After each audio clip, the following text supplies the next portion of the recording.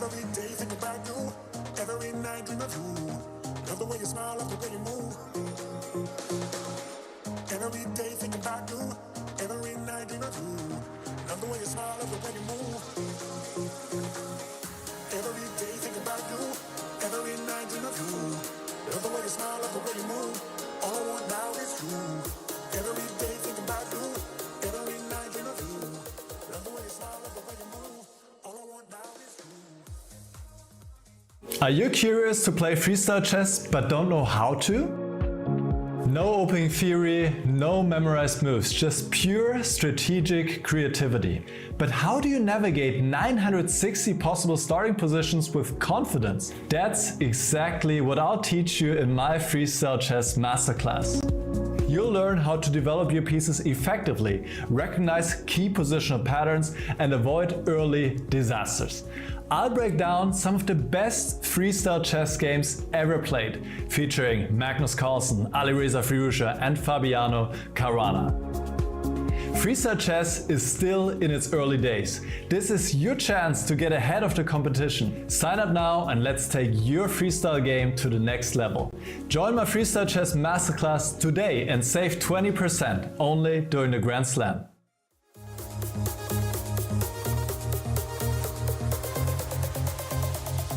All I want now is you.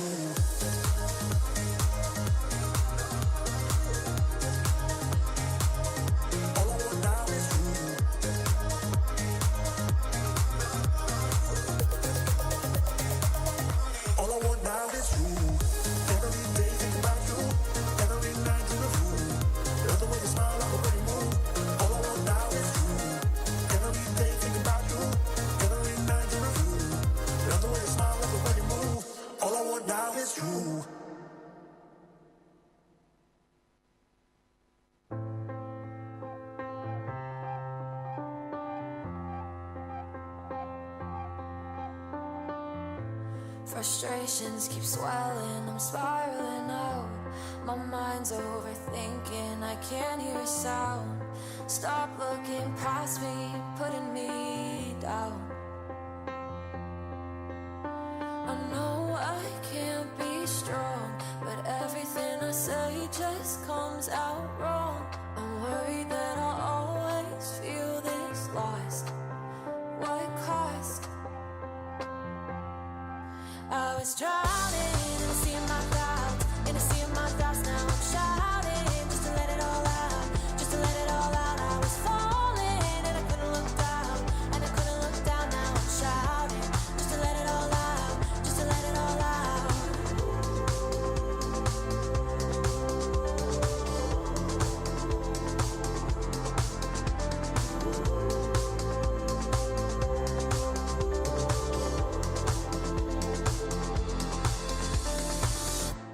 Resenting is easy, but anger gets old.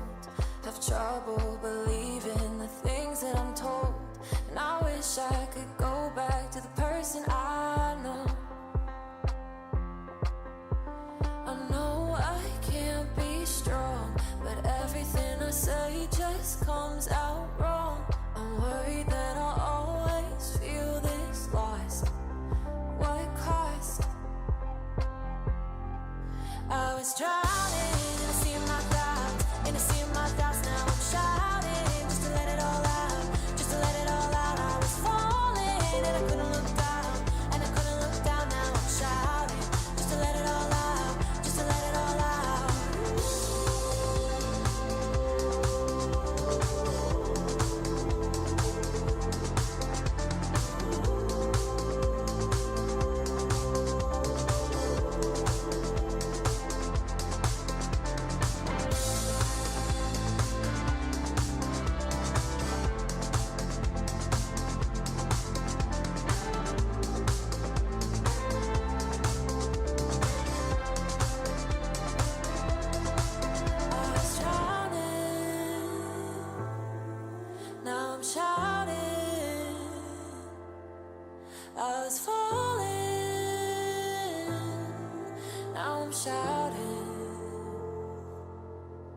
I was drowning in a sea of my thoughts, in a sea of my thoughts. Now I'm shouting just to let it all out, just to let it all out.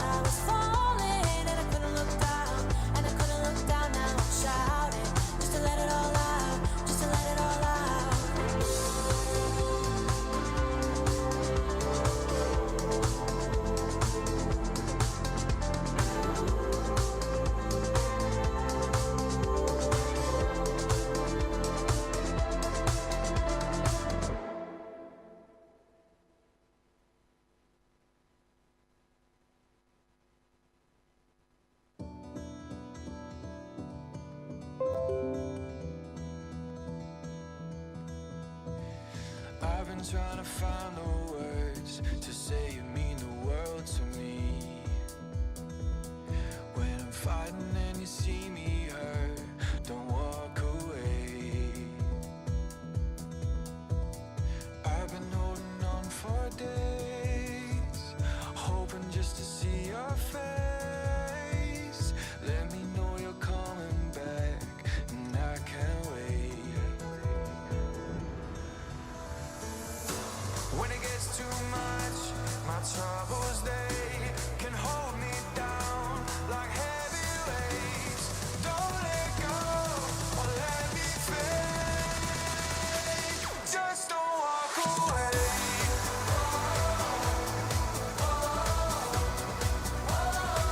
Just don't walk away.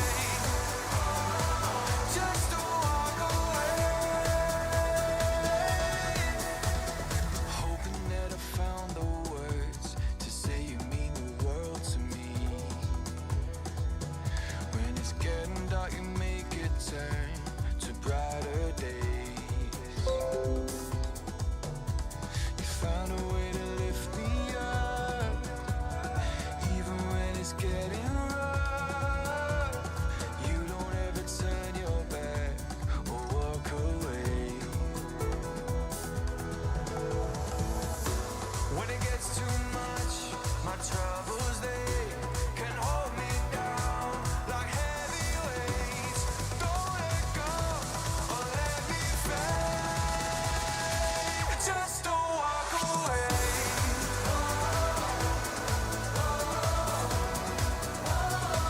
Just don't walk away.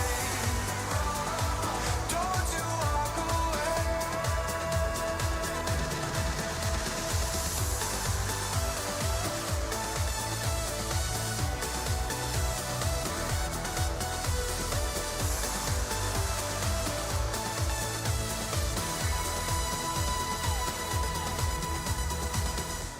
When it gets too much, my troubles, they can hold me down. Paris, the city of art, culture, and now freestyle chess. Welcome to the 2025 Freestyle Chess Grand Slam Tour.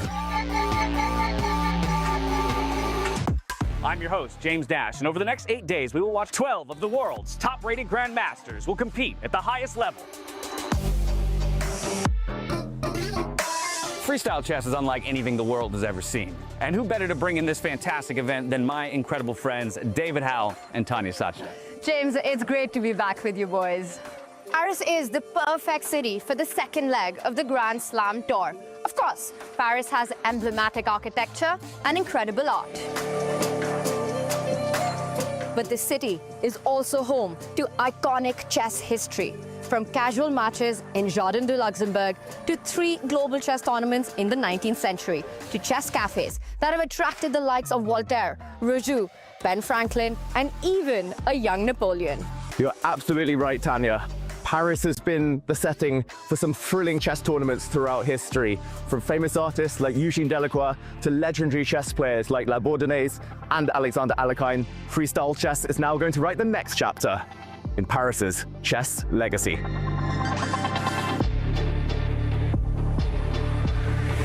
What makes freestyle so unique is how we play chess. The players will compete in Chess 960, which randomizes the pieces on the back rank to level the playing field. Before each game, we will pull one of 960 positions, which the players will then have 10 minutes to discuss. Which forces players to rely on their intuition and adaptability.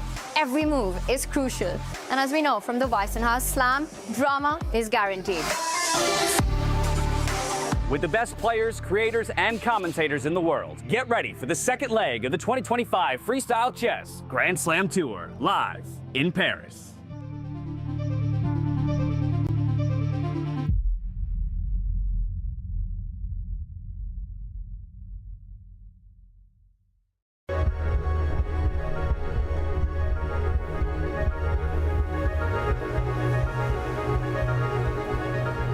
Welcome to the 2025 Freestyle Chess Grand Slam Tour.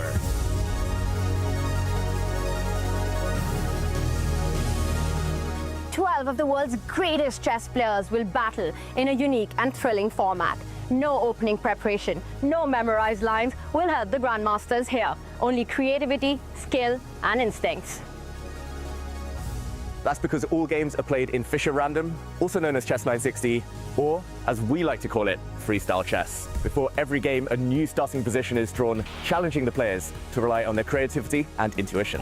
And with a $750,000 prize pool, the stakes couldn't be higher. Over 8 days, the Grandmasters will compete for first place and Grand Slam Tour points with the hopes of becoming the 2025 Freestyle Chess Grand Slam champion for all 5 tournaments around the world. The first 2 days is the round-robin phase. Every grandmaster plays each other once over. 11 rounds with a rapid time control.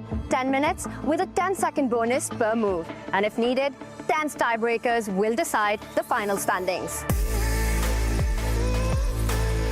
The top 8 grandmasters advance to the knockout phase, 1 round every 2 days, with 1 game per day in a classical time control.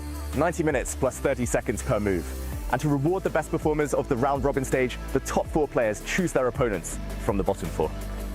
Players who get eliminated don't go home. They continue fighting for rankings in a separate bracket. Every win still counts, in points and in dollars. And if matches end in a tie, get ready for an epic tiebreak. We begin with a rapid match, and if it's still tied, there'll be a blitz showdown with 5 minutes plus 2 seconds per move. And if there's still no decision, we will watch a final Armageddon standoff. This format ensures that only the most adaptable, resilient, and fearless chess player will triumph. No second chances, no shortcut, just pure chess brilliance. Who will rise above the rest and claim the $200,000 first prize? World, are you ready? The greatest chess talent from around the globe. 8 action-packed days. This is Freestyle Chess.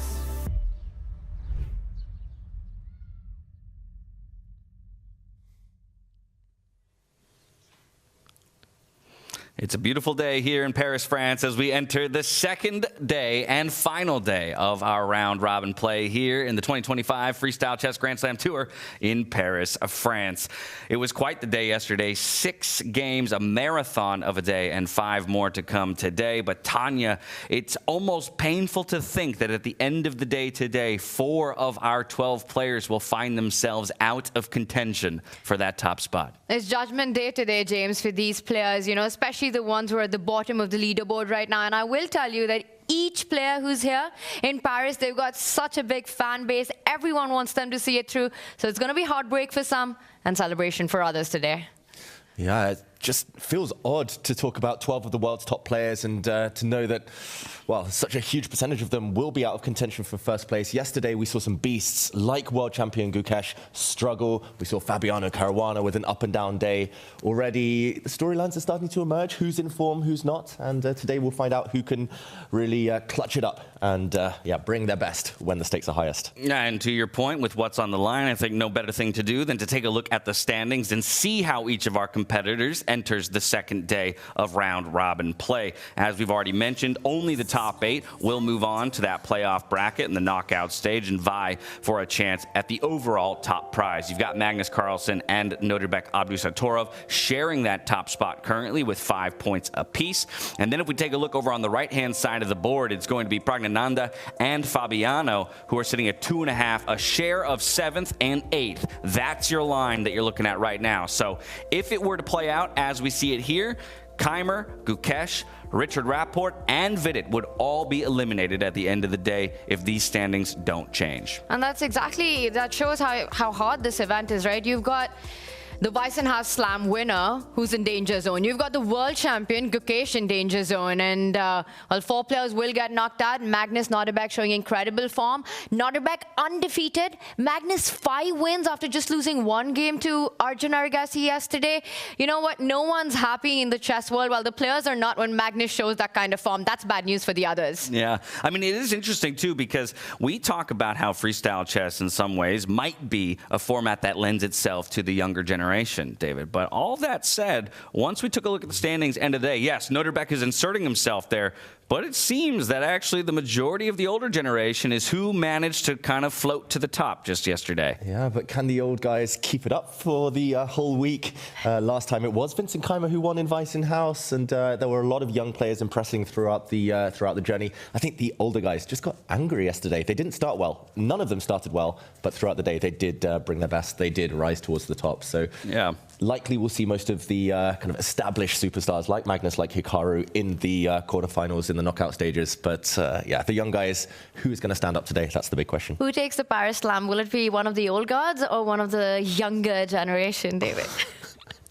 Put me on the spot. Always, Yeah. that's part of my job. Lock it in. Nodirbek. Nodirbek. It's a hot take. Wow. And would you have ever thought that before yesterday?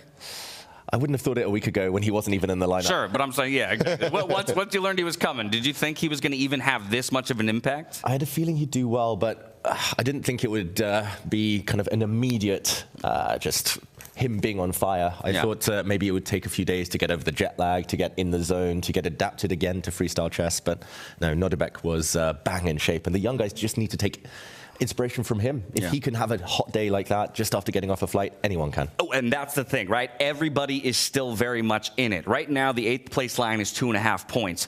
Last place currently 1 point, so that's a 1.5 point differential. We have 5 games to play today. Still plenty of room to make things up, but of course, as the games tick along, it's going to get scary for a number of our players when it comes to elimination. Let's take a look at the first matchups of the day to see what everybody has in store. Immediately, my eyes are going to go to that Richard Rapport and Vidit game, because those are the 2 players in a share for last place, which means more so, this one is so impactful, because if one of them is able to take this full point, great. They do a great service in moving towards that 8th place, but really it's about who doesn't come out on top in that matchup. Exactly. It feels like must win for both sides. So a 2-pointer, we would say, like a 2-point swing potentially either way. It's also a rematch of the finals for the play-in for this event. So just a few weeks ago, Vidit defeated Rapport in the final there. He banked his spot here in Paris. Rapport ended up getting an invitation anyway, but yeah, hard to call Rapport on a roll of 5 losses in a row now. So yeah, he needs to turn things around. He needs to win today. Otherwise, I think mentally he's out of it. Yeah, Tanya, Vidit as well, having a tumultuous day yesterday.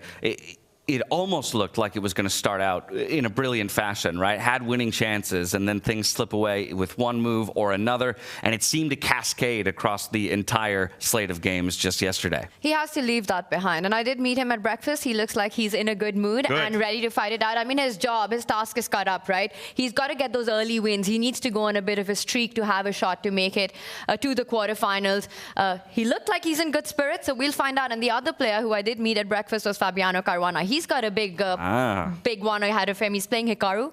He starts the day, with one of his biggest rivals in the chess world. And Fabi, what a day one he had, right? He starts with 3 losses, and that just shows the determination that these top guys have. They know with their back against the wall how to make a comeback. I mean, he could have gone on a 3-in-a-row win at the very end. He's still in the mix for things, and I think this one is a huge, huge game for Fabi. Yeah. Hikaru, somewhere in the middle of the leaderboard. Narrowly missing that 3rd victory yesterday and landing at just 2.5. But it was such an impressive clawing back by Fabiano just yesterday. But as Tanya mentions, David, that is not an easy first matchup of the day. And when you're the one in danger, right, I wonder how the pressure is being felt by somebody who's sitting in that 8th, 9th kind of precipice, as opposed to Magnus, Nodirbek, who are sitting pretty with 5 points apiece and largely can enter today, I think, with confidence.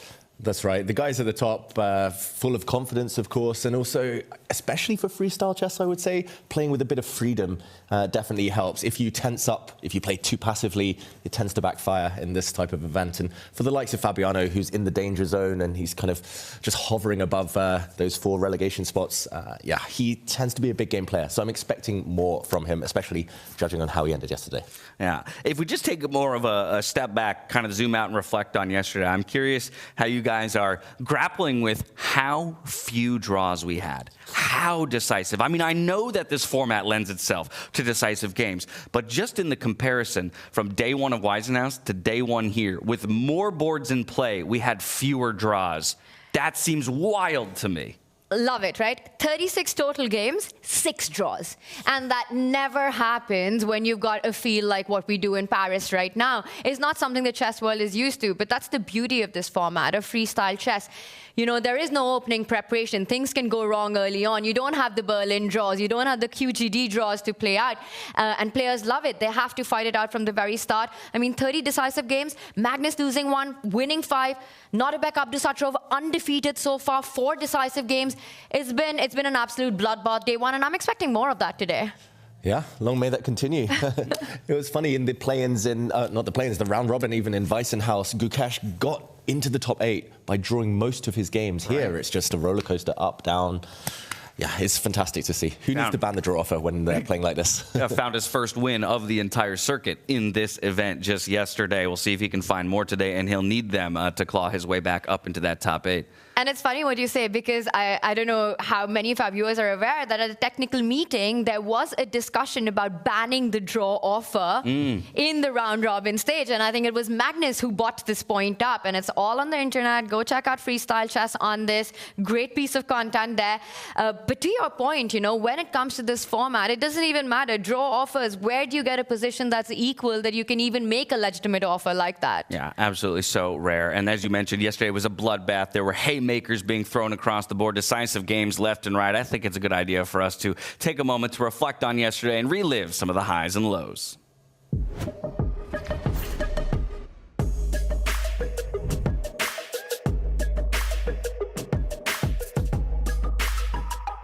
The first 6 rounds in Paris have delivered sharp fights, triumphant winners, and crushed fan favorites, as well as a leaderboard that's shifting by the minute. We had a late arrival in top form, a 10-minute game that lasted an hour, the heartbreaking loss of a newlywed, and there was the evergreen encounter, Magnus versus Hikaru. Hikaru was looking at the screen. He just wanted to avoid too much risk, maybe due to the Magnus effect. You know, I look at the screen, we talk about gloves are off, jackets are off right now, and these two are facing each other. It's been all pawns move, not a single piece has landed on the board just yet. Nodirbek Abdusattorov flew into Paris on short notice and started like he never left the airport. 3 wins out of the gate. But after 5 rounds, he was no longer alone at the top. Slow-starting Magnus Carlsen caught fire. The Norwegian beat world champion Gukesh after converting a queen endgame like it was a warm-up puzzle. Not even Hikaru Nakamura could stop him. After 6 rounds, Abdusattorov and Carlsen share the lead with 5 points each, followed by local hero MVL with 4.5. This one looking hopeless now for Fabiano. Magnus slides across. He's actually threatening a checkmate attack now against the Black King on the back rank. And one last trick on the diagonal. Caruana about to resign. There we go. Magnus takes it. A huge turnaround in the game, but Fabiano still on 0 out of 3. Yeah, big win for Magnus there, but... Fabiano Caruana had a nightmare start with 3 straight losses, but fought his way back into the race. He nearly completed a full comeback with 3 wins in a row, but couldn't overcome Jan Nepomniachtchi's miracle endgame save in round 6. Down the leaderboard, the pressure is on. Richard Rapport, a fan favorite known for his creative chaos, sits at just 1 out of 6. Same for Vidit Gujrathi, whose honeymoon took a painful turn. 1 win, 5 losses. Neither is out yet, but they'll need nothing less than a crushing performance on day 2 to reach the quarterfinals. And we need to talk about Vincent Keymer. The Weissenhaus champion has had a rough ride so far, especially after losing a promising game to Arjun Erigaisi in round 6. Keymer keeps falling behind on the clock and struggles to finish off good positions. Still, with 2 points, he's very much in the race for the knockout phase. Through 6 rounds, the leaderboard is tight. The field remains stacked, and with 5 more rounds to go in the group stage, it's all about momentum. The knockout spots are limited. Who will take them? Stay tuned to find out.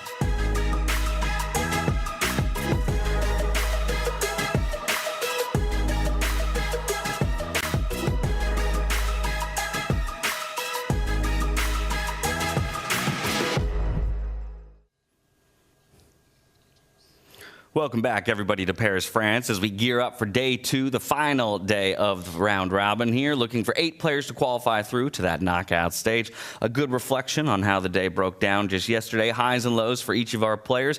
As you said, though, Tanya, I think for a lot of them, it's about that full reset, right? Even those that had great performances yesterday, you know, not to rest on your laurels, you know, coming into this day, I think is going to be an important note for them as well. Absolutely. I mean, 5 rounds, anything can happen. But if anybody's feeling chill and relaxed right now, it's got to be Magnus Carlsen and Nodirbek Abdusattorov. I mean, they're at the top of the leaderboard, 5 out of 7. Not just, again, the scoreline, but simply the way they did it. Impressive games. They're coming in form. But it really comes down to the bottom four. And I want our chat to get involved. What do you guys think? You know, we've seen the players who are fighting for survival today. Who makes it to that top 8? What shift around? And who are you rooting for to see in the quarterfinals? Yeah. We've got the world champ down there who barely made it to the quarters last slam and then was knocked out by Fabiano. And I think while chat gets involved there too, there's a name on the screen right now, David, that we've actually been remiss not to talk about too much. Granted, he is back on that end of the spectrum alongside Magnus and Nodirbek, but only a half point out of first. MVL has shown up in a big way in his hometown. Yeah, MVL was my MVP yesterday.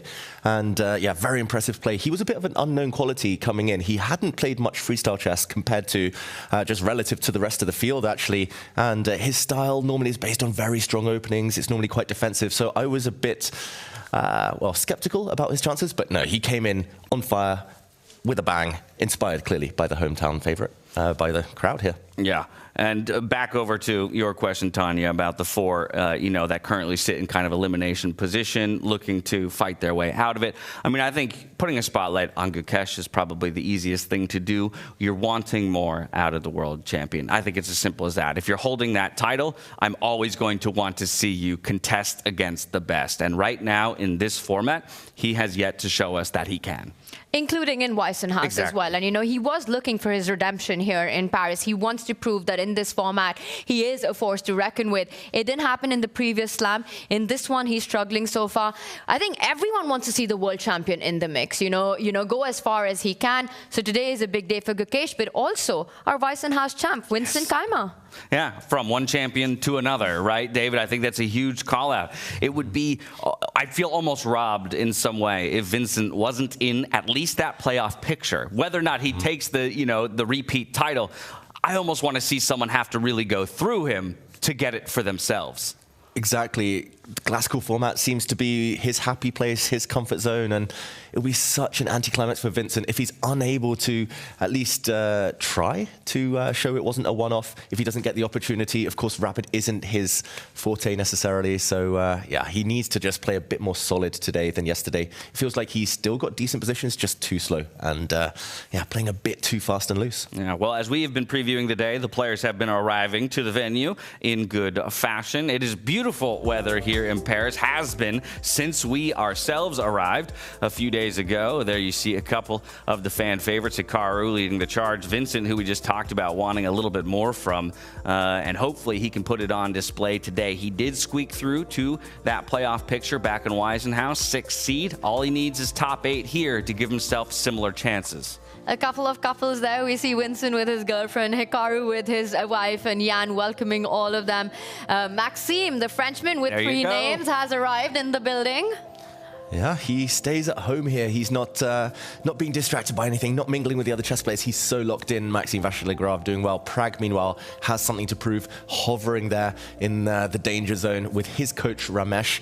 Oh, wow. Vincent just sunbathing. Yeah. Nice way to prep. Oh, soak it in, man. I mean, you're about to dive into a playing hall for a bit, so get in those sun rays while you can. On that topic, though, MVL staying at his home as opposed to a hotel. This is a conversation you and I had the other night, David. You have a distinct opinion on whether or not that's the right or wrong play. Yeah, from personal experience, staying at home isn't necessarily a good thing. It means you're kind of, well, just not in the zone necessarily. It takes something special to break yourself out of your routine. You might want to have lie-ins, you might want to do other stuff, but it's working for MVL so far, as we see Magnus enter the venue. Magnus, one of our players, taking share of top spot here as well. We saw taking in some of the sun as well.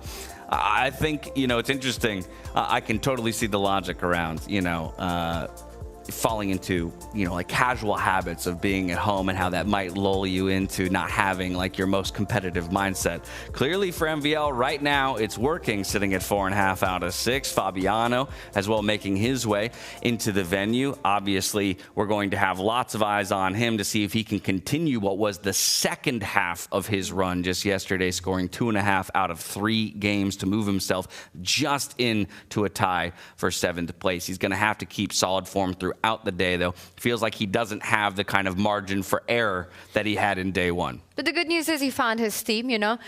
He finished on a high. He found his momentum and he comes back fresh. He was with his good friend and second long-time trainer, Grandmaster Kristen Karilya there. Also interesting to watch, you know, how you've got some of the players sitting, enjoying the sun, the beautiful weather in Paris. And I saw Arjun just race past straight into the hall. Prag with Ramesh also get inside as quickly as he can. So different players have a different approach at the start. All business, baby. Yeah, all business. Is Arjun the only player who's come here without a support team, without a second, a partner, a coach? We're going to have to send investigative teams out. He's Put got me his on the friends spot. I don't around, have the though. answer. That's all right. I got people. I'll get them on it. And I was doing some maths last night. I was doing some equations, doing a bit of research, and I think 5 will be the magic number. 5 points from the 11 games, and you should be safe. But really? Yeah. But okay. That's like you're saying that lock. You feel like that'll be a lock. But that means Nodirbek, Magnus are already in. They're on 5 out of... If they lose 5 games in a row today, they probably still make it. Ooh, wow. I think they're pretty damn safe. Yeah. I think it's the 2 at the top are far safer than the 2 at the bottom are out of it, if that makes sense, right? Because they're only 1.5 points behind. So like I said, everybody is still very much in getting to the playoff picture. It would be very hard to go from 5 points down 8 slots. But also Doctor Strange had to look at all the realities, the millions of them. And in how many of them do we live? We survived, Okay, but I will say in none of those realities, Magnus and Nodirbek lose 5 in a row. Yeah. I think that's a fair prediction, a fair one to say the least. Well, Fabiano, if we can just continue talking about him for a bit, because of both the performance that he put up yesterday, but also, because we want to put a major focus on what he'll be able to accomplish today. Coming into the tournament, we said consistency. He is the picture of consistency. I would say yesterday is not the picture of consistency, right? It is 2 very diametrically opposed, kind of streaks, if you will. So I guess I'm wondering, how, again, that's going to play on his mental, things like that. Is that just drop in the bucket and we expect him to go right back to how we think of him? Yeah, at least he was consistently bad in the first half, and then after lunch, consistently good. So some type of consistency. I mean, he was very relaxed last night. He was playing games in the lobby of the hotel. It feels like he wants to continue how he left off the back half of yesterday. It does feel like he's super motivated. Of course, I mean, it's not just tens of thousands of dollars. It's the tour in general throughout this season. And for someone like him, I don't think he needs the motivation.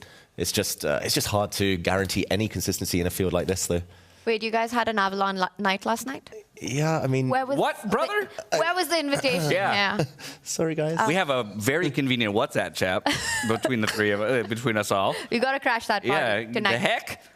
We weren't hiding. We were just there in the lobby. I think that's really something that we've seen Fabi do so many times at tournaments, right? I think it's his way to really just recover, get ready for the next day, get into a good mood, and he's a social guy. Yeah, absolutely. And a lovely conversation. From there, let's jump to Gukesh, the other person that I want to put a spotlight on. Like we said, he's a world champion. If you have that moniker, if you have that title, we're always going to want the most out of you. And, hey, that is a really hard mantle to have to carry. That's a lot of weight on your shoulders, especially at the age that he is. But definitely in freestyle chess and definitely in these faster time controls, we just haven't seen him show us kind of those enough moments of brilliance that he gives me confidence he'll make it into the top 8. And we've seen how heavy the crown wears, when Ding Liren became the world champion and the months that followed, the pressure that comes on when it comes to performance. For Gukesh, he had a good run in Tata Steel. He finished runners-up, losing to Praggnanandhaa in that tie break. But freestyle chess is a format which I think he really wants to get better at. He hasn't devoted as much time in training. His trainer, Gajewski, has said it that their main focus has been on standard classical chess so far. But he's feeling inspired to do well and better. But he's got everything to prove, and he yet hasn't been able to really make his mark in freestyle chess. Yeah, getting another look at one of our lovely player cards produced in conjunction with Take. David, when it comes to these different categories here, I wonder from your perspective, where you feel he needs to make the most improvement, specifically for this style of game and format, right? As opposed to maybe standard classical chess. Yeah. What's holding him back? Yeah, here we see numbers that I've assigned to him just based on his performance last year. Of course, super strong. Calculation, I think nobody is in doubt that that is by far his strongest suit. The problem is, in the rapid format yesterday, he just didn't have the time to calculate. He was very low on the clock very early in games. He wasn't able to attack in many positions. That's another big strength of his. And defensively, he wasn't at his normal strength. Time management has been a bit of a weakness. He himself admitted that before the tournament throughout the last 12 months. And it's come back to haunt him in Weissenhaus and here again so far. Well, we'll look to see then if he can convince David to change some of those numbers following his performance here today. A lovely look at all of those stats, and we encourage you at home to share with us your opinions on whether or not those numbers should be moving up or down, the total, or any one of those individual categories as we explore all the different players and their different strengths and weaknesses throughout the tournament. And as you mentioned, for Gukesh's player card, a lot of it was based on 24, which was one of his biggest, probably his biggest year, you know, the best performances that he's had, winning the candidates, Olympiad, what we saw at the World Championship as well. But David, I'm going to put you on a spot again. You know how much I love doing that. If that average of 90 had to be assigned right now for the World Champion, with what we've seen in Weissenhaus, what would that number be close to then? In freestyle? Yes. Not as high as 90, probably. I mean, there is this... I think that's totally reasonable. Yeah, there's this reputation that he wants to shake off. Rapid and blitz, he's never really shown a strong result. And freestyle, of course, here we have the classical portion. Last time he struggled in that too. But it feels like his main focus throughout his career has been traditional chess, classical long time formats. So maybe it's just something that he needs time to grow with and get accustomed to. He's still super young, 18 years old still. And I'm sure in future years those numbers are going to be sky high, but for now, this is his biggest hurdle. You know, James sidestepped giving you a number, by the way. Yeah, he did. He dodged that Brilliantly done. Completely. Brilliantly done, my friend. I tried to put him there, but it didn't work. But you know, James, I'd love to see those numbers at the end of the season. Yes. You know, we'd have so much more data and analysis on the players, so it's going to be exciting to see how that changes compared and trust to standard. us, we will adjust those numbers either throughout the year or once we have more data. And speaking of data, there's also a really interesting conversation that we've been having behind the scenes where we're waiting for that repeat position from like a previous event where all of a sudden the players kind of step to that analysis board in their respective groups and go, okay, I've played this, I've seen this, and here's what worked, here's what didn't. We haven't had that necessarily just yet. There might be some similarities between positions. I will reflect on Weissenhaus, the one interview that we had with Fabi where he mentioned the previous night he was randomly generating 960 positions, and he did land on one that he ultimately played, or at least was nearly identical. And he did feel like he had some strong ideas as a result of that. And just that alone is going to be an interesting storyline to check back in on all year long as we have more and more games added to the database. Yeah, we need to keep a log of all these numbers, all these positions to cross off. And I mean, talking of Fabiano, there was also a later case in Weissenhaus where he was like, this is familiar. And he checked. It was a game that he'd played 1 year earlier against Magnus Carlsen in the exact same starting position. So the players, phenomenal memories, phenomenal pattern recognition. But yeah, that's only going to continue and grow throughout the season, as you mentioned. Yeah, of course, too, there's also the question of within those pods of 6, right? Then when do you start sharing information that maybe you have or feels like you give an advantage? There's going to be a very big mind game, I think, as this entire format develops. I was actually thinking this today. If you are on the same team, for example, on the white team, you know one of your biggest rivals for those relegation spots is hovering there as well. Why not throw out some bad suggestions? Get your opponent, get your kind of big rivals to play bad openings. Right. I mean, you can't be giving tips to players who are competing directly for spots with you. Yeah, we're both playing white. You're a half point ahead of me. Exactly. It's the last game of the day, and I need you to lose, me to win, something like that to overtake you. I don't know. This G3 idea could be really good. Oh, it blunders my queen? Oops. I mean, the players, they have to get any advantage they can, right? The margins are so small at this top level. Everyone's so good. Why not play some mind games? Absolutely. You know, one more question for you, David. If you've got these 12 players, who do you think is most likely to pull that trick? Ooh, that is a good question. Richard Rapport. Yeah! I love like Richie, that. but... Creative chaos. Exactly. Creative chaos. Love to see it. I mean, yesterday we had Gukesh, who was preparing from the wrong board as well, right? Let's hope none of that happens. And I did check in our broadcast, you know, you can actually see 7 players on one of the analysis board. He was literally sitting opposite Hikaru, analysing that position. What a tragedy. Yeah. Do you think Hikaru even recognized? That's a question I'd love to ask Hikaru. Like, did he realize that his own opponent was sitting at his... on the wrong color? Yeah, analyzing with himself. Yes. They were analyzing their own game together. That's wild. That would be devilish. Unknowingly, ahead of time. That's crazy. Richard Rapport, we mentioned him. Vidit, 2 guys who are in a share for last place, but by no means out of it. Again, I'll spotlight for everybody that they go up against each other in the very first match of the day. And so I think that's, in some ways, the match of the day in terms of importance for each of them. If you manage to take a full point victory over the other, you move to 2, they stay at 1. You do a great service in terms of separating yourself from your own competition, but also possibly leapfrogging and challenging for real for that 8th place spot. I think this could be the match, the game for these 2 players, right? To have a real shot. Whoever loses this one, they're in that bottom 4. They're at the bottom of the table. They play against each other.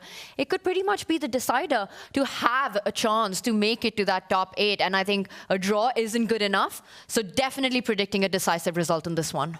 Yeah, if we do work on the basis that 5 is the magic number to kind of almost guarantee safety, then they need to go on a winning streak. They need 4 points out of 5 games today. A loss here would be disastrous for either player. Absolutely. You did mention that you saw Vidit this morning for breakfast and that he was in high spirits. I hear that he arrived just a bit ago, and we actually managed to get a quick word from him ahead of his day of games today. Let's take a look.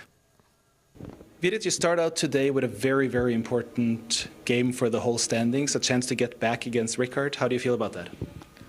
Well, yesterday was very disappointing. I had multiple chances and I was just not playing well under time pressure. So I'm hoping today I show better chess towards the end all the way. And I'm not thinking too much about the standings, to be honest, because now I'm not in such a favorable position. I just want to play some good games and feel good about myself. I look forward to seeing that, Vidit. Good luck. Thank you.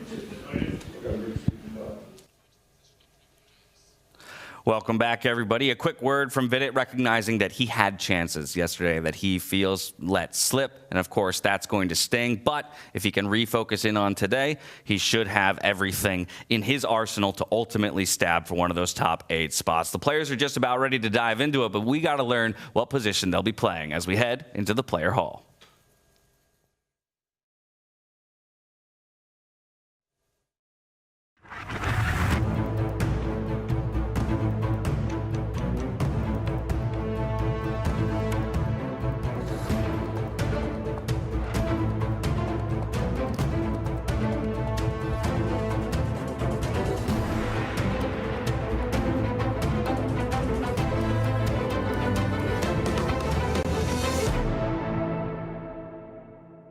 Of action awaits. Before we get to that, let's take a look at some highlights from yesterday. The second Freestyle Chess Grand Slam of the season has begun, featuring 12 of the world's top grandmasters in chess.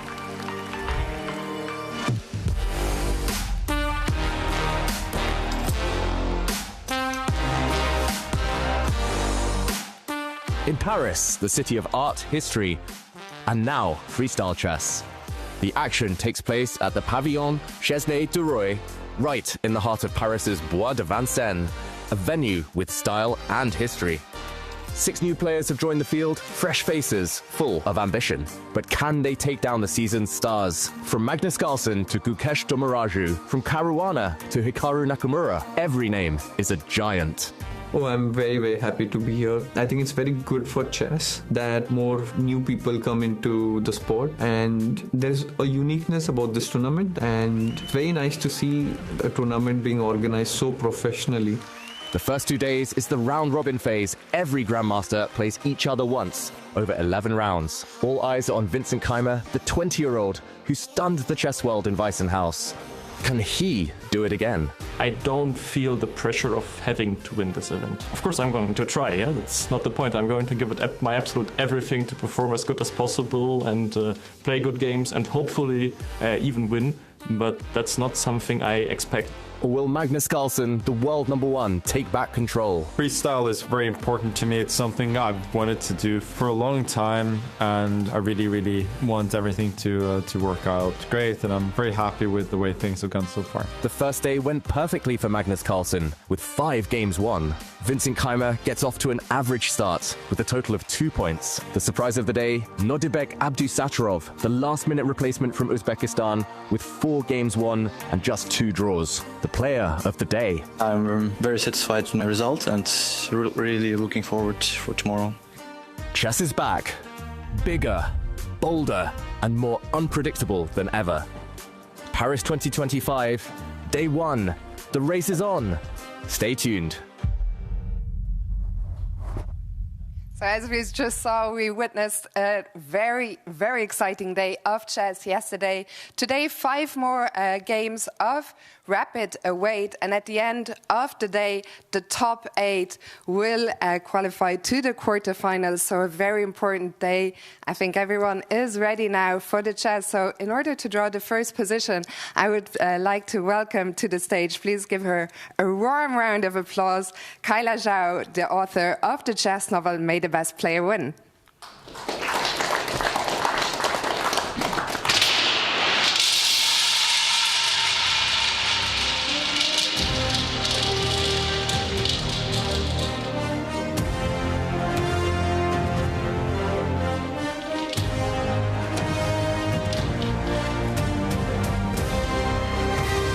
It is 692.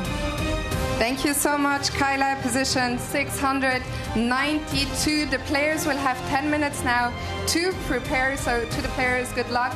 And to our guests, please enjoy.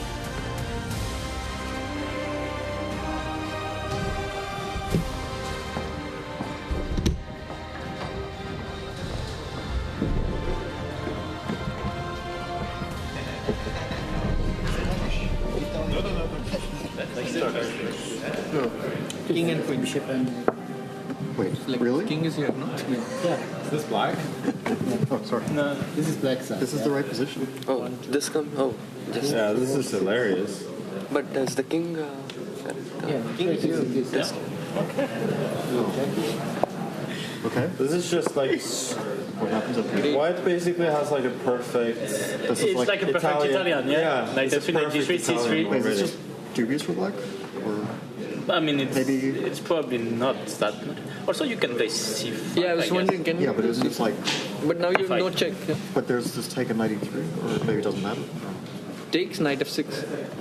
Also, d4 is very tempting in this version, right? Why? Takes knight e6, knight f6. Maybe C4 with the idea What about C5, one D4. No, okay, that's incredibly stupid. I take that back. It says e4 instead of c4 instead of e4? But c4, c5 doesn't. D4, no. No, e4's got to take knight e6. E4's got to go. But no queen C3, like I want kind of feeling. E4, e5 seems bad, so maybe just Sicilian. E4, I think we should just go. Why is D5 so bad? We should just Maybe go Caro e5. makes sense. What? Caro. But then d4, e5, and then this knight. Because white is kind of ideally placed for this. Caro is never really good. Yeah, but black is too. Yeah. Why? No, but I'm just saying, like. I thought. Knight f3? Knight f3, knight g6. C6 even, I guess. Maybe now this. Yeah, but is this a big deal at all? Go h5. I think white is calling the shots here, no? Oops. Try to survive. Yeah, I don't like. Yeah, just play it like that. Yeah, but white is definitely better. But Yeah, I mean, it's a good.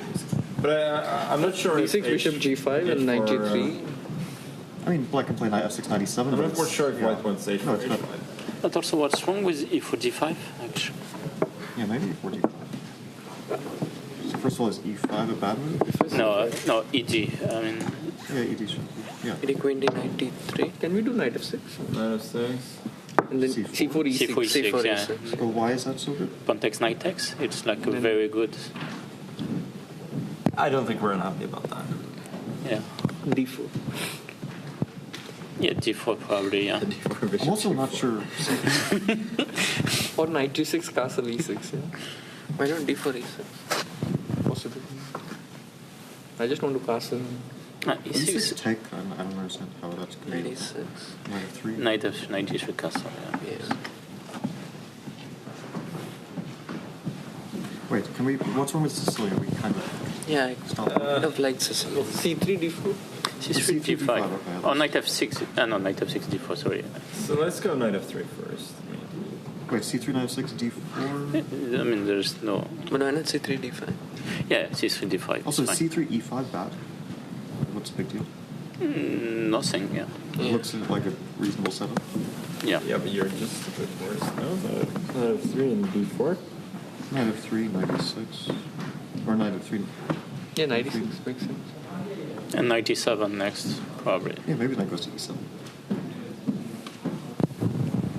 So c3 isn't good. I don't want knight f3 here. Knight f3 maybe still a5, yeah? Yeah, but this is better for white now. Knight e3, a4. Knight e7. Can we start with knight f6? Yeah. Yeah, but then we go c3. Easy. c3. You can also go c4, by the way, yeah? I mean, why c4 is why does 0 c4? Because it takes queen for check. I think should be doable. C6. Queen c4. But you're like one of the central pawns. No, yes, I don't know. But then you go e5, yeah, like a good slap. Yeah. Okay.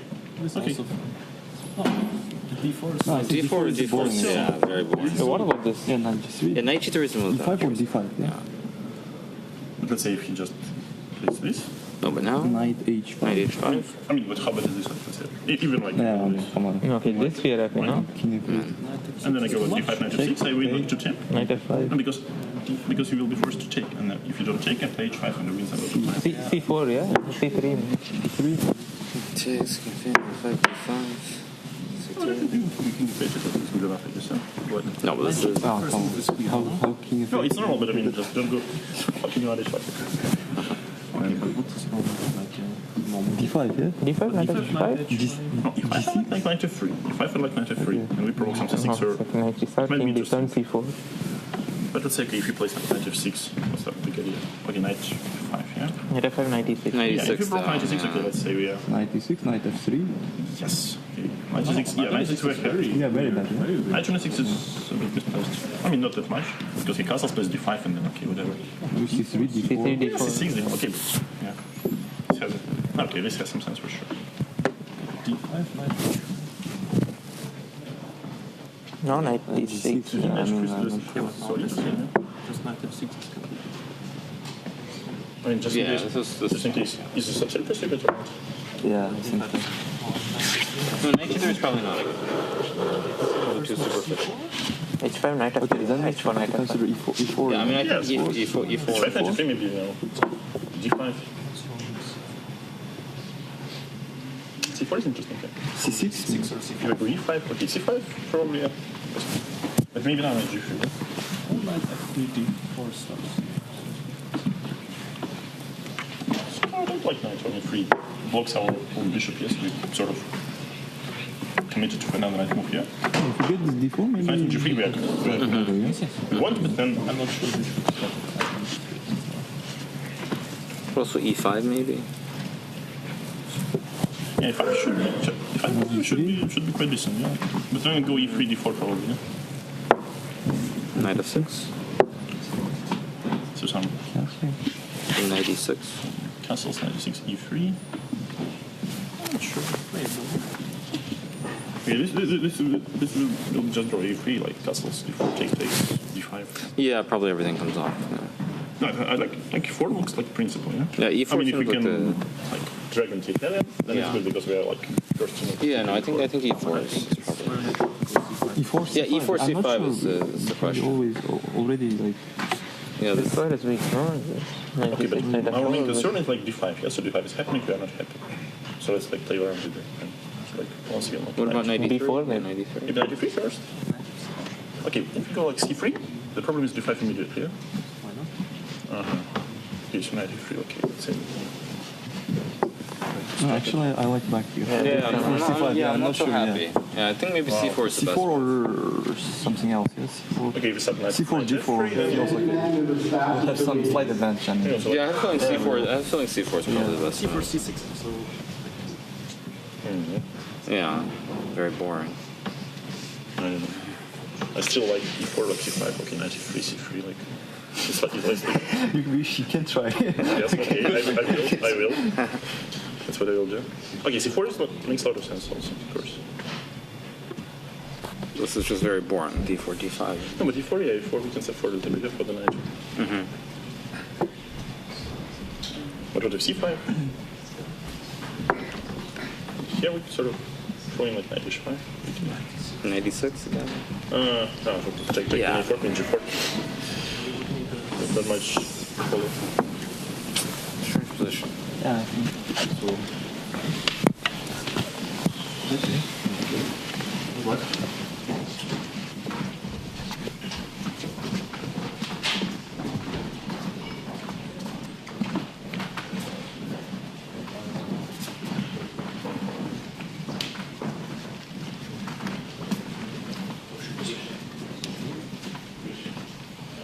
Welcome back in, everybody. Position 692 will be our first position of the day, and I think notably Richard Rapport sitting off on his own, neglecting, or electing rather, to not be a part of the group chat and analysis. A very interesting position, though, this 692, because it is almost a standard chess position, and quite possibly, or nearly the closest we'll ever get, with just a bishop and a knight trading places on that back rank. And we've got the players facing each other, the two big titans. And to your point, 5-1-8, our standard position, you know, it's so close to that. We've got first moves on the board. I also, David, spotted the fastest checkmate on the board. I think you could get to the king in just 3 moves if a player is not careful. Yeah, there is an undefended pawn which would fall with check, and that is on the G file, so the second from right file there. But in the meantime, we didn't guess openings today. I would have guessed one of these because it's what the players with the white pieces were discussing. Hikaru and his white team, let's say, they were discussing exactly this start to the game. It's great to bring up, and it's a good reminder that as the week rolls on, we will be challenging you at home to show off your prediction prowess in predicting the first moves of all 6 boards. It'll be the first move for white and the first move for black. This would have been maybe one of the starting positions where it would have been easiest, David, because of its similarities to standard chess, and because it seemed like most of the players were in solid agreement just in those analysis discussions as we saw them break apart. But as we take a look at all 6 boards already, there's some differences. The one big difference that stands out to me, I mean, most players have gone for that bishop pawn moving 2 steps forward as white, but we see one of our marquee matchups for the standing, right? Richard Rapport versus Vidit. It's a repeat of the play-ins where Vidit dominated his match against Richard, you know, taking the first win, the second one in a winning position, conceding to a draw because it was good enough to make it to Paris, and almost a Scandinavian type structure. And I think the point is that this is so close to the standard 5-1-8 that we see players follow general principles, move those central pawns ahead. Yeah, and for those at home who do play a bit of chess, who do know a bit about openings, we can actually go around the horn here and talk about what the openings would normally be in regular chess, because they're pretty much relying on patterns they've studied for hundreds of hours here. On the top left of our screens, Nakamura against Fabiano Caruana here. We would normally call that a Slav defense, rock solid, totally symmetrical. Pragg against Gukesh, normally we would call that the English opening. And most of the 6 players with white have chosen to push their C pawn forward first. Vincent Keymer against Magnus Carlsen, the same, also at English opening. Same for Abdusattorov against Arjun Erigaisi, the Scandinavian, as you mentioned there, Tanya, Rapport against Vidit. And another Scandi in the clash between Nepomniachtchi and Vachier-Lagrave. They all look very normal compared to the positions we're used to seeing. Yeah, all 12 players locked in battle, and we will definitely be checking in with Richard Rapport and Vidit a little bit later on because of what we talked about, how much it matters for the standings implications overall. But I think we should start with Hikaru and Fabiano Caruana in terms of one to get a little bit of a deep dive and magnify. Yeah, and total symmetry so far. There has been one set of pawns to exchange, pawns exchanged on this board, but right now, both sides choosing to park their knights in front of their kings. Both sides have also castled their kings. Castling in this start position, very easy to explain at least. The kings start on their normal squares, end up on their normal squares, and yeah, hard to break the tie here. Very level position. I was going to say, but the idea of symmetry, this is something we can go all the way back to Weisenhaus and particular discussions with Levon Aronian when he talks about analyzing freestyle chess positions from the beginning. First is undefended pieces. Second is symmetry and how it will play in and where any player can find a way to break that symmetry. Looking at this position, how do we break the symmetry and who chooses to do it, I think are the questions that come to mind for me. Well, to break the symmetry, you have to strike with a pawn in the center, you know, and one of the players will try to aim that. That's why we see the knights placed in a way to control those key central squares. This is such a normal, standard chess position. It could happen in any classical tournament. So it's really interesting how the players will suddenly adapt and go back to the patterns that they're familiar with. And David, before you take it over, I will tell you, madness has already started on the Richard Rapport Vidit matchup. So whenever it's a good time, we will find a moment to switch in because a pawn has already been sacrificed on that board. So big moments coming up there. Yeah, not just a pawn, but a rook. We're going to say that this position in front of us, Nakamura, Caruana, very level. Hikaru has a very good score against Fabi in recent times with the white pieces especially. But it feels like here, Hikaru just trying to play it safe. A draw wouldn't necessarily be the worst result, but it might be time to hop on over. Yeah, perfect time. We do finally break the symmetry, and it's Fabiano who's going to elect to do it, bringing his bishop out. But as we will return to this game a bit later on to check in on it, let's jump over to Vidit versus Richard. Like we said, huge standing implications here between the two, both sitting at the bottom of the standings with 1 point apiece. There is a queen in enemy territory, though. Yeah, look at this. There is a queen which has grabbed a pawn. Traditionally, we often call this the poisoned pawn in regular chess. The pawn on the b2 square where the queen currently sits has been snapped up. We have to do an action replay because not just a pawn, but a rook has been hanging in the corner. A rook has been up for grabs in the last couple of moves. Let's backtrack the whole way to the start. We saw the central pawn pushes, we saw some captures, and the black queen coming out very early. Again, Scandinavian defense in normal chess. Here, slightly different, of course. The queen is hit, so we don't normally recommend this to beginners. Bringing your queen out often loses a lot of time in the opening, but Vidit, maybe feeling this is a must-win game, is taking big risks here. The queen gives a white check, but this check gets blocked. The queen hit now, the queen slides back. The white knight defends this central pawn. There was a double attack. The other pawn drops, and now Richard Rapport has said, okay, please take my rook. Please feel free to capture this piece in the corner. But if the queen had captured, then it would have found itself trapped in the corner. So pawn forward here, met by a knight move, and this is the current position. Again, this rook is kind of hanging in the air, could be captured, but probably won't be captured for fear of losing Her Majesty there. Yeah, so by the computer's evaluation, a near equal game, but of course, it's up to the players to maneuver their way to that and/or a victory. I think for Vidit, we already heard him talk about on his way in here today, Tanya, how he felt yesterday. He had many winning chances. Unfortunately, he let those chances slip. I wonder if this single material advantage early on is something that he can take some confidence in and hopefully, actually bring all the way across the finish line. I mean, the opening that we've had, it promises that it's going to be an absolute bloodbath on this board. It's going to be a firefight. It will be a decisive game. A pawn has been sacrificed. The queen is out early. And look at Vidit's time management right now. He spoke in that earlier interview that has been a challenge for him on day one. So he wants to keep as much time on the clock. He's barely taken any of that.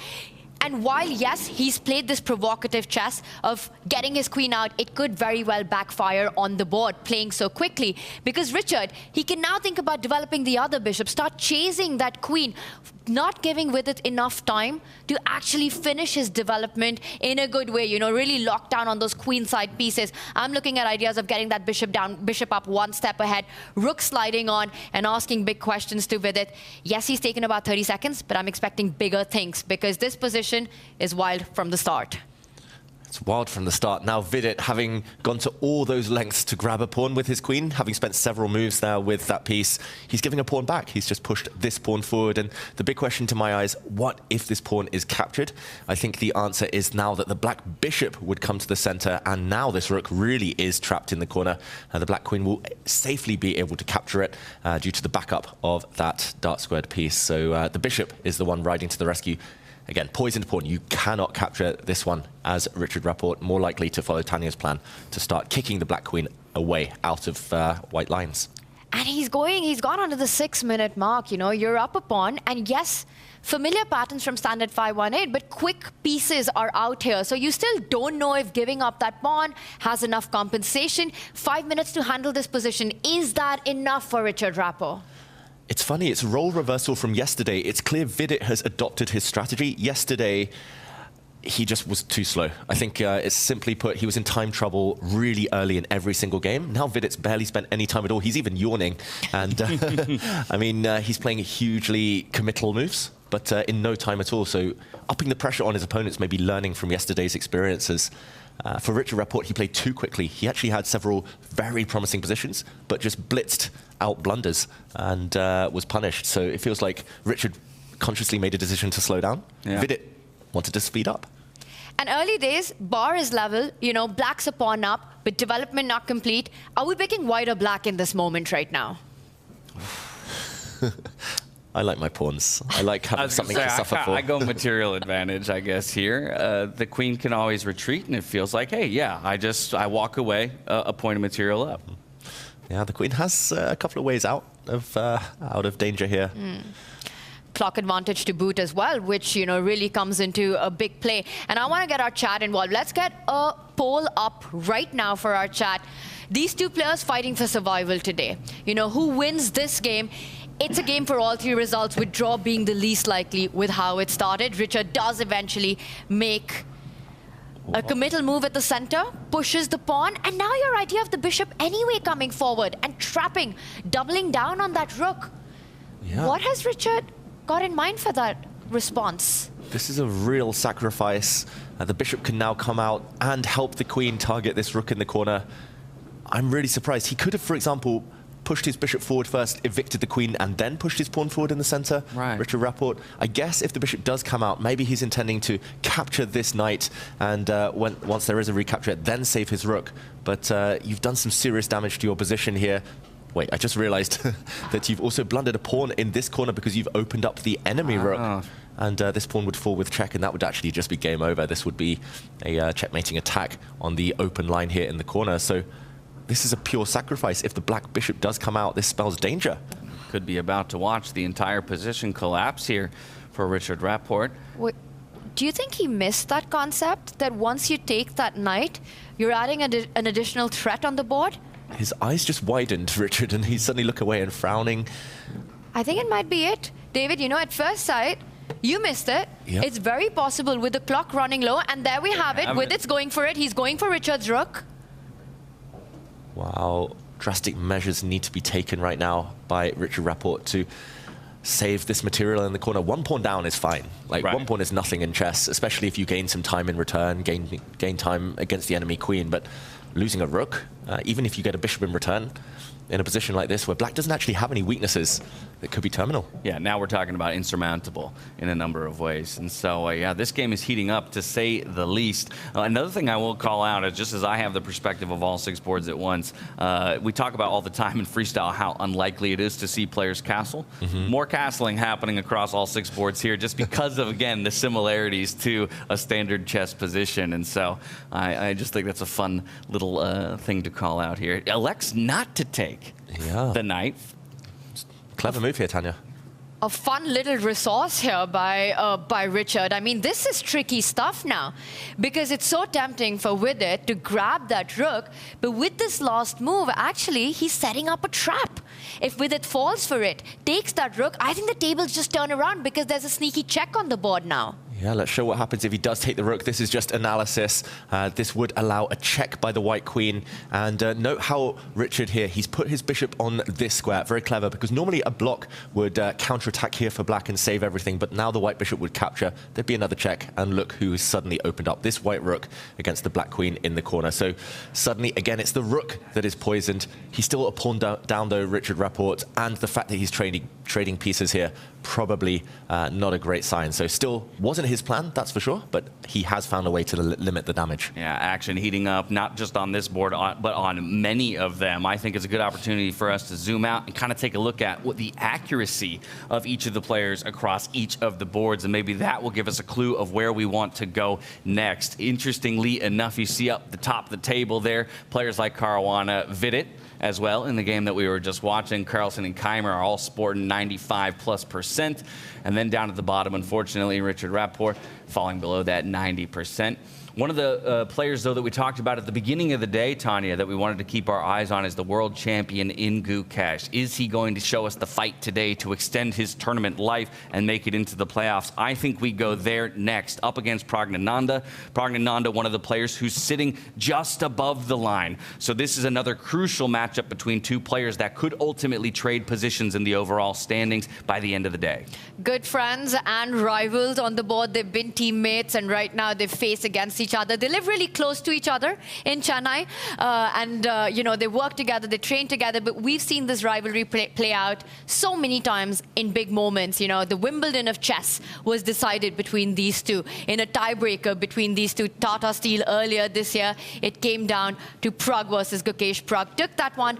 It's a wild position, as it usually is when these two clash against each other. And I see the center control, but I would be scared as white here with the king in the center. The two bishops opened up. That white knight, which has crossed enemy lines, is looking a bit tender. You know, the black queen beautifully placed. I'm taking Gukesh's position in this right now. Yeah, and it's interesting because we started almost in the traditional chess start position, and yet they've forgotten to castle. They've been doing some crazy things with their queens. These are such big fighters, these two, good friends, but big rivals on the board here. And as Tanya mentions, taking this knight, this very strong white knight, looks like a good start. You could also just kick it away with a pawn, and it's all about king safety. Whoever is able to get to their enemy king first is likely to take this game. Gukesh, a bit of a time advantage, something we didn't see much of yesterday, as he does decide to trade off that white knight. And now, if he can move this bishop, maybe get castled this side, or move the black knight and get castled on the other side, then it does look like advantage black, advantage Gukesh right now. Yeah, doubles those pawns, very exposed white king. Black's king is well exposed for now, but looking to move to safety soon enough. Now, we did ask just moments ago over on chess.com whether or not players at home think that Gukesh is going to be able to make it to the knockout stage. Like we said, this game would do wonders in service of helping him there, and by the narrowest of margins. The answer is yes. 51% to 49, though. And I think that speaks to the precarious position that he's in, right? As much confidence as we can have in him as a player at his peak, he still is going to have to play near his peak today to claw up those standings and make it into the top 8. Yeah, 1 point adrift of safety, and not necessarily in his own hands now, his fate, but a win here would start the comeback and yeah, would make him feel on a high. Right now, it's a check. He has a big decision, Gukesh. He can, I was going to say, block the check with a queen trade, or he can move his king out of the way. He moves his king out of the way. Big threat now on the board, Tanya, threatening to skewer the white queen and king. Yeah, and that's such a bold decision to make, right? Because you could have just traded off the queens and tried to go into a safe endgame right there. So Gukesh making his intentions clear. He knows his task is cut up for him, where he has to go all out for those points. You know, 51%, you said, to make it to the knockouts. He needs to start strong today. So big decisions on the board right now. Coming to the point of the pawn formation, white has got 4 pawns on the right side of the board versus 3 versus 2 on the left side. So Gukesh has this healthy extra pawn, almost, it feels like, with what we're seeing right now. Pragg, he castles immediately, you know, getting his king to safety right now as we wait for our board to get updated right now. We've had a few more moves. Yeah, had some moves, and it still looks like this game could go either way right now. Yeah, perhaps some technical difficulties, but hey, we'll talk you through it as best we can. Luckily, I've got 2 of the brightest minds in chess sitting next to me to help us paint mental pictures for you all as this game continues to play out. Like you said, we did have that castling happen over on the white side of the board, and the king has slid over to a little bit of safety on the black side, but electing to do it without a castling move. Yeah, he's going to castle by hand, as we say. The black king is going to slide to safety behind its own pieces, and then he will soon connect his rooks. Tanya, who do you prefer right now? It's got to be black right now, right? Gukesh looks like he's got this beautiful pawn formation, super healthy. The rooks are coming to the central lines. Will start targeting the white queen there, which needs to stay connected to the king side pawns, which is not going to be an easy task, and a very creative way for Gukesh to find safety for his own king. I also want to just zoom out from what's happening on the board and focus on the picture that we've got in front of us, because really this is a matchup, a rivalry that we're going to see for decades being played out at some of the highest stages in the world. We've already seen that happen, you know, whether it was at the Candidates, at the Tata Steel, and now at Freestyle Chess. So it's really a beautiful picture that demonstrates so much of the future of chess. And that's just something so spectacular about the world of chess, right? That players can rise to the absolute top level at such a young age, but as well, therefore, they become so familiar with their top competition from such a young age. I think it's a rarity in sport that you might hit the highest level at 18 years old, but have 13 years of experience against one of your main opponents. You know, that's not something you see in most major sports, at least at that age. Yeah, it's a curse and a blessing to know your kind of know your rival's strengths and weaknesses so well. It also means that they know you so well. You keep having to evolve and adapt. And yeah, I mean, it's going to be fascinating to see how these two players, their styles change as they get older. And how young chess has gotten definitely makes me feel like a fossil, you know, playing or analyzing the game. So it's amazing to see, because just a few years ago, peak of chess would happen in your mid-20s, you know, sometimes when you're closer to your 30s. And right now, we're looking at the likes of Vincent Keymer, at Nodirbek Abdusattorov, Gukesh Dommaraju, the Indian boys. They're all 20 or under, or just about, you know, 21 years old, and still at the very top. They're no more chasing the elite. They are the elite. Yeah. I wasn't doing anything close to this at the age of 20. I tell you that much. I mean, I'm just jealous. They must just be able to focus on chess. I mean, doing life admin, doing chores, doing laundry these days as an older player. Short, my friend. Don't sell yourself short. You've had a brilliant career as well. It's hard to keep up, though. And no, just so impressive how they're playing. And right now, very tense position. It is Pragg, though, lower on the clock, who might be in a bit more danger in this position. So let's talk a little bit about how we either capitalize on the position by Gukesh or save the position for Pragg, right? Obviously, for me, I'm immediately looking at doubled pawns, right? Always being called out as a weakness, something that we can target. Again, I know for you at home, it might be a little bit difficult to see as we are working through a few technical issues, and we'll get a digital board up for you as quickly as possible. But we do have those, you know, pretty far advanced doubled pawns there over on the F file there for Pragg. So I would imagine just applying and building as much pressure as possible onto those should be the goal for Gukesh. Take small advantages, extend his advantage to an ultimate victory. But on the side of Pragg, where are the answers then?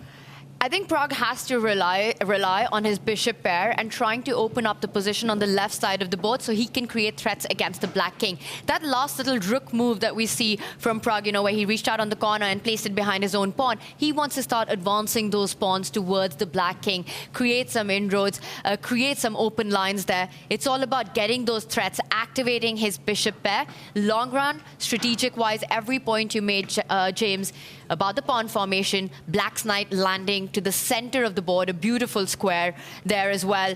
You know, he can't just sit still. Pragg has to create threats in the position. He needs to open up and make pathways towards the black king. Okay, so we've got the homework assignment for him. We'll see if he can ace it over the next few minutes. I do think we should check back in with another one of the matchups we were looking at earlier, Vidit versus Richard. This one is still locked in battle. As we saw earlier in the broadcast, that black queen was very offsides, threatening the rook of all things. A hanging rook, we said, though defensive measures in place there for Richard Rapport. Through all of this, again, I'm citing from my screens here. I know at home you can't quite see this. We have found ourselves to a fairly equivalent position through all of this. So a lot of fight left in this one here in an all-important standings match. It's super critical for both these players, right? And we were earlier picking Vidit, you know, just seeing he's got that extra pawn. And we know in the studio, we've got a couple of materialistic guys right here next to me. So liking that extra pawn, liking that extra time on the clock. Are we still picking Vidit as black here? Or has Richard managed to find some counterplay and some compensation for that material deficit? I'll accept the moniker of materialistic just this once. Materialistic. No, in chess, absolutely. In chess, absolutely. So we'll see. Ooh. Ooh, I just, again, I'm responding to the engine here for those of you at home with this most recent move here made by Vidit. Computer doesn't love it and is now giving a slight edge to Richard. Again, maybe a little bit difficult to explain from this perspective, David, but perhaps we can do our best to help people understand why that pawn push there for Vidit may have weakened his position. Yeah, essentially Vidit has one extra pawn, but roles have reversed on the clock. Vidit is down to 40 seconds. Richard Rapport has 3 minutes. Big time advantage for white. Also, Richard's pieces are so active. They're very well centralized. They control the majority of the board here. Vidit's queen, which has done so much dancing this game, is still offside, not connected to its pieces. And now Rapport, look at this. He's pushing pawns forward. You can see he's moving into Vidit's half of the board. He's going on the attack. So everything adding up here, at least momentum, is on Rapport's side. It's completely shifted, right? 40 seconds, and this is what Vidit said. He hasn't been happy with the quality of his play when the clock's been ticking low, under time pressure. And now suddenly it's not only time pressure, it's board pressure as well. Rapport right now is down a pawn, but he's managed to create a lot of intense counterplay, and Vidit is on the defense. If Vidit loses this one, I don't see him making it to the knockouts. Yeah, those two the connected white pawns are just applying so much pressure, clamping down on the black position for the time being. And so things are looking good for Richard Rapport in this moment. The question is, can he ultimately convert this to a decisive victory? It'd be a brilliant start to his second day of the round robin. And I think as well, this might be a good time for me to just update the viewers at home, because we've had a couple of results take place across the 6 boards. The first of which actually came very early on. We talked about them only minutes into the game itself. Fabiano versus Hikaru. They went very quickly to a draw by repetition, kind of returning to those known patterns and things in a similar looking starting position to a standard game of chess.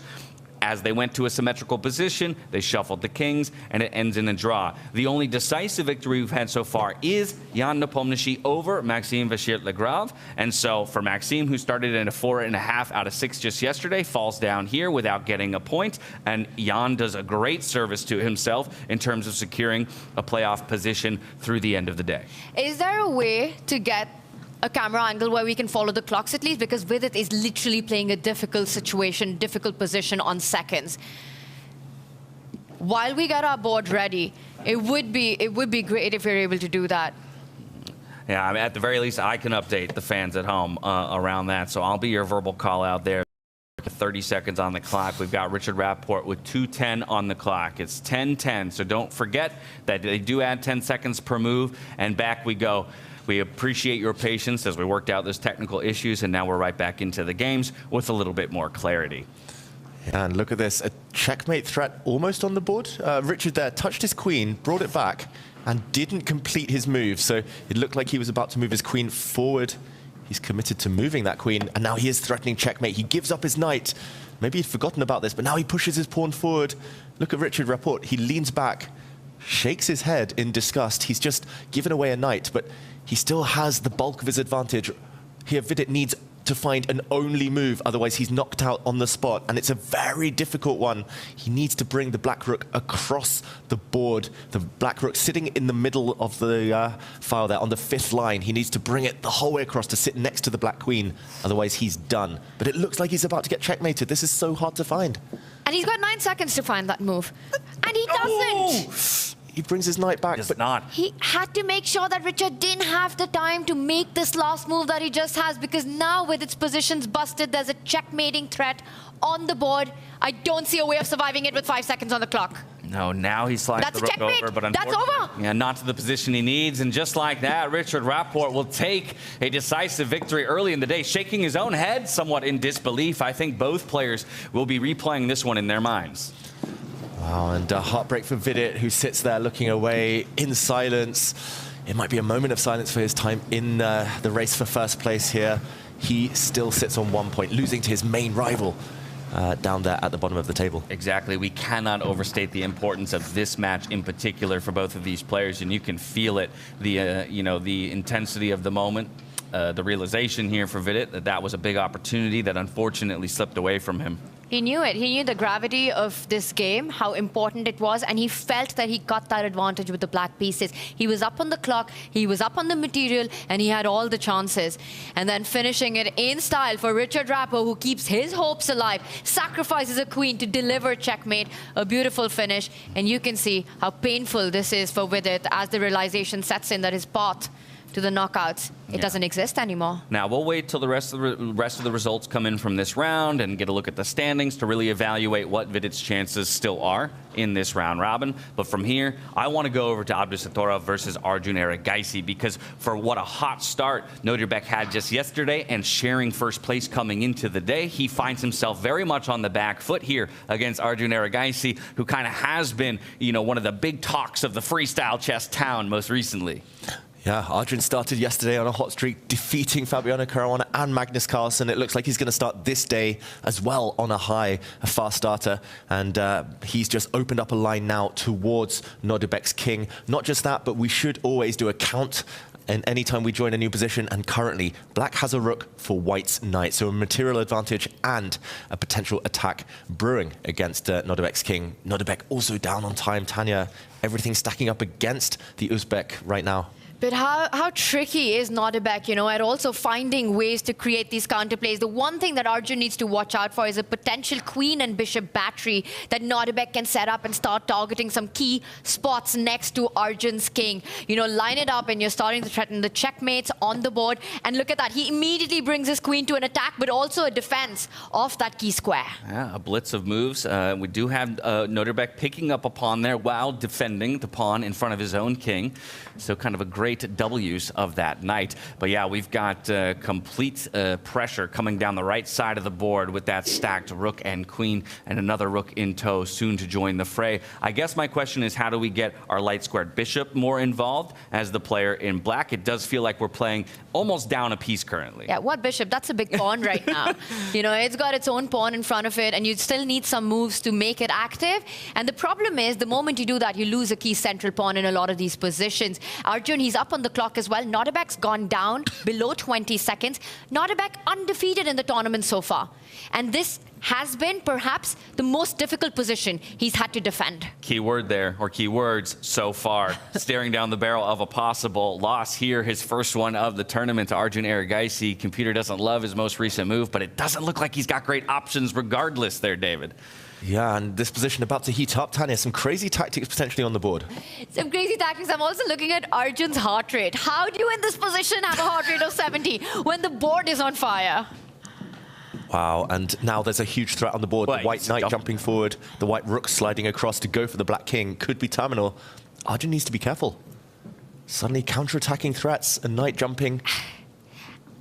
Okay, he moves his queen out of the way, giving the black king an escape square if necessary. The black rook now covers any knight checks. There would have been sacrifices and attack, but he holds everything together, Arjun.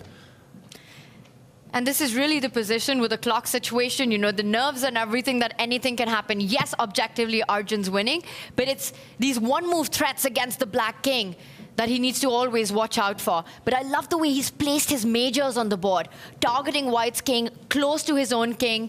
Arjun keeping everything checkmate in one was threatened, defended. All right, moves are continuing to be blitzed out here. Just 26 seconds on the clock there for Abdusattorov. Arjun working with 1 minute for himself. Of course, again, it's plus 10 seconds per move each of these players make. And I think it's an important note that while the engine very much tells us that Arjun is in the lead, it doesn't feel that simple if you're one of the two sitting in those player seats right now. And look at this. You were talking about the bishop. That bishop is coming into play now. Arjun's rerouting it to a very deadly diagonal. He wants to line up his queen and bishop and start threatening a big check on the board. And that would be game over if it's allowed to happen. Yeah, so Abdusattorov lines his queen up with the black king here on the long diagonal, just in case he's trying to pin down the black queen as a defender on this line. It must be frustrating. Sometimes your position is so good, so winning, that you expect there's a knockout blow. The longer your opponent defends, the more you get frustrated, the more likely things could turn around. You don't want to lash out. You don't want to be impatient. Arjun has been doing all the right things. He's consolidated the advantage. But yeah, you can see that he's slowed down. He's getting slightly nervous. Suddenly the clock times are leveling out. Well, you can only slow down so much with what time you have remaining on the clock. Okay, Rook's coming forward, trying to get more involved here in the action.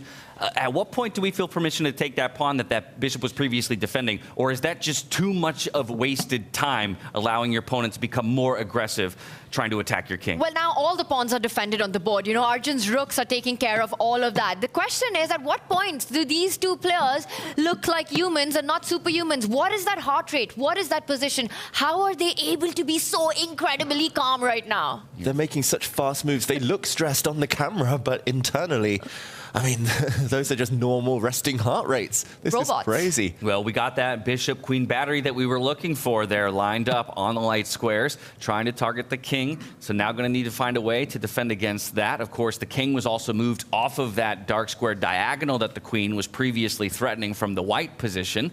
So very difficult here for Nodirbek, continuing to try and mount the defense and keep himself alive in this tournament. Queen infiltrates here. This just looks so scary for the white player. That's it. The rook comes in, huge threats on the board. Arjun's setting up mating ideas with sacrifices to follow. I don't see Nodirbek surviving this one. This could very well be Nodirbek's first defeat. It will be his first defeat here. Too many threats against the white king. The white king is caught. Too many attackers around it. There's so many threats. Can we disconnect the queen and the bishop by sliding the rook over, check on the king, something like that as a defensive maneuver?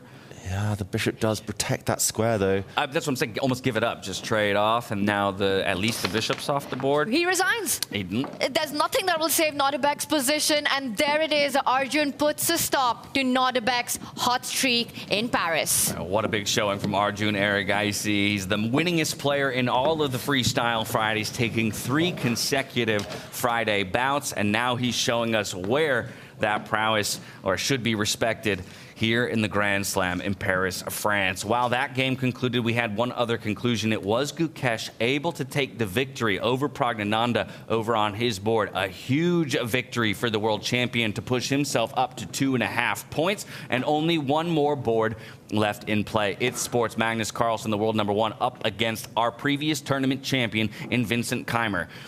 Looks like a fairly stable, quote-unquote, position. Time trouble here for Keymer, though, that he's going to have to work with.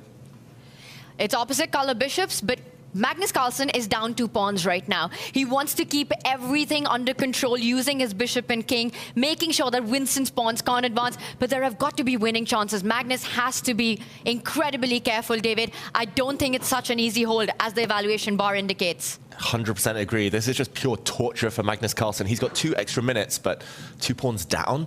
It's only the opposite color bishops that save him. He's going to try to set up a light squared blockade.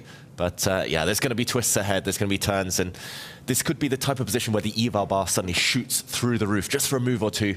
Magnus, for now, though, he's found a good defensive setup. The black bishop keeping the white king from joining the party. And he's at 50, the heart rate monitor. Vincent, close to 100. What is going on here? I mean, someone just got to check on these guys. Are they even human? By many people's standards, they would not be considered human. They call them super GMs for a reason as well, right? Yeah, they're superhuman at the very least. Okay, possibly looking for a way to unlock the white king to get more involved by at least moving one of those pawns up onto a dark square. You might ultimately have to sacrifice that one doubled pawn to the light squared bishop, but I think that's a small price to pay if you can actually get your king more active here in the endgame. Yeah, he's trying to release his king, the white king, which is a bit sidelined Vincent Keymer. The downside to putting pawns all on the same color as your bishop is that now black gets even more light squared control. So the black bishop, for example, has some nice pretty squares to sit on where it will never, ever be challenged. I think here it's just about the king. It's whether Vincent can activate his king. Maybe we'll see a journey all the way across to the other side of the board, the white king going pawn hunting long term. But whether he can break through, create a second pass pawn, that is the key. He's got one pass pawn, Vincent Keymer, in the center of the board. He needs a second to win this game. Also, having 2 double pawns doesn't help Vincent's cause, right? Makes it that much harder. For example, if Vincent King did march up all the way and was even able to win that flank pawn, that doesn't help you actually create a passer. So my question to you, David, is this already some kind of a fortress that Magnus has built? You know, a player who famously said he doesn't believe in fortresses. Yeah, it feels like he's close now. He brings his king back. What is his solution? The white king stepping forward. Is he going to grab a pawn now, Magnus Carlsen? There's a little trade here. more pawns off the board. He's still 2 pawns up. But look at this from Magnus. The black bishop stops white from trading off any more pawns. Passed pawns mean that there are no rival pawns in front. And for now, the 2 versus 1 majority Vincent has on the right side of the board, for example, totally blocked by the black bishop. This does feel scary, though, to me at least, for black. Correct me if I'm wrong.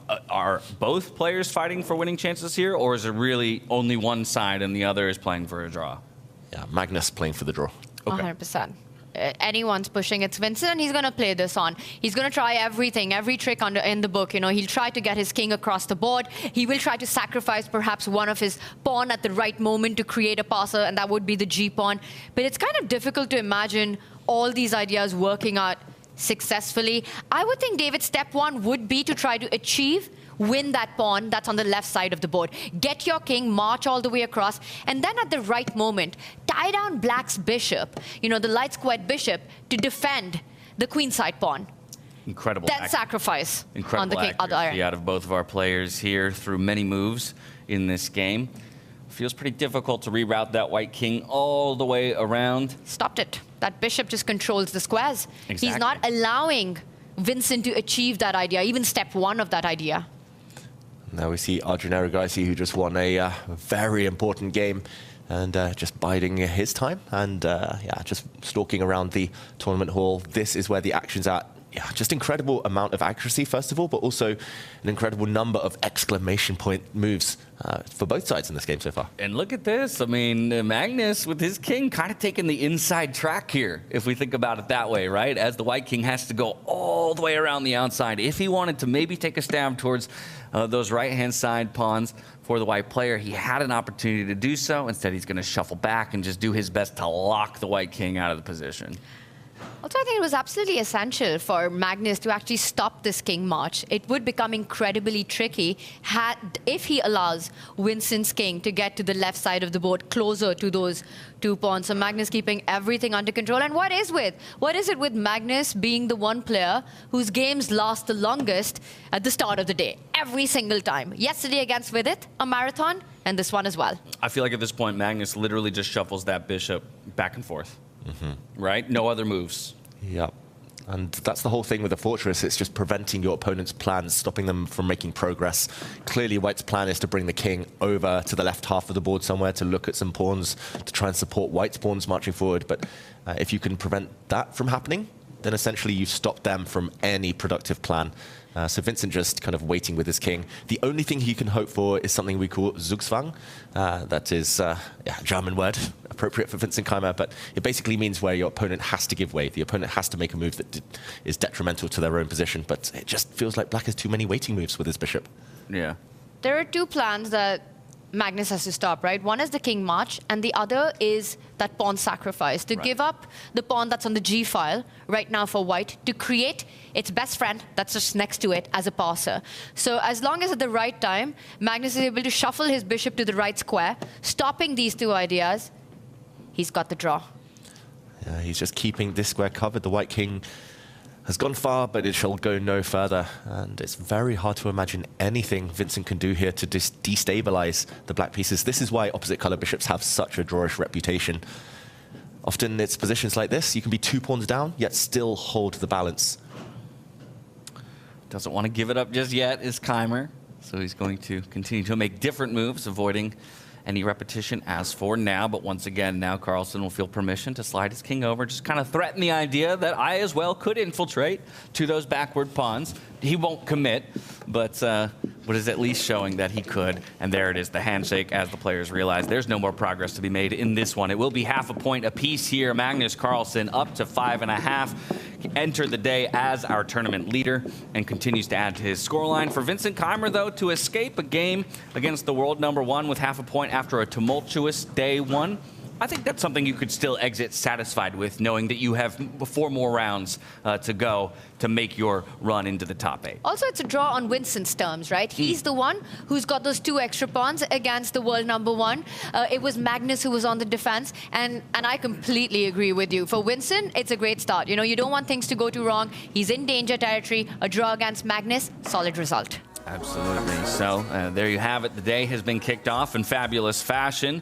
We'll get a quick highlight reel of how all the games broke down. I mentioned to you not too long ago that the first of our games to find a result was that one right there, Hikaru Nakamura versus Fabiano Caruana, quickly going to a repetition and a draw early on, maybe conserving some energy and realizing that the fight between them was unnecessary. They're going to save their energy for later. Of course, as well, Jan Nepomniachtchi taking a big win as well over MVL to just further secure his position. And then that matchup right there that you saw on your screens, Richard Rapport versus Vidit. This was massive. Unfortunately for Vidit, let that one slip away while he had fighting chances, and it might sting. But for Richard, it breathes new life into his tournament. Yeah, big round, things changing. And yeah, it's interesting how things can feel so different after just one game of play. For Vidit, though, it feels like heartbreak. Absolute heartbreak. Again, mathematically, there's probably still an argument that you could make it through with 4 rounds. You win all 4, you get to that magic number of 5 that David was talking about earlier today. So again, nobody's technically out of it just yet, but the margin for error just keeps shrinking at almost an exponential rate here, Tanya. Yeah, maybe technically not, but practically yes. I mean, how do you score 4 back-to-back wins against the field, your own mind, knowing the form that you're bringing in, having this kind of a start? And there we've got the standings with it still at the bottom of the board. And Gukesh actually leapfrogging there, finds himself in the top 8. Exactly. We do have a tie currently for a 3-way tie, 2.5 points apiece. It was Gukesh taking down Praggnanandhaa to get that tie as well. Vincent Keymer with his half a point moves up into that 3-way. Magnus still remains up top the table at 5.5. And then we have a tie for second as Jan Nepomniachtchi joins Nodirbek there on the podium positions for now. Arjun Erigaisi, a brilliant showing from him to move to 4.5 points. And so again, those who are in danger, it's still Vidit, Richard Rapport, Vincent Keymer, and then I would say all of those who are tied above them, including Pragg, Gukesh. Fabiano still just barely ahead of them with half a point himself. But again, I think a pretty solid start to his day considering how his day 1 went. I think the players between 6 to 8 right now, definitely not feeling safe at all. You know, even with 4 points, you've still got to get that another point or 2 going over there. But for Gukesh, yes, a huge win against Pragg. This was Magnus, brilliant display of just keeping everything under control. I think Vincent should be extremely happy about how the day has started as well. Anything can happen with 4 rounds to go. I'm expecting a lot of shuffle up there. I am so happy that you called out Gukesh, Vincent, because guess who's playing each other in the very next round? It's going to be Vincent and Gukesh, currently tied at 2.5 points apiece. Man, now they're staring Big down. one. Yeah, they're staring across each other to see who might be able to break that tie and really move into a solid position, top 8. And you know what's the other storyline to that matchup, James? World Championship. Vincent was the second to Gukesh for that match, so he knows him incredibly well. They've trained together for months leading up to that match, so really going to be quite a fun ride for all of us watching. For these 2 players, maybe not as much. So we wait on bated breath for that matchup in particular, but we want to hear from the players all throughout the day. And earlier we were able to catch up with Hikaru as he exited his first game of the day. Hikaru seems like a very pragmatical decision in the first game today. What was your reasoning? Well, I mean, in some ways chess players can be very smart. In some ways they can be very stupid. I don't think that's any secret out there. But one thing chess players are very good at is understanding the name of the game, meaning what the tournament strategy should be. And before the game, I mean, I basically came into today feeling that if I don't lose any games, let's just say I draw all the games, I'll finish in the top 8. That's the first thing. But secondarily, when we started looking at the opening, it was pretty funny because there was something of a disagreement. Basically, Nepo thought that e4, c5, the Sicilian line, was good for white, and Nodirbek, myself, and Pragg, we all thought that it was good for black. So then when I took that into consideration before the game, it didn't really make sense to be very aggressive because it could work out, but if it doesn't and I lose the game, it starts to become very, very tricky. And again, top 8 qualified. We're top 4 is something that I would have to try much harder, but because of the tournament situation, it just didn't feel like the right moment to take chances. You feeling good today about your chess? I mean, I think the thing is you try to put yourself in a position where you have good chances, and for me, the less games there are, the less chance to lose, the better it is. So that's 1 down, but there's still 4 more games, so we'll see how it goes. Good luck. Thank you. Thank you, Carl. Now, how about that, Tanya? Referencing the group discussions, saying that their group in particular was quite split on one of the most talked about lines. Half the group thinking it's good for white, half the group thinking good for black. It's a part of this format of chess we don't talk about too much, how those group analysis can ultimately affect each other's games, right? You might question your own beliefs and your own intuition around the game. It's such a treat for everyone watching and for us as commentators to see that happen, but also such an insight from Hikaru how that affects the players, that at the end of it, you only have 10 minutes really to figure out a position that perhaps you've never seen in your life, you know, where every move is a high responsibility move in freestyle chess, especially the first 5 moves. And at the end of it, you need to make your own decisions, especially when the group is split, right? We've had some of the openings, David, where we've seen all the players play one move because they agreed that this is perhaps the best response.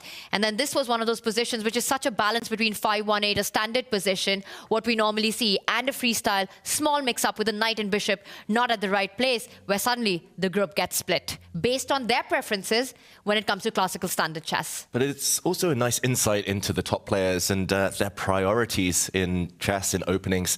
Hikaru, it's clear it's just about the tournament standings. It's about top 8. He doesn't care about getting top 4, getting kind of the choice of opponent in the next round. It's just about doing what's necessary. Some were prioritizing breaking the symmetry. Some were prioritizing getting a full-blooded fight. He's like, nope, I'm playing Fabiano. Fabiano's on a bit of a hot streak. A draw is a great result. I get an inch closer to towards safety, that magical 5 points or whatever it is. And yeah, he's just clearly prioritizing the sporting aspect rather than necessarily being objectively correct with his moves. I mean, you got to play the game within the game, right? Absolutely. We're here playing the game of chess, but you're also playing the game of making it to the playoffs. And as each round ticks on, I think we're going to see more and more players adjust their overall approach to the game and the result that they're going for, right? Obviously, if you're given winning chances, you might play through to them. But at the end of the day, if you only need half a point to secure your position, that might change the way that you approach the game, might change the way you open up a certain position. I think that's absolutely key what you're saying. You're playing the game and you're also playing your opponent, right? For Hikaru and Fabi to choose this moment, given the tournament standing, the points they're on, to choose a line or to choose a starting move that would create chaos on the board just doesn't make sense, especially for Hikaru, who's sort of in the mix of the things. The ball is in Fabi's court. He wants to take extra risk. Sure, come on, you know, it's game on then. But a draw in that big clash of the two big guns, I think for both of them, it makes a good start, a solid start to the day. And they'll choose their opponents, the tournament situation, when to go all out, when to make those risky decisions in those first few moves. Super important distinction I think you made, right, is that the onus is on the players who are further down the standings to take more risk, right? And that's where I would be, again, pointing back towards players who are right there on the bubble. Richard Rapport getting a big victory over Vidit, but still has a lot of work to do. He's going to have to continue to test his opponents, look to poke and prod and find advantages, because let's just pretend that every match from this point onward through the end of the day went to a draw. Okay, then the standings don't change and you're out of the playoff picture, and that's a scary position to be in. Yeah, I mean, for Richard Rapport, he is a very streaky player as well, so it's even more important for him to get those types of positions.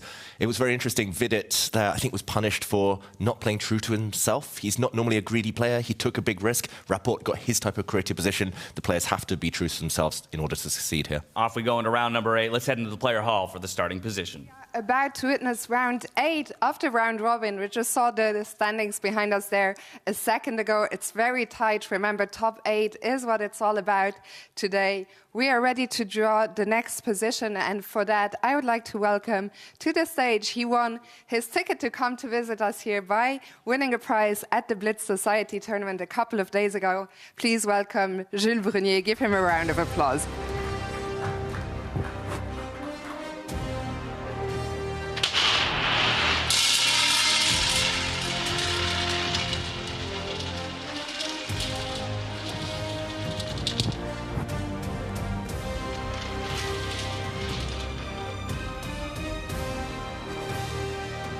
Number is 636.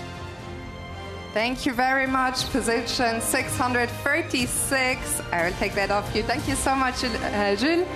The players will have 10 minutes. As always, we are going to listen in. So have fun and good luck to the players.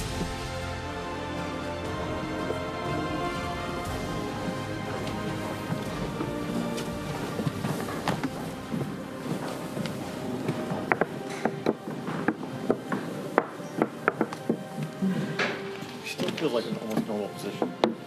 Yeah. No, but the rook was on F1, right? Is it? One was rook on F1, one was on A1. It's correct, okay. Is this correct? Correct, okay. Yeah. E7, G7 is also. E4 is a really critical move, though, right? Because maybe this, or maybe. So what, these are the two, B7 and G7 are weak, but you can't. I mean, F4, F5, Bishop D4 is already kind of. F4, F5. That makes sense. Bishop D4 or E4 is also. Not maybe. E4 queen H5. No, but this looks very critical. Yeah, but Bishop D4 is actually quite annoying. I mean, is this just really just good for white? I guess the bishop can't be attacked. Bishop D5. Yeah, Bishop D5, Bishop G7, G8. Even Rook F7. Rook F7 as But maybe because, just go because back and then B2. play no, we go back. Yeah, you just go back, yeah. Wait, here or here? D4. D4 probably Because better. C3. Yeah, D4 makes sense. I think you should take the knight. And bishop. Queen takes H8? Because then B2 is hanging. Yeah. Is that 4 D5 on me? E4, yeah? No. E4? Take a knight to 6 and Queen E2. Feels better for white there. Yes. Yeah, just even D4 is coming and D4, C3. And the bishop on B8 is stupid. No, but Oh, yeah. No, it should just be great for white. F4 maybe F6, yeah? No, D, yeah, so what's F6? Okay, so it's typical now. E4, F5, yeah? Same. E4, E5. Wait, E4, E5? E4, Take E5? and Queen H4? Oh, no, but knight E7. Yeah. But also E4, E5. F5, right? Yeah, this is. D5, D3. But D5, we also have. Bishop C5 or Yeah. something? Knight E6. Even knight D6. I don't understand why this is good for us. I think this is good for white. Just Why? development. Development? Again, I don't know. structure Or knight, again. or knight B3 maybe.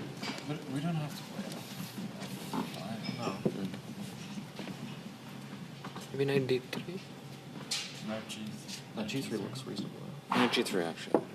And knight B, the knight belongs here, I think, right? Most likely. Because we can also prepare D4. Yeah, we're kind of Or what is C6? something at B.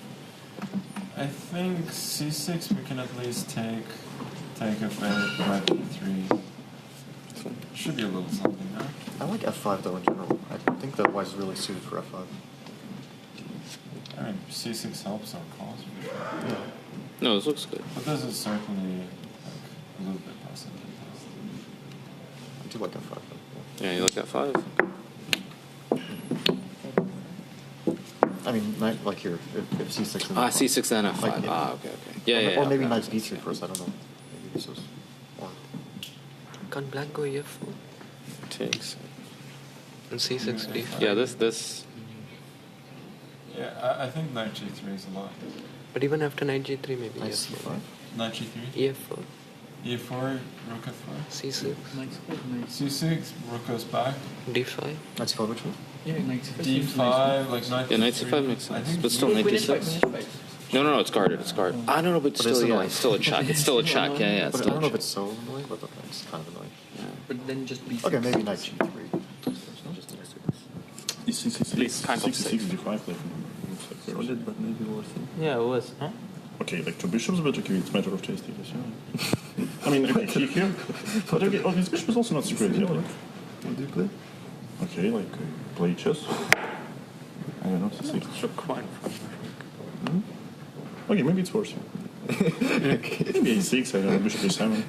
Okay, but do we have to play F5? I mean, we get into some complications, yeah? Do we have something more, like, stable? Okay. I think, like, what is... D5, yeah, I also think in D5. If we go D5, because then we go, like, knight D6, F6, yeah? This would be the setup. I don't think it's... And then we give this, no? But I have a knight on D6, right? Oh, yes, let's say B3, yeah. C3.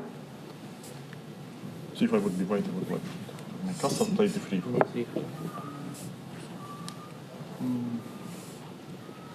C5 always, okay, just not an idea. Maybe knight G3 for E4, yeah?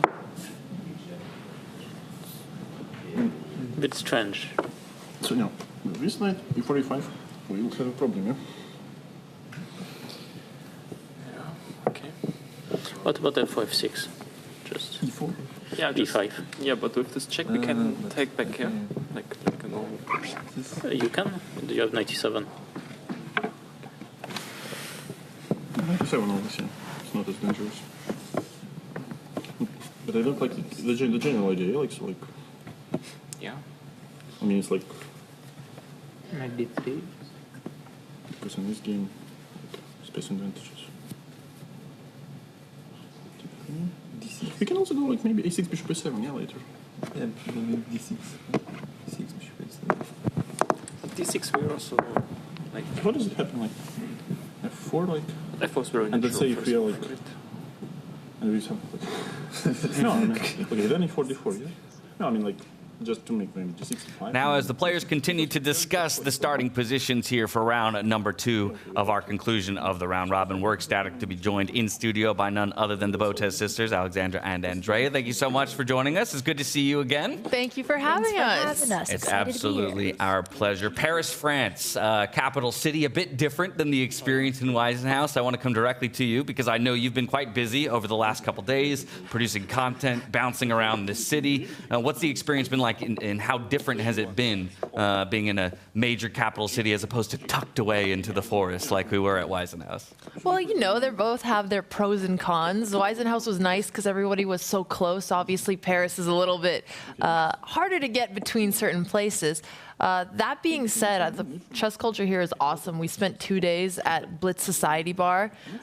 We went to Jardin de Luxembourg until the police kicked us out. I was going to say, are you wanted throughout Paris there, Andrea? What's going on? Our top Paris experience every time is seeing how much time it takes until the cops shut us down. Last time it was 1.5 chess matches. That's a good metric. Yeah. Keeps getting shorter. For anything. Is the goal to keep shortening it, or are we actually trying to evade the law? But we're going to just keep trying. We're going to go back to the garden one more time. We just want to get some games against the older gentlemen at the park, you know, the nice French lads. So we're hoping today is our lucky day where they don't kick us out. Heck yeah. But Andrea's cursed. Like, whatever she does, she always gets caught. She always gets in trouble. Last time I was there, I made it an hour and a half. Yeah, everybody's got that one like friend in the group, right, who just manages to get in trouble more than everybody else. Is that you? You a magnet for trouble? Is that what's going on? Yes. Out of the 3 of you, who do you think would be the troublemaker? David, 100%. Yeah, I had a feeling when you said that, I saw a big cheeky smile, and yeah. I thought, what? I don't even have to look at the guy into? to know exactly that. You mentioned though playing in the park. I know you guys have experience playing, let's say, in the New York parks as well. Is there a difference in the overall level or average level of the opponents you guys are finding out here in Paris? You know, I would say it's pretty similar, but the parks here are more beautiful. I got to give them credit. No, that's fair, to say the least. And then Blitz Society, 2 whole days. What was going on there? How many challenges were you guys facing? How many chess matches have you played over just a couple of days at this point? I've lost count. The first time we went, it was fun. It was like a meet and greet. The second time we went after getting kicked out of the park, and we actually played in the freestyle tournament. Oh, nice. Andrea had a really famous game there where she set it up wrong, and she had 2 light squared bishops. Oh, I was going to talk about the famous game where we almost clinched a win versus the Grandmaster, a.k.a. Sebastian, which is helping organize this event. And then there was a very famous 8-year-old. He challenged us a couple of times, finally made a friend my own age, so that was nice. We met Ray Enigma. Alex had a very great result versus Ray, so that was exciting. Alex also had her rematch versus Anna Cramling. I was about to say. Which I would re-quote Aronian's quote from last time, her chess gives cancer to children. I can now echo that. It's still true after the second rematch. My goodness. I felt myself playing, and I could see sick kids popping up all over. Oh, no. Yeah. You don't feel like you're learning anything about freestyle chess and how to approach it from these brilliant minds? I think I am. But Anna was just still stronger in chess. I think the only reason I tied is because Monkey play fast, not well, and the time control kept getting shorter because I think we had to leave a little bit earlier than we expected. So, Gotcha. Yeah. Well, we've seen time trouble come into play for a number of our pros as well. You mentioned a game against Ray Enigma. We've been talking all week long. Who is it? I mean, Who do you I guys obviously think? I would I love sit to on hear the the more takes. on the outside. I don't know of anybody else, but he's a strong player. That's got to narrow the pool down somewhat. No? Yeah, I think David, Tanya. He's gotten the closest to actually working that mystery out. I think I know. So maybe when we're off camera, we can have maybe a little we chat. shouldn't reveal that. If you bribe me a little bit, I might reveal. Where are give the you your Skittles? Skittles Give him the back. Skittles back. Exactly. Who is your favorite chess player here playing in Paris? We've got a bigger field this time. It was 10 and Weissenhaus 12. We know you've got a buff Gukesh photo back with you. But out of the players that we've got here, who are you rooting for? It's so hard to pick a favorite because they're all competing. They're all doing great. But it is always fun to see if Magnus can get his revenge. Well, and so far he's doing just that. Up the top of the table. Anybody else you'd like to call out, Andrea? My answer stays the same. My favorite player is Hikaru. All right. And he's been doing quite well. Is he also your favorite streamer? He is my favorite streamer. I've learned a lot from him. Okay. He's like a mentor. Well, speaking of, as we continue our conversation, the games have started. Perhaps we throw up Hikaru's game then so that Andrea can support her favorite player as he continues his second round robin. As was mentioned, he does sit in pretty solid position right now. If he were to even sit on his current point total, very likely to move through to that knockout stage. Are you guys with us through the end of the tournament, or what's on the docket schedule-wise for the Botez sisters? Today is actually our last day, so we're leaving tomorrow morning. No poker rematch? No poker rematch. I was hanging on to that. Okay, But well, promise me at a future event we run back some poker. Absolutely, Okay, all right. absolutely. And I want you to win in my honor. Okay, I'll do my best. I took just that one hand against Magnus and then promptly lost the rest of my winnings. So You we'll see won if I where can- it mattered. True fact, true fact. Yeah, I've had too many croissants at breakfast. I think if I have any more, the plane might go down when we return home. So tomorrow is just the soonest we can get out. Otherwise, it's just all downhill from here. Okay, fair enough. What about content-wise? I mean, obviously, you guys have been filming a lot. What can we expect to be released on the channels over the coming days, or any other projects that are around the corner you guys want to call out, spotlight? Well, one of the more creative videos we did this trip is we did a Who Knows Each Other Better. We did it with Vidit and Nidhi, and we also did it with Magnus and Ella. I'm not going to say who won in them, but we learned a lot about everyone. Okay. And more about ourselves. I was about to say, if we were to put you to the test, who knows who better? Well, we were and I thought competing you would versus know the me better, married too. couple. I think my guesses were a little better, but Oh, hang on. Go watch the Wait, video. no. Don't spo- not- No. I'm going to spoil one. She said her guesses were better, so we did two questions. One was, who is your favorite American president, and who is your favorite Indian person? Because I don't know all of the Indian Alex presidents. wanted to throw this one. And Andrea's guess for my favorite Indian person was not even an Indian name. It was Tigran. Because she had two roommates. One was Arnav, one was Tigran, and No, I got one was Arnav not and Tigran. You literally mixed up. made this name up, and it's the most Armenian name ever. Yeah. But my favorite video Wait, that David looks concerned. I mean, if you're naming world champions, Tigran's a good guess, but... No, we weren't. I was going for her roommates. But my favorite video that we filmed while we were here is we got away with cheating versus Magnus, and he didn't know, and we pulled it off, but I still lost the game because I heard the moves wrong and played the wrong moves and blundered. But his reaction when I pulled out the AirPod was quite good. That's a disaster. It though. was a disaster. Cheating to a loss? That's Yeah, got to be well- a first in world history. It's going to take a special I talent felt to cheat and still better. lose. Yeah, I feel like I would have felt really bad if we actually would have won. I don't know what his reaction would have been, so I'm happy that I failed, but maybe we'll get him next time. Now, this is very tangential or very left-hand turn, but we know the Paris Marathon is happening later this week while we're still in town. We were having a discussion the other day. If you were to take the 12 players in the field, who do you think would have the fastest marathon time? I've seen that all the players think Nodirbek is the most athletic. I don't know if he does a lot of sports, but everyone has a lot of faith in him. So That was who Fabiano. We asked Fabiano that question, and he kind of went Everyone- towards Nodirbek. I don't know what training he's doing, but maybe that's why his chest is also so sharp. And we look at the heart rates a lot of times, too, and he's usually at a pretty solid arresting heart rate. We can kind of key back into the game, see how your boy Hikaru's doing in this one. Also sporting an 89 heart rate there as well, so maybe a marathon runner himself. David, help us understand what we're looking at here. Yeah, he's a runner, by the way, Hikaru. He's no Dash, but he does run a lot. Probably a better himself. runner than I am now. Yeah, just looks like a very level position right now. Neither side has really tried to impact the opponent's position. Both sides just sorting out their own business here.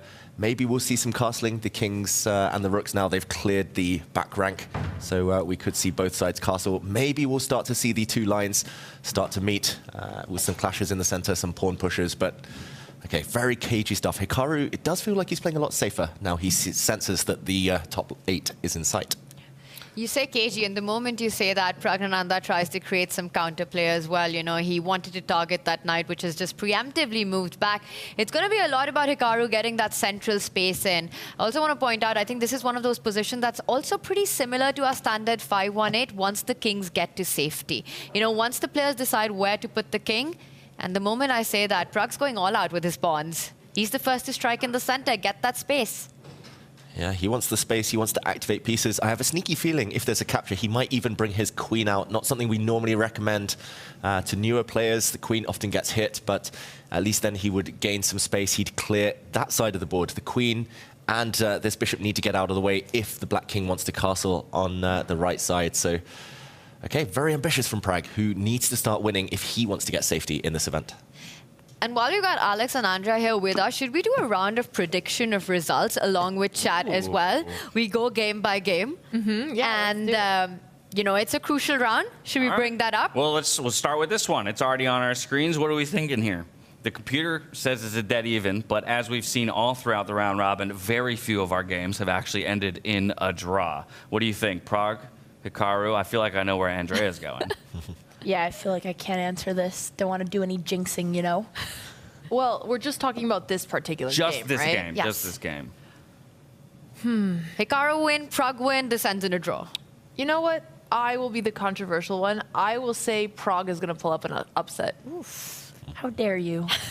How dare you? He likes to take risks, and let's see if it's going to pay off. And to your point, he needs to take risks, right? Because given our tournament standings as well, Hikaru in the middle of the leaderboard. For Pragg, he needs some points. Let's take it from the top. The top left. It's Fabi versus MVL. You've got a favorite in that one? That's so hard. It would help to see the position, but I like doing it blind. I think that could be fun as well. Yeah. I'm going to say draw. This is purely friendship-based. Yeah, this is hard. Both of them I love so much. I cannot pick. I forced MVL yesterday. It took a little bit of egging on, but by the 4th time I asked, he agreed.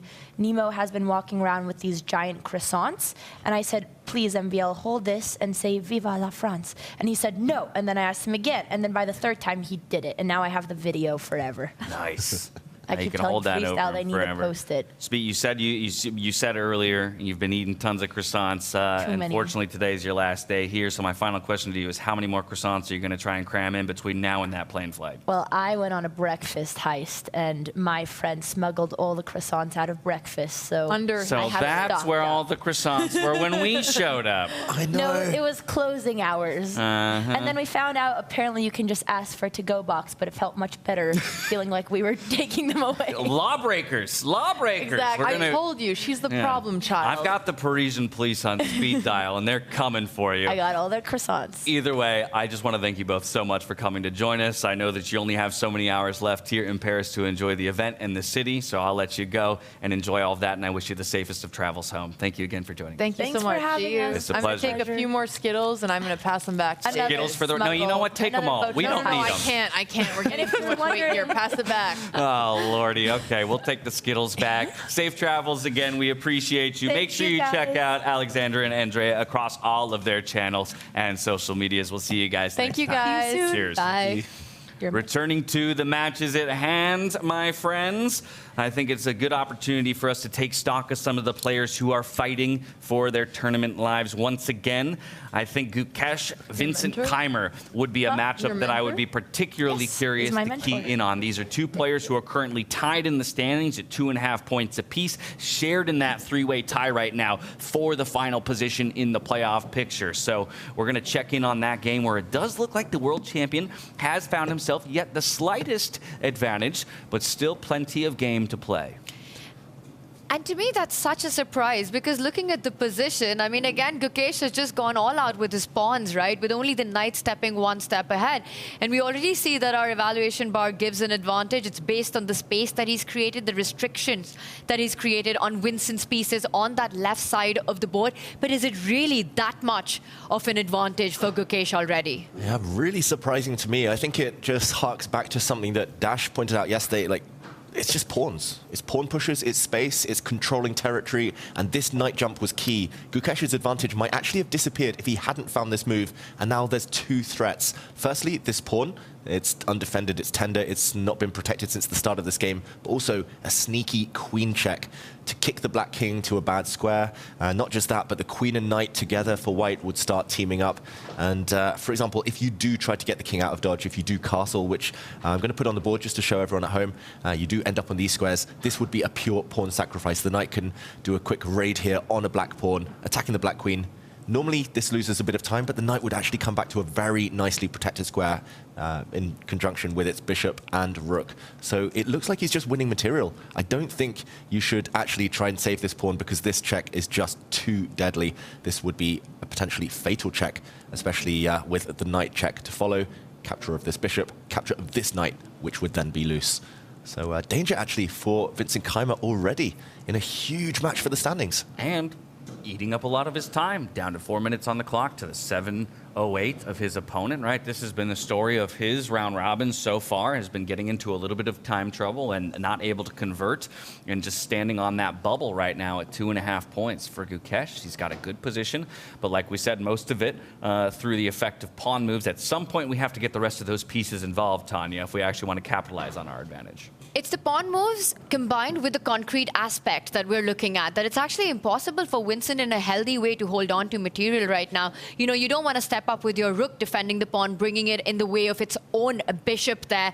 There are checks on the board that would actually end up even winning more material. So extremely difficult decision here. He's going to be down a pawn. He's going to be down on the clock. Will Gukesh be able to convert this one? It's the big question, but I think the world champ's looking good. You know, he's won that first game. It feels like this is Gukesh 2.0 that we're seeing today. Yeah, he woke up and chose just brilliant chess so far at Gukesh. He's actually had 2 wins against his countrymen so far. Both of Gukesh's wins have been against fellow Indian players, against Arjun, and in that last round against Pragg. So now it's against a fellow youngster, a player he knows very well. And that's really interesting what you say, right? Because, like you said, Arjun, Pragg, and then we've got Vincent, a very good friend. And usually for chess players, it's so difficult to play against somebody that you know well, but it feels like Gukesh is just built different. For him, he's got the good results coming against players whose style and personalities he's familiar with. Got to have that killer mindset. Step into the ring, right? And all of a sudden, we're mortal enemies. As soon as it's over, though, we can go back to being friends. What a meanie. He only wants to, he only wants to beat his friends. No. How about that, though? Another minute was erased from the clock there for Keymer before he elected to make a move, developing one of his knights. Now the onus is on Gukesh to follow up and continue extending his advantage. We'll come back to this game in just a bit. For now, I think we should go up to the top of the table. Let's check in on Nodirbek versus Magnus Carlsen. They entered the day in a share for first place, and of course, both of them look very good to move on to the playoff positioning. But I do want to take a look at how 2 of our heavy hitters are performing against each other. And just as we entered the board, David, it looked like we went from what was an advantage to an equalization. Let's maybe roll that back and understand why. Yeah, because Magnus suddenly lacks a queen. White's queen has suddenly disappeared in the last few moves. Let's just roll back 3 moves. We left it, the kind of most normal position in the world was this one. It looked very level. Suddenly a mistake from Nodirbek. He brought his bishop to the side of the board. His bishop was attacked. He could have saved it with an exchange. This is a sacrifice. Magnus accepted it. But after bishop takes pawn here, saving the white queen from this attack, just sliding back, would have given Magnus a huge advantage. The problem for black is that this knight is under attack, and this rook in the corner, if you take it, white will simply recapture. White has 2 pieces for a rook, a small material advantage. Magnus instead chose to give up his queen. This is Magnus at the top of the table, where he doesn't really care so much. He's just playing for the gallery at this point. He took this knight, given a double question mark by the computer. I think we can understand why. The queen falls, but once we do a bit of a roundup here, a recap, we see it's 3 pieces for white, 3 minor pieces. It's a knight and 2 bishops for the black queen, so rough material equality, but unnecessarily wild. David, you say we can understand why. I can understand why it's given the double question mark. I can't understand why Magnus necessarily went for it. Me neither. I think he just loves sacrificing his queen, Magnus. I've spent enough time with him to know that if he can play a controversial move, kind of a shocking move, then he does often. Ever the entertainer. He really is, and I think he entertains himself most of all. You know, whenever he finds something that could be fun to play on, he knows he's safe in the qualifiers. He knows that both these players have made it, and it's really the most challenging option that he's taken. And it could also have something to do with the fact that moving that queen away, he didn't like that as much, probably found it a little less fun than this option. It's creative chess. That's what he enjoys. But looking at this, we were talking about being materialistic in the studio, right? 3 pieces, 3 minors versus a major. Nodirbek's queen. Which side are we picking? Because so much of it depends if the queens and the majors are actually able to put pressure on Magnus's king at the center of the board. Nodirbek needs to find a way to get his knight, which hasn't made a single move, to come closer into the game, to come towards the center of the board. Magnus has to, meanwhile, regroup all his minors to make sure the king is defended, create threats against his opponent. Looking at the king's safety here, I do like the queen versus the minor pieces here. What about you, David?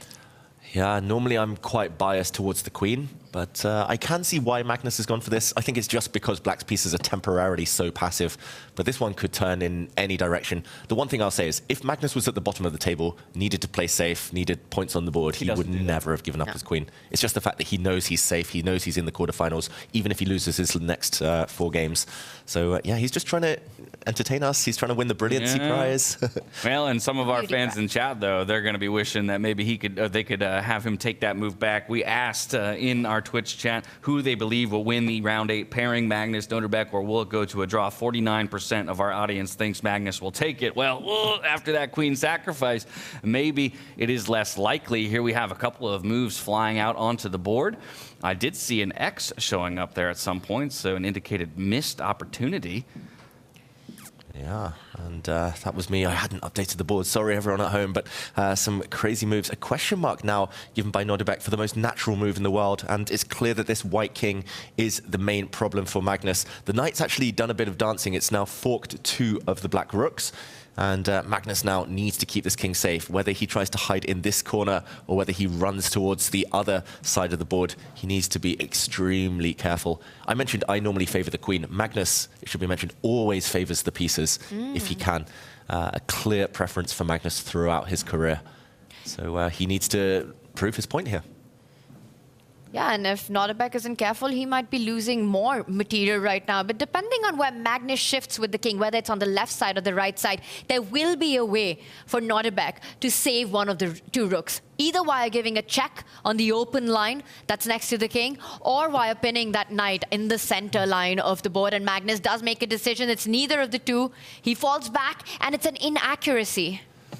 And you can see kind of how immediately responses. Yeah, you can see how messy this game is. The accuracy numbers creeping up there on the bottom of your screen. That's just for this game. How about we zoom out, take a look at the accuracy across all of these games, see which other ones are maybe indicated to be messy battles. And wow, we see some very high numbers. It is actually Magnus and Nodirbek with by far the lowest. Normally, they do say if you're playing for a win, that automatically affects your accuracy. It drags it down because you have to take risks. And normally, you're not playing objectively correct. Everywhere else, it's pretty much in the 90s, other than Vidit, who's and Vidit and Keymer, actually, who are slightly lower on the numbers there. A good bird's eye view, but I think we go straight back into Nodirbek versus Carlsen just because of kind of the hilarity that is a queen sacrifice and wanting to see how it ultimately plays out. Let's see if the minor pieces or the queen wins out in the end. Yeah, and a quick count shows right now black does have the queen. In return, though, Magnus now has a rook and 2 bishops, so a big material advantage for Magnus. The problem is, again, the white king, which is now even more bare than before, and this pawn is now coming to kick away a defender. The black knight might then jump into the action here. I would be terrified, I've got to admit, as Magnus Carlsen, as the clocks tick down. It's 4.5 minutes for white. Oh, king's on the run. For black. King's on the run. Ooh. Wow, and Nodirbek keeps pushing the pawns. Magnus's bishop lands on a key file where it can be protected by one of the pawns moving forward and just plants himself to a square, restricting Nodirbek's rook. Not only blocking a central line, but taking away a key activity square on the open file next to Black's king as well. So a really nice call there by Magnus. Yeah, that was a key move. Anything else, and Magnus was actually losing on the spot. He had to find this move, and yeah, it's all about piece control, as freestyle chess always is. Okay, Nodirbek plays a very natural move, but the bar rises up for white. I was going to say this is the most natural move in the world, going pawn hunting, maybe a check here, but he is giving Magnus the time to run away to safety. The white king, if it gets into that corner, all the pieces will gang up against the queen, and he just has too many soldiers, Magnus. In this kind of a piece dynamic, when you're playing against the minors, so much of it, the advantage, the pressure depends on your opponent's king position. And Magnus is literally 2 moves away from manually castling his king and bringing it to the safest spot closest to all his pieces and pawns.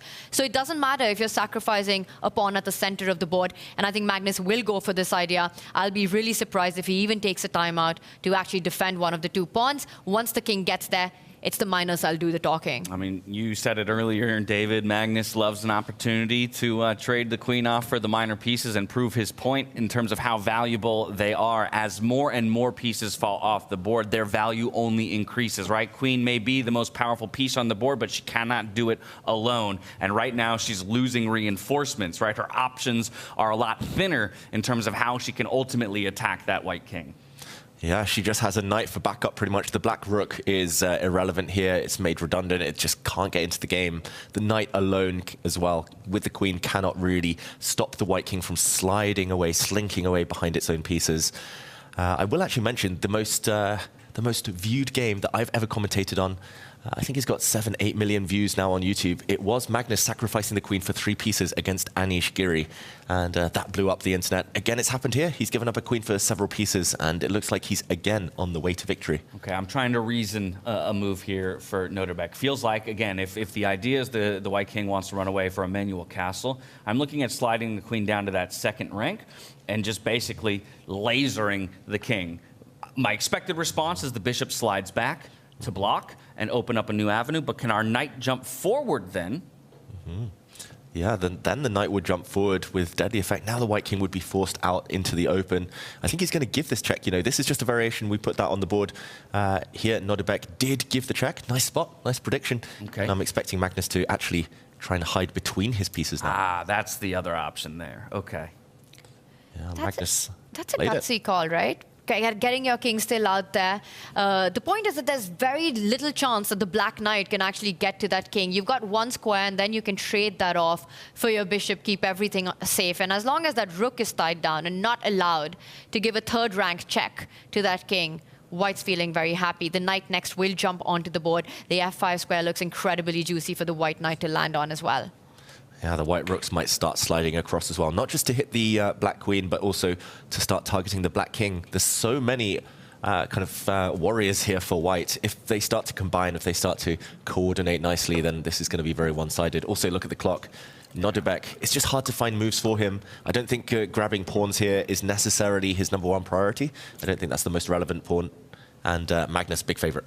Also look at the players, right? You can see the tension and the nerves on Nodirbek right now. He's had his first loss, and he could very well be staring at his 2nd loss in a row today. Magnus hydrating himself, looking absolutely chill for the win here. The good news for Nodirbek, he did so much good work yesterday that he enters today with 5 points and still sits in incredible position. So while it does look like Magnus has wrestled control of this one and might be able to pilot it to a decisive victory, let's jump back to one of the games we were looking at before, Gukesh versus Vincent Keymer, because here it's the world champion who we started the day saying we want to see more from him. We want to see him show a little bit of what has made him the world champion on display here in freestyle chess. And game 1, he delivered. Game 2 of the day, it looks like he might be doing very much the same. Yeah, Gukesh has had to move his king, so will not castle the rest of this game. But most importantly, he won a pawn. And it was that pawn actually that sat behind that black knight on the right side of the board that was gobbled up a bit earlier. There was a pawn on g7 that was captured. So he's just 1 pawn up. 0 compensation for Vincent Keymer right now. The black queen was actually in danger of being caught behind enemy lines, had to retreat. And a 1 pawn advantage with minimal compensation at this level should be decisive. But Vincent just needs to stir the He just needs to muddy the waters here. 15 seconds. 15 seconds, and he's definitely taken aback by Gukesh's last move. This small slide of the queen suddenly eyes upon on the other side of the board, which is incredibly weak. It stops Vincent from getting his king to safety, getting the rook into the game. The knight comes to the center of the board, and now the big question, will Gukesh grab that second pawn? Will he get greedy right now? Vincent's got little time on the clock. Gukesh on the brink of getting a big win here. Can he get this job finished? He doesn't do it. He wants to get the rook into the game. Yeah, also a nice move. He could get greedy. He could go and grab this pawn at any moment. I don't think that's a bad move at all, but it will cost some valuable time. He will have to bring his bishop forward, bring it back, and in the meantime, maybe Vincent will get some attacking chances. I think more likely he's just going to try and improve the queen, the rook, and then decide when to try and snack on that pawn a bit later. Vincent right now moved his king out the way, the black rook about to enter the fray. Looks to me like Vincent already sees that pawn as lost, right? Now, electing in this moment not to even slide it forward one square and out of danger, just says, you know what, I'm going to vacate my king from the back rank and open up the option for my rook to slide over and actually get more involved with this game. Yeah, fascinating. Never in normal chess do you see 2 pawns in the center of the board here for white, just still sitting on their starting squares. You normally need to push those pawns forward to activate your pieces, control the center. But this flank strategy Gukesh has gone for, this connect 4 he has on the left half of the board for white, just controls everything. It's a clear advantage for him. He's also been handling the clock better, Tanya. Absolutely, and it takes away so many squares from Vincent. Vincent is not even bothered about pushing that pawn to safety because that would leave behind such big key squares for eventually Gukesh to step on. You know, we often talk about the pieces that get traded and what should be left on the board. One of the ideas in this position for Gukesh would be to actually exchange his own bishop for the knight at the right moment. And then you're left with this beautiful knight, while Vincent will have this bishop which has nothing to do at all. Right now he does grab the pawn, he gets greedy. He's up 2 pawns. He's up on the clock. Where is Vincent creating counterplay on that open file? Can he double up the queen and the rook? Oof, I think he might need to. The black queen does slide across. Now discovered check, threatened, game-winning threat. If the black pawn in the center moves forward, that is a check against the white king suddenly, and the white queen would be lost. So sneaky double attack, hitting 1 pawn, but more importantly, going for the white king on this diagonal. Gukesh might have to give the pawn back, but he does have 2 extra pawns. So giving 1 back just to simplify the equation would be my main priority right now if I were Gukesh. He does bring his bishop back to safety.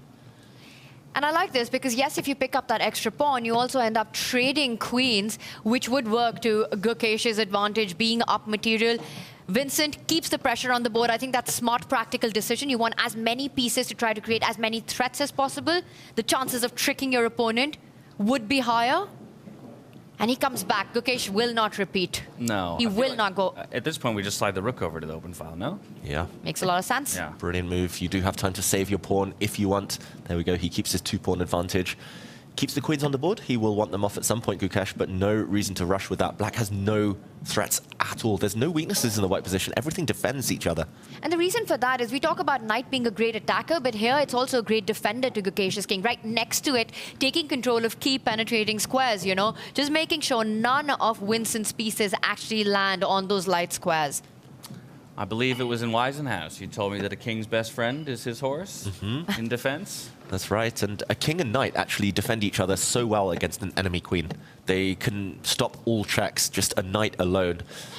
It's a bit like the medieval times. The knight with a shield there, just blocking everything. And here we go, a trade of pawns.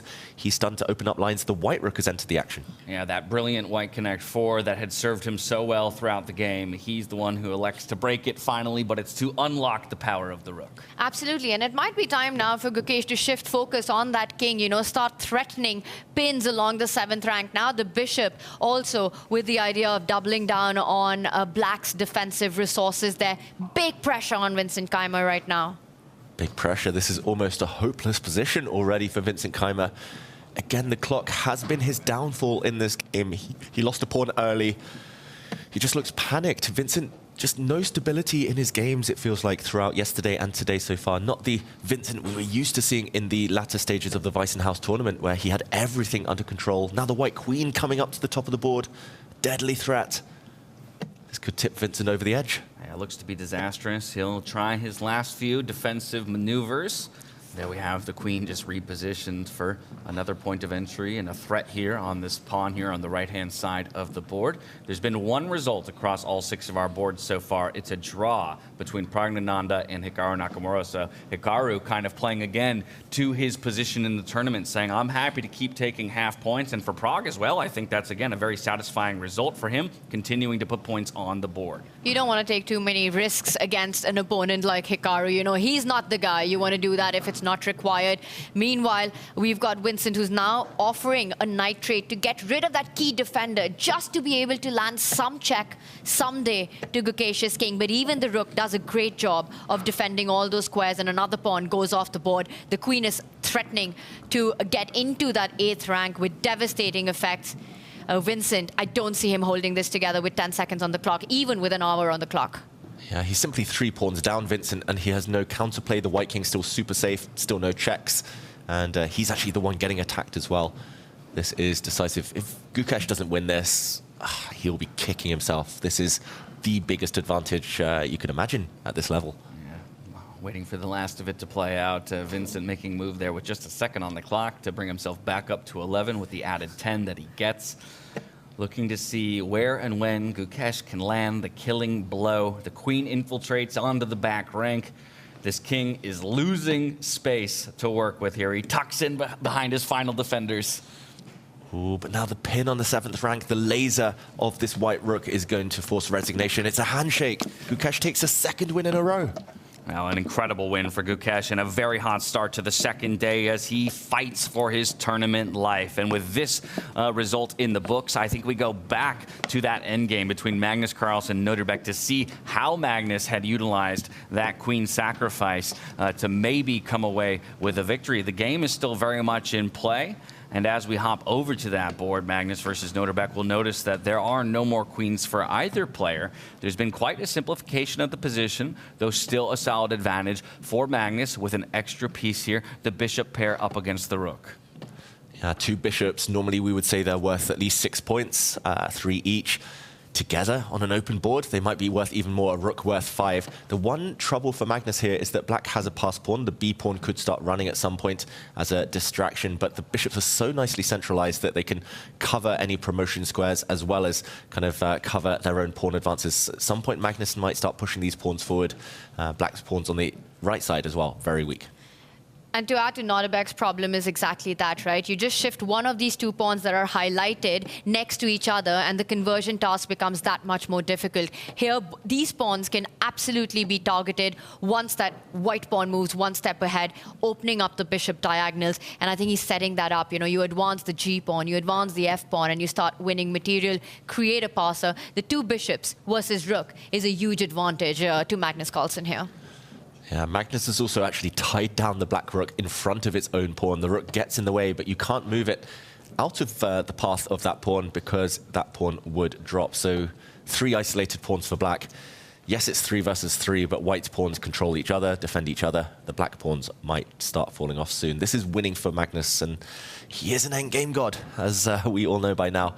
So I would expect him to convert, but Nodirbek, so tenacious. He's doing it step by step. He might even start first by winning that lone pawn on the left side of the board. You know, Magnus, by chasing that rook away from the defense, the bishop can come into the attack, but he's playing slowly. Magnus is enjoying his position. There's no rush. He makes sure that every pawn of his is defended by a piece or another pawn, and then he will start going for Nodirbek's weakness on the other side of the board. Bishop attacked, move it. Yep. Centralize.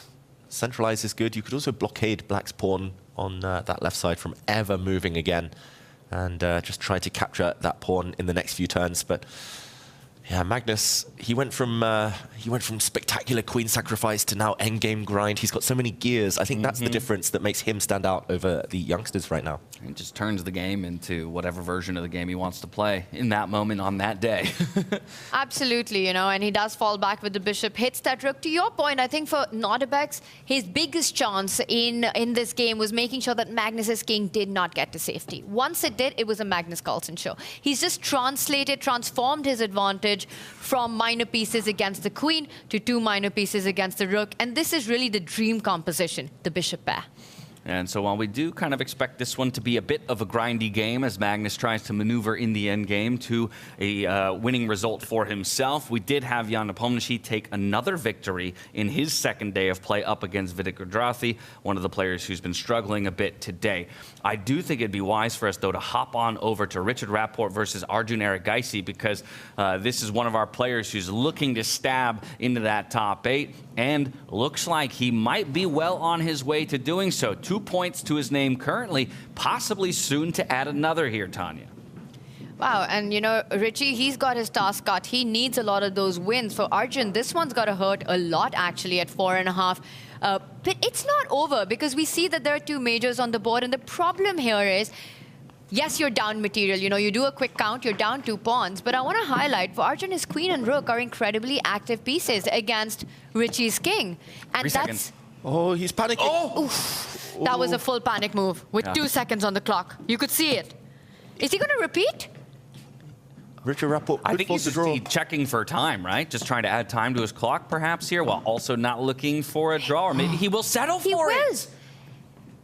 Whoa, he's 2 pawns up. He plays on. He moves his rook. Does play on. He plays for the win. He added time to his clock. He's up to 48 seconds, I think that is, if my eyes don't deceive me. So gaining back a little bit of time, probably out of panic mode a little bit, does recognize that he has an advantage and wants to play on. Wow, we saw it on the camera. He froze for a second with only a few seconds left. I thought he was going to flag. I really did in that moment, because he was looking off the board. Like he was looking for an answer from somebody else almost. And this is the only way to keep the game going, right? Richie wants to create a bridge for the black king to slide it back and then slide it over to the other side so the rook can keep it protected. Arjun's relying on counterplay with his own rook and queen to save this game. Notice how Richard's queen defends a key pawn in the position, and the black rook has come to create a bridge for the king's safety. So really nice find by Richie. Yeah, he needed to repeat there to gain valuable time on the clock. That's a very professional decision. We actually see that throughout chess history from a lot of the top players. They repeat the position twice just to tease their opponents before playing on, kind of assert their psychological dominance, but also to gain time on the clock.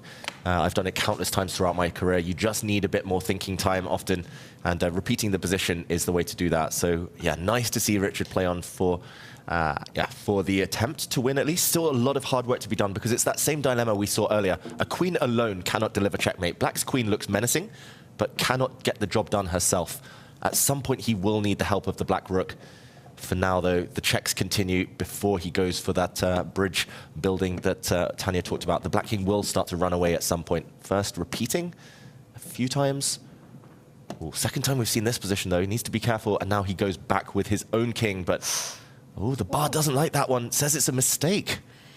We're letting the queen in with check here on the back rank, or what is it? It's exactly that. You let the queen in with check, and then it slides over to the other side of the board, starting to target the black king from that position. Can he do that right now? Can he find a better square for his own queen here, Arjun? Because he needs to be careful. You know, Richard could give check, check, check, and win the rook, the white rook. Wow. With devastating effects. He actually found the only move. Centralization with queens is so key. We see it from Magnus Carlsen in queen endgames. Now this threatens a check next to the black king, followed by the white rook coming up to the top of the board. And like Tanya said, this queen in the center actually covers the checking squares for the black queen. There's no way for the black queen to pick off the undefended white rook anymore. Here, Richard, he's let it slip. David, just mark that path, you know, from the D1 square. It's a zigzag maneuver that was available for Richard to get to that rook. But the centralized queen, something we learned from Magnus yesterday, if you have the option, put your queen to the center of the board. It is the most powerful position for the most powerful piece. And Arjun does that, keeping control of everything, the defense and the attack. This is far from over. Yeah, Richard now shaking his head. He might have to resign himself to the fact that this should be a draw now. For black, the only way to hold the balance is to actually give checks forever. Perpetual check and a handshake. He does eventually. He has to. Oh, you can see body language. He knows he's let it slip. The black king no longer safe, nowhere to hide. This check for the white queen, just too deadly a threat. Yeah, might utilize those checks just to, again, add time to the clock, give himself a little bit more time to think through any calculations. Figure out whether or not, yeah, this really is a drawn position, and there it is, the repetition. It will be half a point apiece.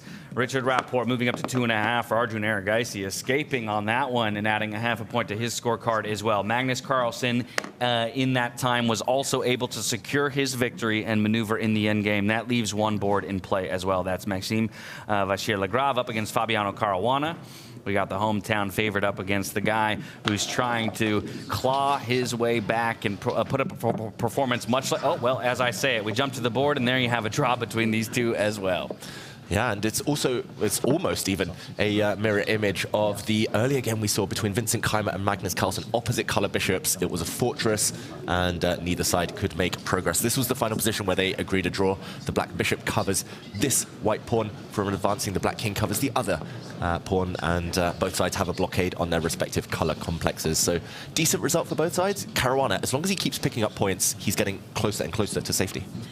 It also shows, right, how the players are actually adapting to the tournament situation. I mean, yesterday out of 36 games, we only had 6 draws. Today, we are going into game 3. We've had 2 rounds so far, and we've already seen quite a few draws, I think. 5 draws already, because the players were feeling safe. You know, want to make sure that nothing goes out of control. So they're trying to keep everything defended, keeping their position. They're playing the tournament standings. Yeah, I would say that's a great result for MVL because he just continues to keep kind of pace and hold steady in the standings. That is a good result for Fabi. Obviously, he would have preferred to snag an entire point there and continue to create space between him and the people who are chasing him. We'll maybe call it the chase pack, the bubble pack. But regardless, you're always happy to come away with a point, or half a point rather, some amount of points. Yeah, leaving points on the board is the most frustrating thing. Fabiano did have an advantage earlier. Richard Rapport, though, for him, not converting that advantage against Arjun Erigaisi might be fatal. He needed that momentum, very streaky player, and to not win a winning position, yeah, that can be so frustrating. Yeah, perhaps mentally damaging more than anything, but I will call out for people at home, if we take a look at the standings possibly, or rather reflect on the highlights of this round and look at the standings in just a bit, it is a very close battle for that 8th position. Currently, it is held as a tie between Fabiano and Gukesh, both at 3.5 points apiece. That's at the conclusion of this round in which you're seeing the highlights of all the action. Just outside of that top 8, Prague at 3 points. And then Vincent and Richard sharing a tie for 10th at 2.5. But that means 7th place is only 1 point away from 11th place. In terms of an overall differential, that could essentially change in this very next round. So, yeah. Fabi, Gukesh, 7th and 8th cannot be feeling good about their situation, at least not safe. You know, yes, they've made progress, especially Gukesh, but far from safe right now. Hikaru, though, has got to be feeling good about his chances. He's kept it solid in this tournament so far. Guys, with 3 rounds remaining, right, to reach that mark of qualifying where 4 players will get knocked out, what are the chances we actually get a playoff for that final 8th spot? It's looking pretty likely to me. I'm no statistician, so I'm scared to put a percentage chance on it, but maybe we throw up the overall standings graphics so people at home can throw out their ideas in chat and maybe let us know. Do they think there will be a playoff? And if so, between how many players, right? We have a possibility of anywhere from a 2 to 5-way tie, quite possibly by the end of the day. I say we get a playoff today. At least one. Yes, because it's so close. I mean, a half-point difference, you know, with 3.5, 3 and 2.5, players tied for that last spot, huge probability. I will say that magic number of 5 is looking pretty good right now, David. What can I say? I did my research. I was looking at the stats. I think for Hikaru, he's now 1.5 points above the danger zone. A draw should be enough. Just 1 draw from the remaining 3 games. 1 point would pretty much guarantee it. 5.5 is definitely safe. But yeah, for the players lower down there, Praggnanandhaa will need 2 wins at least out of his last 3 games. I think 5, you guarantee at least a playoff, if not safety. So yeah, still anything could happen. Tanya, do you think we'll see a repeat of the Tata Steel Masters playoff for the championship? Could be Gukesh and Praggnanandhaa playing off for their lives in this tournament and at the end of the day. We're very close to getting that, right? They're just right there, neck to neck in their battle for qualification. And Fabi also feeling the heat right now with 3.5 points. You know, it doesn't matter how many wins or draws it took you to get there. You need to have at least a half-point difference to survive, to not take it to playoffs. And none of these players want to face that. You know, they want to be safe right now.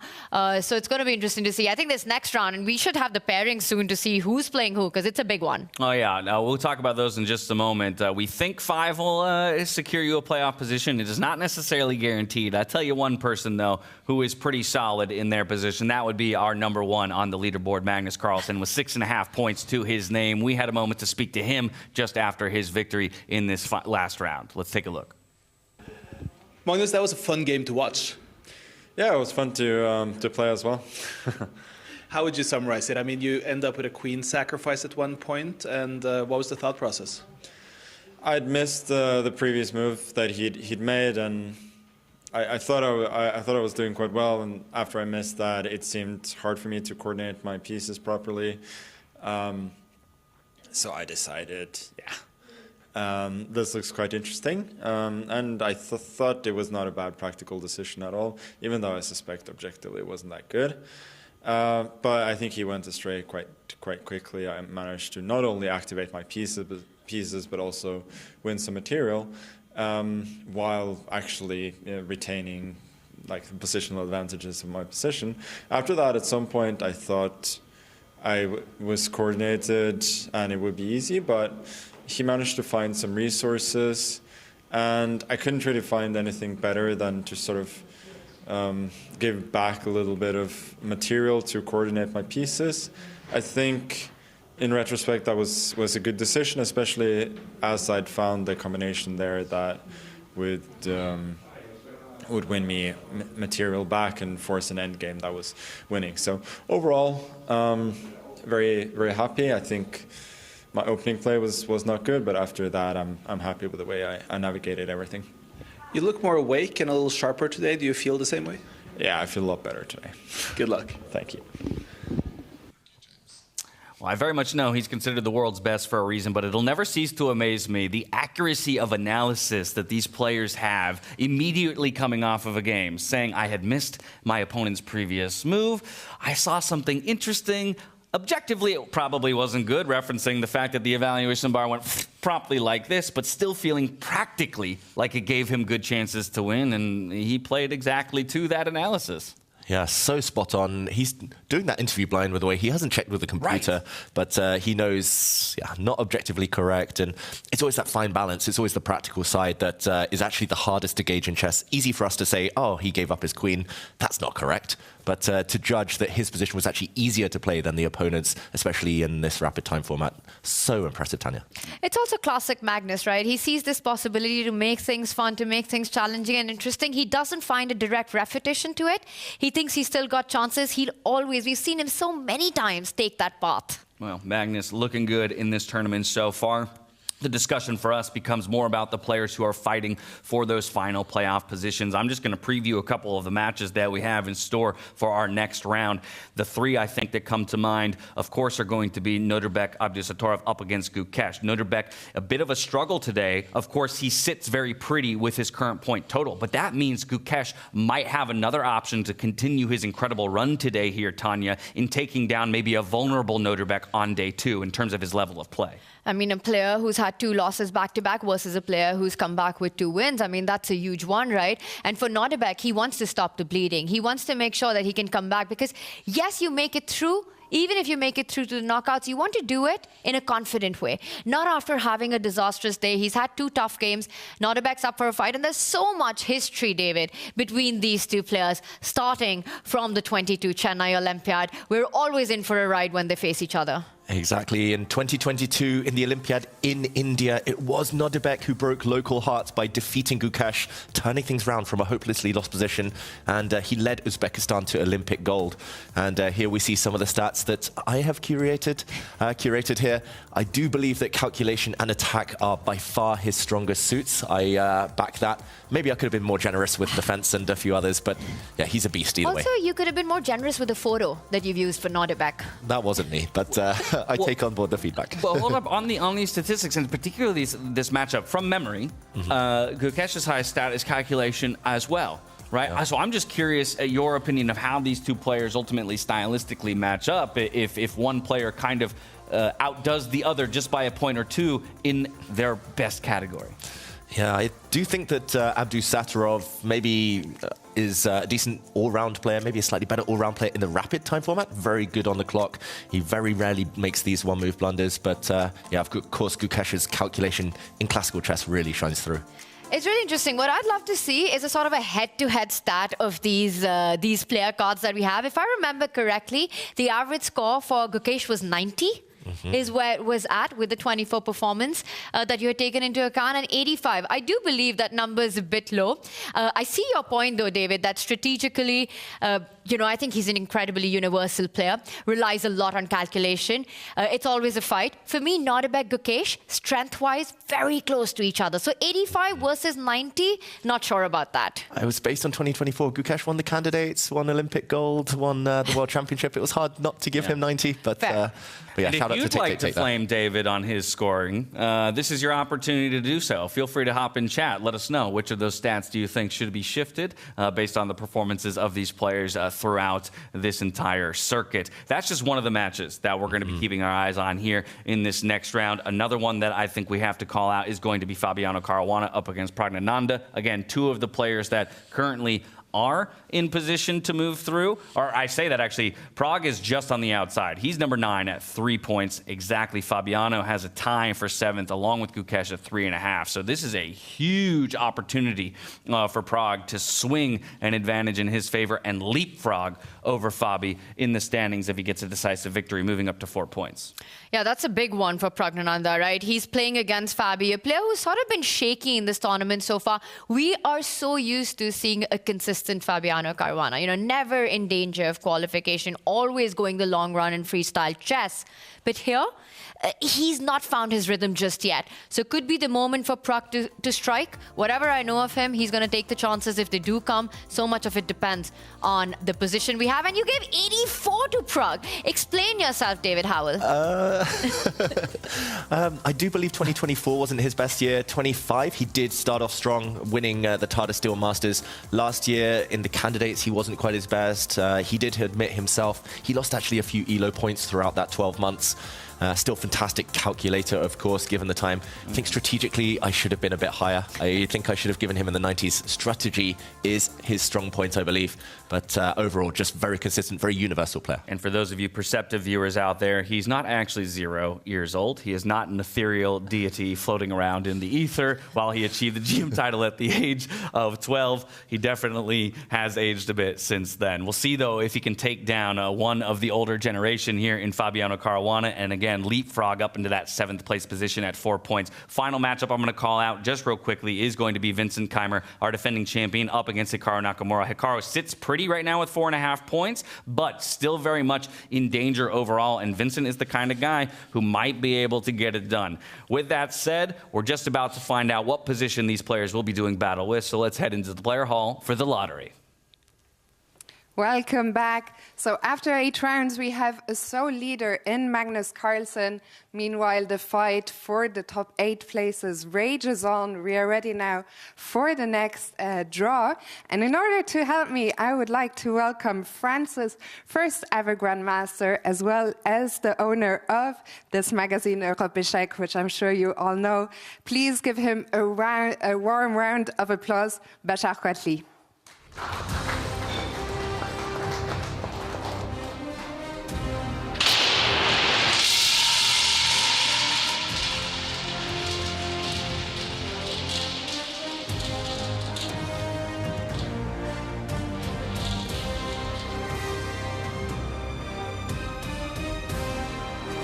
667. And you just told me that Europe Échec is 66 years old, so that is a funny coincidence. 6, yeah, which is to, yeah. Thank you very much, Bachar. The players will have 10 minutes to prepare. We're gonna listen in. Have fun.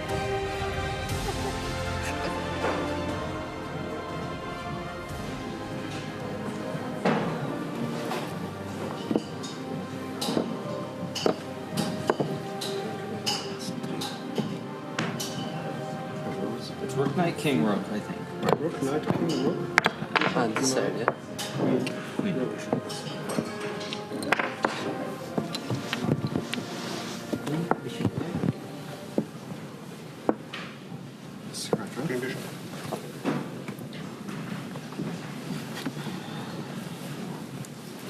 Okay, so obviously G4 is G4 F4 G4 F4 D4 probably, right? It's probably 3 moves. D4 doesn't. No, I'm not saying it's a good move. I'm just thinking it makes sense. G4. G4 to me looks like the most. G4, G4 G5? F4. Okay, so say F4. This is start because you can always play G3 or G4 later.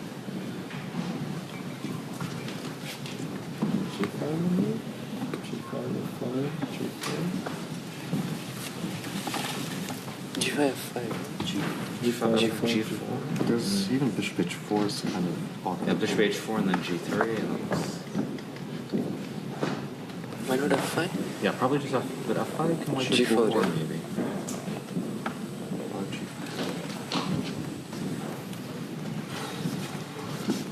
G6. The G6, G4? Yeah. It might be dangerous. It looks kind of ugly. Oh wait, maybe we should play F5. yeah, F5, G4, G6, G5, Queen G7. Queen G7, okay. Yeah. So we can start with G6. Yeah. But maybe F5 makes more sense. But G6, No, but E4? G6, E4. E4, yeah. But I mean, white kind of has to play G4, right? Or even G4, G5 we can play, no, with the same idea.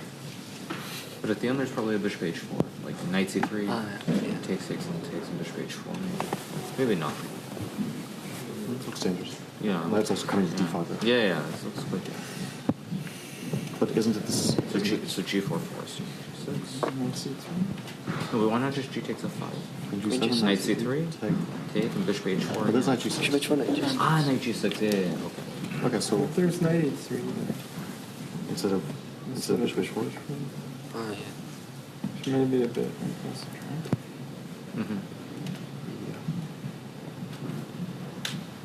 Maybe not a big deal. Bishop G6, bishop H4. Rook E8. Knight D5, knight C6. Knight B5, knight E6. Is there no other alternative? I mean, it's still a bit better for right now.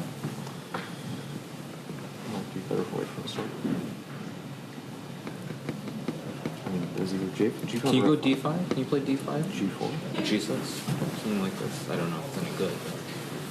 Yeah, it's not important. I mean, but probably, yeah, you have to go here, so otherwise E4. G4 is not correct. And then G6. And then G5. Or G5. G5 also maybe. G5 or 5 again is the question. But at least I have this. But it's very difficult to get it out still. Yeah, maybe G6. Okay, G5, what's F5, wrong with E6. What's wrong with G5, F5, and like E6, yeah? D4 with bishop C6? What's wrong with this, maybe? With bishop C6 next move. Oh yeah, this looks reasonable. Iron B1 is bad. Maybe we even do it on the first move. F4, G5, F5, D5. Ah, like this one, yeah. You mean? Oh, sorry. You want to play F5 or G6? Grab G5 and also D5.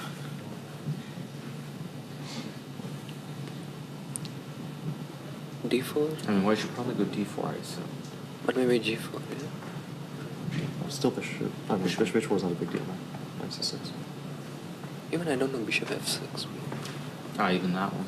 Yeah, maybe that's good too. But scared of that structure though, because knight is. Yeah, that's I think maybe that's not so good. But why don't we start with D5 at least to see what its intentions are? This is our plan. But I mean, white has to play G4, G3. There's nothing else that makes sense, right? G3 is not as dangerous, right? G4 is more dangerous. That means also for G4 we can start D5. Yeah, also. Yeah. G5 is hanging. I didn't see. Knight on E6 in general is... Yeah, we're following the 3 years. Absolutely awful. Okay, so then just here we go. G4. Okay, that's good. Yeah, develop all the pieces. And D4 is next, yeah. You have to somehow consider G5 here, I don't know. Okay, but you think? I don't know. F5 I really like because of R6 knight. Okay, let's try G4. G4 makes sense, but let's see. Okay, play bishop H4 first, then G3 to kill my own bishop. E4, yeah, we can just... Here. E4, knight C6. Maybe we don't. No, it's still like... But knight C6, D4 anyway. We don't care. I'd like to take care of my bishop first, though. Bishop H4. Bishop H4 and G3, no? Yeah. But I'm afraid like we will be soon playing without a bishop for the whole game. If we can't win on a7. Yeah. Then g3, we attack on a7 twice, yeah? We're forcing like f6. But f6 kills our bishop forever. He plays bishop 7, bishop h6. Yeah, I mean, you can just take and go g6, yeah? Yeah. It's not that big of a deal, maybe. Yeah, Or knight maybe- c6 first, yeah. Why do we need to take it? Yeah, like, I mean, we can take it later. If we white. No, like, I mean, seriously, like, something like this moves, like... Why are you h5? But it's like, whatever, like, we will be superior in the center, no? Okay, maybe it's more important now? No. Why? Like d4, e4, and Okay, but maybe the promise will d4, I don't know. Fine, what's this like? I really like winning. No, this is like completely winning white, no? I don't know. Maybe not. It looks super good, yeah? It looks playable, but You can do all these things after taking the pawn. Like his castle. Yeah, I mean, okay, it's a matter of fate, of course. Yeah, let's just take the... Not... First it's committal. So knight c6. Then probably g6, yeah. So this bishop belongs to what? To g3, to f2, and it's helping for d4. So we normally want e3 plus d4 here, yeah, with this setup. So keeping the bishop sharp, maybe e3, yeah?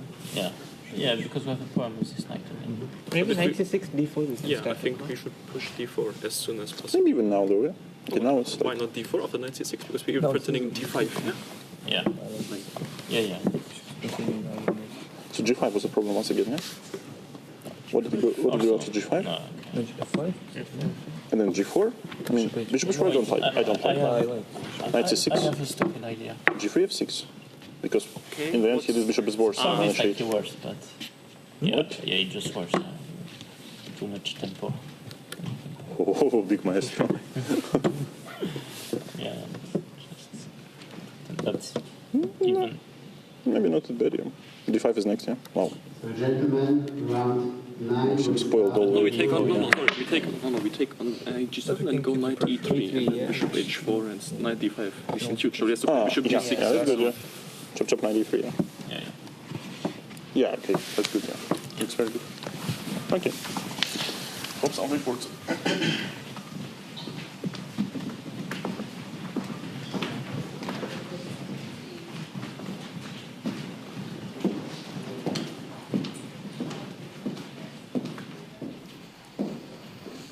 Players make their way to their seats here in our third round of 5 here on the second day of the round robin. I'll remind everybody at home that later in the week you're going to have the opportunity to put your prediction prowess to the test for the opportunity of winning epic prizes if you manage to predict all the first moves across all 6 boards. We're going to attempt to do the same thing, but just for one of the boards to see if we can even get that. We're going to do Fabiano versus Praggnanandhaa. Tanya, I'm going to let you go first. One move apiece. Well, I saw what the players were discussing. You know, I had my eyes on them, so I think Fabi does start with... Sorry, Praggnanandhaa will start with the pawn in front of the knight moving forward. That's an f4 on the board, and I'm expecting a central pawn move by Fabi with d5. Okay, I'm going f4 as well. I think that's pretty well decided between most of the players, but they were talking about this g5 idea. I don't think he'll go that far. I think instead he's going to just go for a g6 push.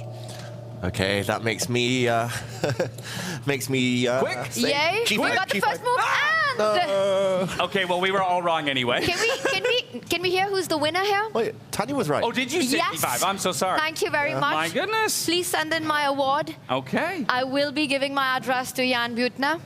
Well, so that's a good example of what you'll have to do. You'll just have to do it 6 times over as a fan at home if you want to get the prizes later on in the week. And so again, just stay tuned for all of those prediction games that we'll be bringing your way. Of course, they did follow it up pretty quickly after with that g5 move that was really discussed throughout the analytical periods, David.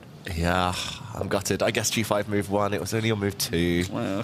Consolation prize, anyway. It's fine, David. You know, I mean, I got it right, and I'd love to hear it from both of you that, you know, yes, Tanya, you did you are well. Better than us. Thank you. Absolutely, in all ways, shapes, and forms. Your prize, Tanya, is a place on the sofa tomorrow. Yeah. Front row tickets. You want front row some seats. Skittles? We've got Skittles. Skittles, and I can just, you know, take some time out and just relax here. It's a good spot. I like it. But, James, as you always say, all pawn moves. Exactly. So far. All pawn moves And at the outset. A lot of it because we're unlocking certain pieces in terms of activity even without them coming off of the back rank. Look at how a majority of these bishops and queens on diagonals already have sight lines across the board. And on top of that, This matchup is a hugely impactful matchup to the overall standings and what will be our playoff picture in the end. As you can see there on your screens, 3 points to Prague, 3.5 points here for Caruana. For the two of them right now, they are on that bubble, fighting to see who can leapfrog over the other.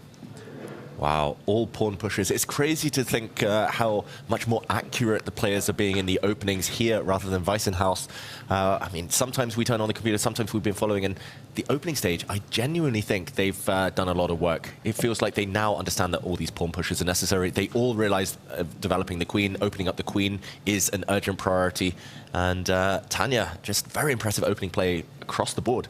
One of the takeaways that we've had with patterns is, right, when you've got long-range pieces like the queen and the bishop on the corner, we often see the top players, these guys who are in Paris, employ the first few moves that open up those diagonals. I just quickly want to point out that Fabi, who's advanced that central pawn, it might look like, hey, wait a second, you're blocking your own bishop, but notice how that pawn has taken away key squares from Praggnanandhaa's knights to actually have jumped to the center of the board. It's taken so much space and making it look very good for Fabi in the center. And now, not just that, I also just want to mention for everybody at home, since I have the advantage of seeing all 6 boards, every single board started with the exact same initial 2 moves per player, which is a kind of a rarity. James? Right? A lot of times we see some consensus, but then a deviation somewhere. Here, it is full consensus across James, the you've board. been talking about how our audience needs to focus on the analysis the players have been doing. I don't think you did that, because that's exactly what the players were talking about. Needs to be the first move. You know, you got to watch them carefully, man, if you got to win this competition. I'm going to have to up my perception score. In our defense, we only spent the first 5 minutes with the black team, then we moved away to the white team, and G5 on move 1 was what the players were looking at the first 5 minutes. Remind me who got it right? Either way, though, just to highlight on this board, every single one of the 6 that landed a black pawn in the center on the d4 square. Every single board of the 6 as well, a white pawn landed on f5, also backed up by the g pawn. Some exchanges already on some of the other boards, but this pawn structure cropping up. It's one I've never, ever seen before in normal chess. But this is freestyle, and the players are certainly freestyling. I've got to say, early days, I love what Prag's doing. He's got a bishop on a long diagonal. This light squared bishop are probably about to be traded off, but also on a nice long diagonal. And the white knight is about to hop forward, create some real threats near the black king. Already, Fabi has to be careful, and the black queen as well. Far more caged, far more boxed in than its counterpart. All of these small things feel like they make white's position easier to handle. David mentions light squared bishop maybe about to be traded off. Let's talk about trades and who wants to make them, right? I think that's a concept that sometimes can be difficult to understand. So when you say about to be traded off, your expectation is who wants to get this bishop off the board? Who does the trade advantage more? I would say it's a good decision by Fabi to get rid of this bishop that's played so beautifully to start targeting those pawns on the left side of the board. You know, it was also a minor piece that was coming in the way of his own queen and rook. So a nice way to develop. He does bring out the other knight. The big question is, how long will he stand off the trade, or will he do it in Prague's terms, allowing the queen to take its spot on that long diagonal?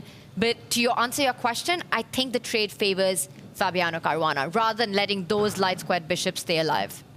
Yeah, fully agree. But the question of when to take and who will blink first, I think we'll see these bishops stand where they are for quite a while longer. If white, for example, captures the black bishop, then the black knight hops out with gain of time. You've essentially given your opponent a move to develop for free. And likewise, as Tanya mentioned, if black ever captures this bishop, for example, if white just moves a pawn, if black ever captures this bishop, the white queen's suddenly on a far more potent diagonal. So it's a case of the bishops are going to be exchanged anyway. It's just who blinks first. You want to capture it on your terms. Right, don't improve your opponent's position for them. At least don't make it easy, right? And I want to point out one difference that exists, because Fabi also has its counterpart on that top right square, you know, that bishop. But because of that pawn move, it's not a piece that you immediately need to be traded off the board, which is why for Prague it's absolutely fine to keep his own bishop on the diagonal. And look at that, the bishop and the knight combined to put pressure on a key pawn in front of the king, needed to be defended, and now Fabi voluntarily offers a trade of the bishop on the longest diagonal. Wow, well, the bishop's about to leave. It might just be queens and knights dancing around this board. I think he needed to. Essentially, that black bishop in the corner was the problem piece, was staring at its own pawn. Fabiano, good decision there.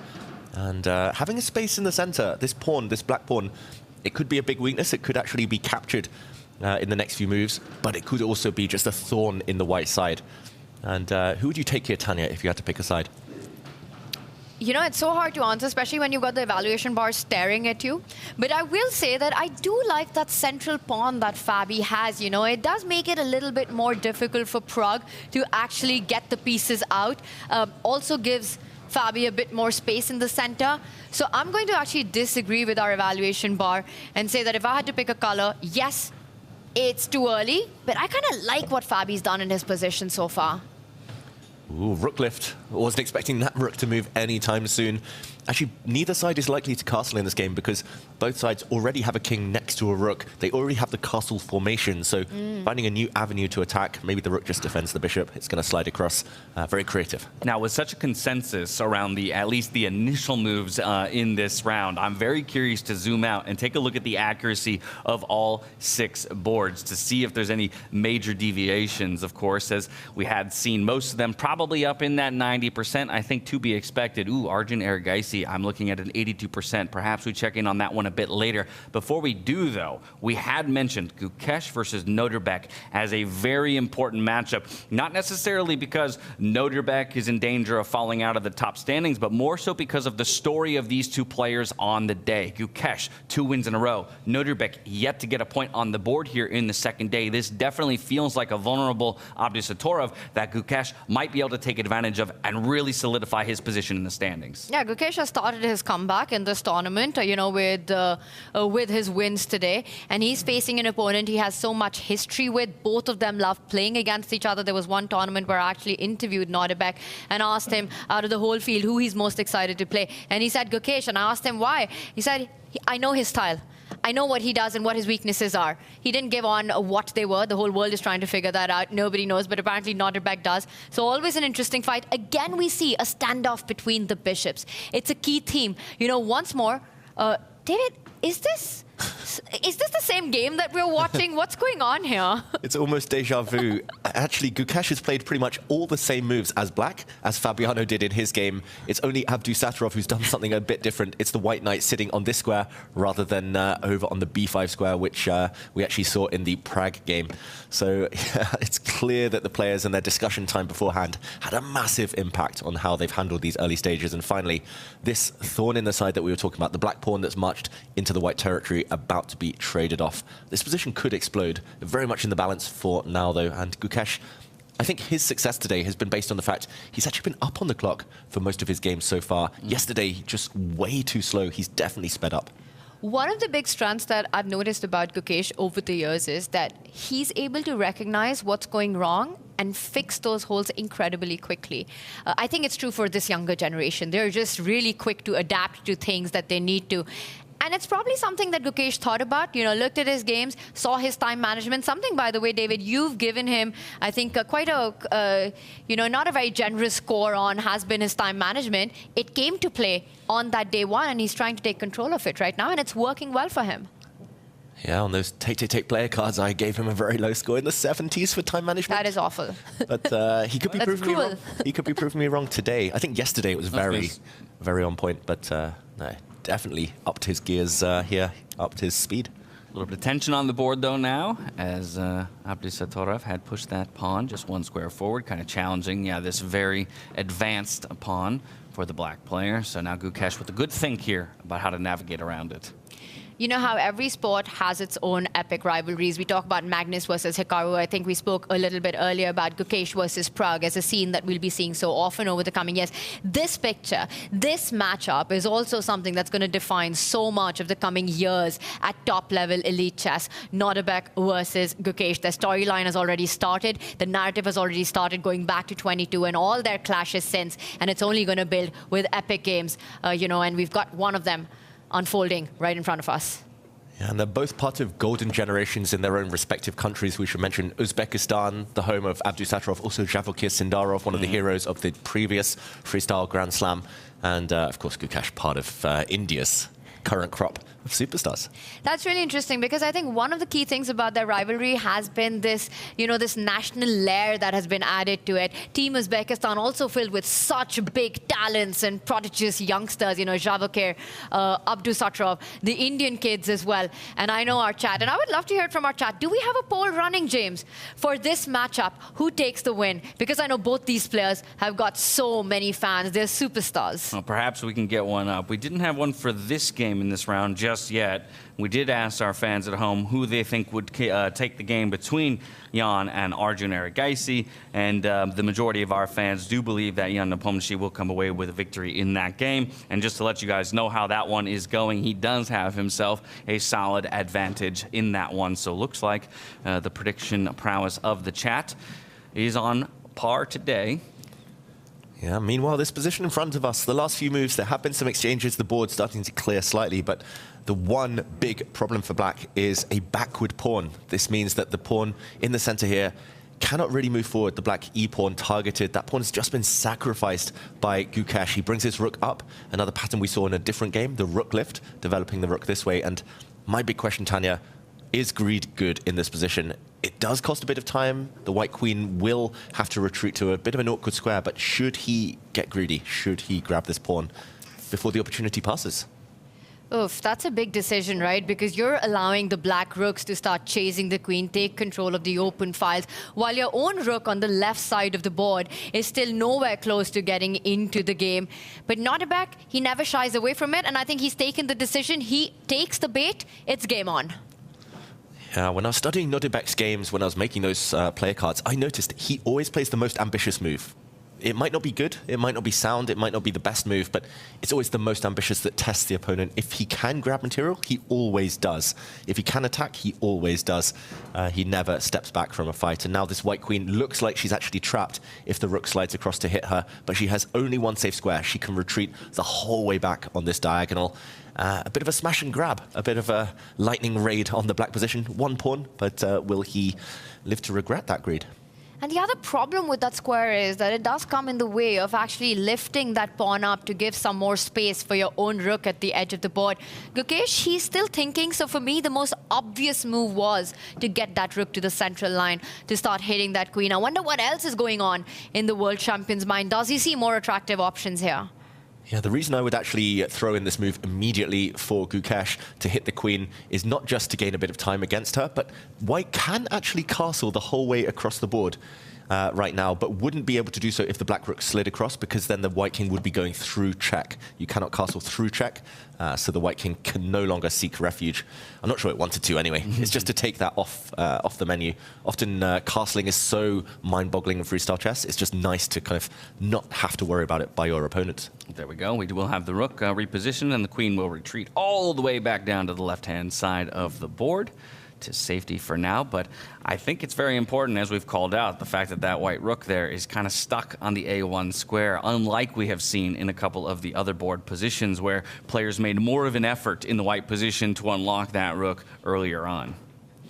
Yeah, white would love to now just move one rook away in order to castle the king and rook on this side to activate that rook in the corner, but it takes a while. In the meantime, Gukesh, most likely the priority is to develop his queen. The black queen looks like the worst placed piece. First, a trade of pieces. Really interesting. And then he brings his knight to a more active spot, again with tempo, attacking one of the pawns that Nodirbek has and needs to spend more time. So making sure that still the rook remains there. But now Nodirbek does have the option to castle at the right moment when he can find that time, and get that rook into the game. David, earlier we were talking about being materialistic in the studio, James. You're up a pawn in this position, lacking development. Who are you picking this time? The extra pawn or the initiative? I'm going to stay materialistic here. And I think it's because both kings aren't, in a somewhat safe position. Like we say, there's still the option to castle here for white. And then we're just playing with essentially major pieces for the most part. Yeah, I would take the pawn here, not just because you're a pawn up, but also you do have the opportunity to give it back later, to seek some kind of measure of safety. I think having the pawn in your pocket gives you so many more options. Being a pawn down means you have to be so energetic, firstly to win it back, and only then to try and seek some kind of advantage. So it feels like a bit more risk in the position for Gukesh. What's the consideration here? We have a knight that jump forward, is attacking an undefended pawn. To me, it feels pretty natural just to slide up, connect those 3. What else could we possibly be spending our time on? Maybe there's other ways to defend it. Maybe the white queen will slide up to defend across the board. Maybe he's just going to give the pawn back. As soon as the black knight moves, the white knight will have a nice outpost in the center. But yeah, the materialist in me just wants to push forward. Keep the pawn. You can castle later. There's no rush. And yeah, I don't really know what's going through his mind. As mentioned, he always plays the most ambitious move. H3, maybe it's not his style, just a quiet, consolidating move. I think Magnus, Hikaru, they would play it in a heartbeat. Okay, he does eventually settle on that one. So it was ambitious, keeping the extra pawn. Next move, if white gets a chance, it is time to castle the king. But every pawn move has its own set of consequences, right? Now I see your knight is undefended, and Gukesh will make sure that Nodirbek doesn't get that time to get that rook active, to get that castle going. I'm just wondering, can you be extra energetic here as black and dash your rook all the way up the board, you know, to laterally hit that knight and start asking questions? Another energetic way to play, Gukesh chooses it. He's going all out on the right side of the board. He's trying to break apart all of Nodirbek's pawns there with a pawn sacrifice of his own, but creating incredible weaknesses if that's once picked up. That's definitely not what I expected. You're already down a piece and you're offering another point of material to your opponent here in this one. I think, again, it's just prioritization of piece activity. The black queen is the one that's not really entering the fray. She's just staring at her own pawn. No other way to activate her. So if this pawn now on the edge of the board is captured, I'll just put this on the board, not my move, while Nodirbek thinks. Then pawn to g4. Suddenly the black queen has a way in. She has some lines opening up. She has some angles to enter the action. So I think very creative. Sometimes if you're a pawn down anyway, why not throw more fuel on the fire? And we actually see the pawn, the second pawn offer rejected as Nodirbek does castle. Finally, the rook is into the action. But this is a rejection of the pawn sacrifice and giving back the extra pawn you are up. I was going to say, strangely too, the king stays on the same square. So that queen idea still exists, you know, if the players continue to explore trading that pawn off. But it will be traded in a different fashion. Gukesh going to help open the position like that and ultimately snag the pawn back in the end. But this does allow that white knight to centralize, like you talked about, David. As soon as the black knight vacates the challenging square, okay, knight jumps in, defended by the pawn, locking the black rook away from controlling that file as well and giving himself full control of that H file in the process with his own rook. And I still find this position, despite all the trades that have happened, so incredibly double-edged, right? Because white has all these threats of that knight jumping further, targeting the black rook on the left side of the board, and combining with the queen to give some checkmating ideas to the king. Meanwhile, the rooks can line up on that line where the knight, pawn, and queen are placed to, again, create threats on the right side of the board as well. And while Gukesh has neutralized the material deficit that he had, I think there are still questions to be answered for black. There are immediate threats. You know, the two moves, the knight jump and the rook slide over, both are moves that are not going to be pleasant for black to face. I want to take us back over to Fabiano versus Praggnanandhaa. We were looking at it at the outset of this round. Again, Fabiano with just half a point advantage over Pragg in the overall standings. That half a point is the difference between the playoff picture or tournament elimination. And unfortunately for Pragg, finds himself just with the slightest of disadvantages by the computer standards. But of course, we know nothing is ever that easy. Nothing's ever that easy. Look at this, Pragg just wins another pawn. Right now, we have to do a count because it took me a while. I was like, wait, White's got so many pawns here, but White has sacrificed a knight. Fabiano has a knight. Here, Pragg has a mass of pawns. He's still got all 8 pawns he started this game with. It's a knight for 3 pawns. So level on material. Whose material imbalance here will succeed. I just want to backtrack and show the last few moves, actually, just to illustrate what has happened. We saw some crazy stuff in the center of the board. This knight was attacked. He just let it hang here on this square. He pushed a pawn forward. There was a trade of bishops, and this knight dropped off. And Fabiano, just to catch up with current play, has just, on this last move, got his king all the way over from this side to the other flank. And a long castle, dropping this pawn. This feels like anyone's game. The black queen is a real problem piece. Queens should be active. She's looking pretty stuck right now. So I actually quite like White's chances here, White's position. It's a crazy position, and the bar, even though it's somewhat level right now, in some ways, given especially that black has an extra knight and is not giving a huge advantage to Fabiano right now, I think draw is the least likely outcome in such a material imbalance as we're seeing here. You know, the queen, it's also, for Fabi's queen, it's also tied down to defend that pawn that's overextended itself on the right side of the board. You need to keep that pawn in front of the king defended. Fabi right now first takes care of the left side, and immediately the bar shoots up, and that just shows how difficult and complex this position is. And I wonder if the problem is that for Fabi's knights, right, which are defending each other, one of them can be targeted. You could get rid of a big defender here by jumping your own knight towards the right side of the board if you're playing with white. That's a move that I would be very tempted to be thinking about right now, David. Yeah, really clever move there. And once this black knight that we're highlighting here is deflected, the other knight will be vulnerable. Other moves that come to mind would be to try and bring this white rook into the game. I'm not sure how the most productive way to do that is. Maybe you could push this pawn forward. You are strong on this side. It is currently 5 pawns versus 2 on the left half of the board. So pushing that pawn forward to slide the rook across to join its fellow here in the center, also quite appealing. Yeah, plenty of choice for both sides. It's so imbalanced. Normally, I would say this type of position suits Fabiano's style more than it does Pragg, but we'll find out. Pragg was the one who sacrificed the piece, after all, very ambitiously. And this is one of those games where I think the clock situation will play a big role for both these players, because starting from now for the next 10 moves, every move is a high responsibility move you've got. You know, going wrong could be extremely costly in this position. He brings the queen in, attacked, puts it in the center square. Now he's threatening a bunch of black's pieces. Rook takes knight is an idea. The pawn on the left side is also under attack. And the problems for both these players are just starting. Both about the 2-minute mark. I mean, just look at the space control, right, that white has. I mean, driving a wedge straight through the center of the position here for black. Looking very difficult to navigate here for Fabiano. Claustrophobic, to say the least. You already called out, you know, the most powerful piece in the queen feels almost a non-factor in this one at the moment. It's going to go ahead and slide that rook over to defend the knight. Knights defending each other. That's a theme you pointed out yesterday, David. Never really a position you want to be in, where the knights are just servicing to protect each other and nothing else. Exactly, they fight for the same squares. Actually, one knight is very well placed for black. This knight we're highlighting here, it defends everything, controls everything, stops some jumps, but the other knight is a clear target, nowhere really for that piece to run to. Huge question here. Do you think Pragg is going to bring that queen back in terms of offering a repetition here, offering a bailout? Or given the tournament standings, will he try to push down a piece in this position? Because it's big risk. You lose this, you're almost out of the running. Yeah, but I think you have to. I think this is the risk that you must take, given that this is one of the few people you have the opportunity to jump over in the standings. So don't give Fabiano that extra half a point that he wants so desperately and has been happy to take all day long, right? Draws, you know, throughout the day here for Fabiano. He'll take more of them and just keep adding a couple points to the board. Yeah, Fabiano draws today, draws this game and draws the next 2. He should be safe. So Pragg doesn't want to allow one of his main rivals for those qualification spots to stay ahead of him in the standings. This is a very cool move, though, Tanya. Just ignoring all the chaos that's going on at the top of the board there. Just moving the white king 1 square forward. What do you make of this? Calmness by Pragg.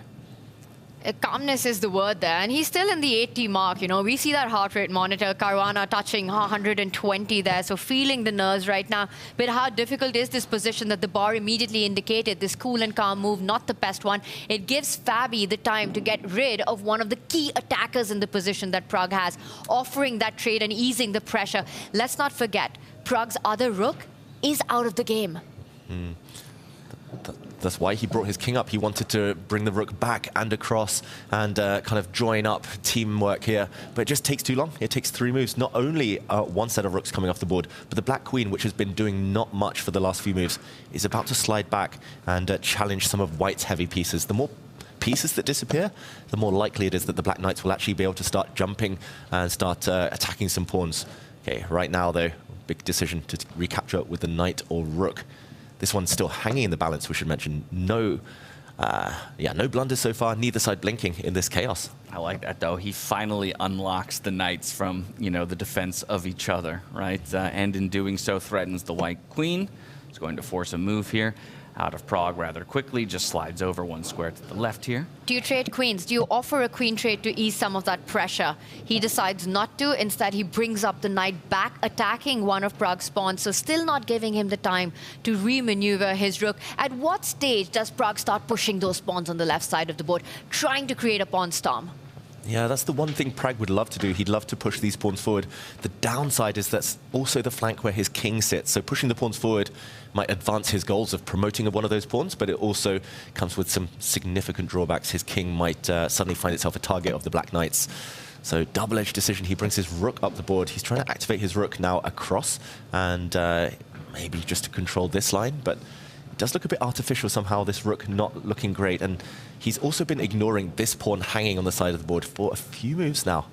I've got an explanation for that. I think he wants to give up that pawn to get a key square for his own knight to perhaps come into the game if it's allowed to the center of the board, which is why Fabi doesn't rush in with that decision. It would make things extremely dangerous once Pragg's knight joins the party as well. Improving the black queen, the best she's looked all game. Yeah, best she's looked all game, and yet the engine indicates it was a missed opportunity of some kind. Yeah, knowing computers, slightly materialistic. Yeah. They wanted the pawn and didn't see the downside. So every move will be an X from here on out if the pawn's not taken. The biggest difference between a human move and a computer move is that behind every human move, there's a heartbeat, right? You want to make something that's very natural. And activating that queen to that square, I think 9 out of 10 players would do it. And some of those hearts are beating faster than others. Caruana here up close to the 130s, just cresting into it right now. Pragg still sitting just under 100, but perhaps both players beginning to feel the pressure of the moment and the importance of this matchup in particular. Now, of course, while we've been here, we had a bit of chaos reigning on our other matchup. I'm going to just call it out here. We got to go back to Gukesh Nodirbek just to see how that game came to a thrilling conclusion. It was Nodirbek, actually, who will get his first win of the day over Gukesh, the world champion. So we'll put a stop to that winning streak there that Gukesh put on display. When we have a moment, we'll hop over there just so we can give you the recap of how that one ended up playing out. For now, though, we continue to watch these two do battle. Yeah, big moments in this game, you know, and I think the next few moves could be pretty much decisive in this one as well. You've got a queen trade being offered, and Pragg refuses it, not giving activity to Fabi to create a passed pawn there. I like that decision, but the tables have turned around. Is that a blunder? It looks like a huge blunder from Pragg just on that last move. Nodirbek, who's just taken the win now, watching the rest of the games curiously. And yeah, he should be safe now. He's in the quarterfinals, but okay, Fabiano could have jumped the black knight into the center with a pin along the central file. It would have been a fork against the white queen and the white rook. He would have won even more material, but he just wanted to grab some pawns now. He's still winning, Fabiano, just because the black knights are now so stable and the black pawns are coming. White has no counterplay here at all. The white knight is actually really terribly placed. But yeah, slightly surprising Fabiano didn't go for that one. That was a huge blind spot by both players. You know, Pragg walking into it and Fabi not capitalizing on it. Pragg struggling to find moves. You can see it. He doesn't have much time on the clock. He's playing on bare seconds, 5 seconds in that last move. And Fabi's idea is clear. So much easier. Push that pawn, win another pawn that's going to be hanging on pre once the knight retreats. Fabi knows he's winning. His heart rate just spiked up to 150. Dropped slightly, but he knows he's winning now. He's looking at solidifying, you know, his playoff positioning here. Obviously, 4.5 points isn't locking a spot, but it's doing a great service to himself if he can manage to take a full point over one of the players that is most likely to usurp him in his top 8 position. Still has to get it done. The computer likes his position quite a lot, and Pragg is running out of time to make decisions, to find a way to breathe new life into this position. That last move is a bit of a mystery to me, I won't lie, because there was a pawn that was hanging. Could have been picked up. For some reason, Fabi doesn't want material in this game. Yeah, it feels like Fabi, he's had so many opportunities to win some pawns. He just doesn't want to take them. He could have won a white rook. He didn't want to take it, but I think it's just the nerves. The stakes are so high. A spot on the line here in the quarterfinals potentially, and he'll get so close now with a win, Fabiano. And okay, he pushes those pawns. It is 2 versus 1 on the right flank. He is trying to make a new queen. The white rook is actually just kind of biting on granite here. It's just hitting stuff that's protected. The white king out in the open. A bit of a vulnerable piece there. Pragg just bringing his queen back where it came from. Yeah, it feels like it's all collapsing for the young Indian here. That rook that Pragg has is beautiful looking, in a beautiful pose, but doing absolutely nothing to help him at all. And it's sort of been the storyline of this entire game, right? That rook's not played an active role, a proper role in it. And look at Fabi. He just goes on pushing the pawns. With the rook and the queen offside for Pragg, there's nothing holding the position on the right side of the board. He might just have another queen in the next few moves. Yeah, and a good tip for everyone at home, if you do sacrifice a piece for pawns, earlier it was 3 pawns for the piece, then you need to push your pawns forward. You need pass pawns, you need to throw them at your opponent. But Pragg hasn't pushed any of his pawns too far. He just hasn't been able to destabilize the black knights. And here, Fabiano, he's closing in for the kill. The black pawn, 2 squares away from touchdown now from promotion. Yeah, that's huge progress. I mean, just a few moves ago, this pawn was 2 steps behind, blocked by Pragg's pawn. I mean, this was not even a foreseeable future. And here he is, you know, just so close to that promotion square, and we've got some big moves happening right now. Oh, he threw a knight in the way. There was a deflection tactic. He actually picked up the white rook, so winning the exchange, he already was a piece up, so now he's got a full extra rook, Fabiano. But he's allowed some checks against the king. Will he live to regret this? There's some counterplay, should still be winning, still enough control. Queens in the center yet again showing their strength. The black queen defending the knight and controlling everything else. It's a full rook. I mean, yes, you've got a couple of pawns, maybe not even. This is huge material advantage. If the king is safe, and we spoke about this, right? The knight is such a great defender to the black king as well. White not having an assist. I think defending this, running away from these checks, you could start going to the left side of the board slowly but surely and hide from all of it. And then the material talks. Yeah, check, check, check, trying to find a way to get out of this one.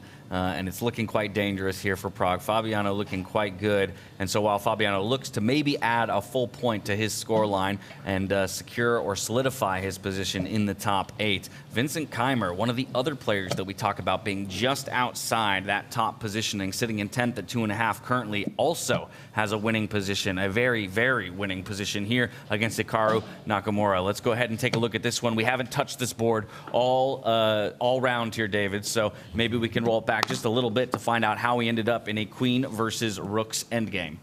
Yeah, right now it's queen versus rooks, but more importantly, the white pawns. Look at them, they're marching forward. He's not going to be able to stop these pawns, Hikaru. I don't know if we have time to roll it back. It looks like the game might end any moment. But Vincent earlier played some brilliant moves for anyone who wants to check out this game. He's first going to give some checks. This is Vincent back in full flow. The queen is going to drop back with a check. The pawns are going to push. No way the black rooks can stop those pawns alone.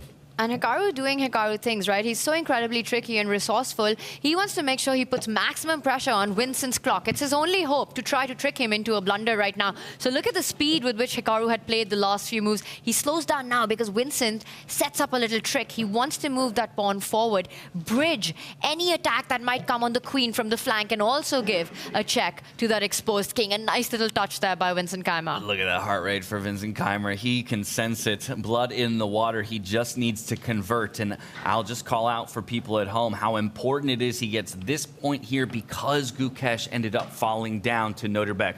Gukesh is the person that is within striking distance here of Vincent at 3.5 points. Vincent sitting at 2.5. With the victory here, boom, tied up going into the final couple rounds of the day. And Hikaru here shaking his head. He's under the 1 minute mark. I mean, he's the best defender in the world, I think. Most people agree with that, but defending a position like this is another level. The pawns are just so dangerous, and White's moves are so easy. That's another downside of rapid chess. When your opponent's plan is easy, just push, push, push. It's hard to keep up the speed. It's hard to find the most accurate defense. And the pawns on the left side of the board can also be picked up at leisure, right? If you're white here, you start picking all of it up one by one. You've got 3 pawns and a queen for 2 rooks. Vincent Keymer, he instead just wants to keep pushing the pawns. He attacks Hikaru's rook. Hikaru trying to play fast, but it's such a difficult position to even make that happen. And yeah, it looks like you can start pushing more pawns. You can start gobbling up these ones. I think, Tanya, I wouldn't be able to resist. I see a pawn, I take a pawn. And it's well established that the boys in this crew are extremely materialistic. They see a pawn, they take a pawn. In life and in chess. Oh, wow. He actually moves forward with his queen now, having given up one of his strong pawns, Vincent Keymer, but now it's unstoppable due to a pin along this diagonal on one black rook. this rook is immobilized, the other pawn is going to march forward. One rook is going to have to give itself up, and that should be game over. We could see a handshake any second. Unstoppable now, this pawn marching forward. Really convincing conversion here by Vincent. You know, he didn't let the nerves get to him. Playing on second, Hikaru banging out his moves. He just kept his cool. He has a one-track mind, a tunnel vision, pushed those pawns, and now he's almost at the finish line. Yeah, Hikaru just going to do the calculations to make sure he sees everything we do, and does elect to make a move allowing that pawn to jump forward, not going to sacrifice the rook for it. Looks for a check instead to extend the life of this game, but maybe pretty soon we see a second queen on the board. He's going to give up the rook. He just wanted to pick up as many pawns on the way as possible, but I'm not expecting Hikaru to keep this going for much longer. Yes, he's going to put the rook to the center of the board right now. Vincent will pick that up. David, is this easy to convert? You make a queen, you give that up.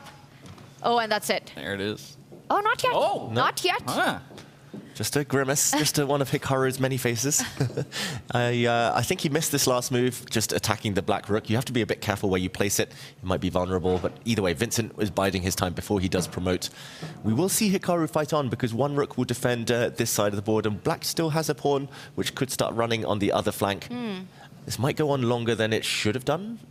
Vincent, I agree, good technique to win a rook. Maybe he could have kept more pawns alive, though, along the way. I think he was just a bit hasty in his road to victory.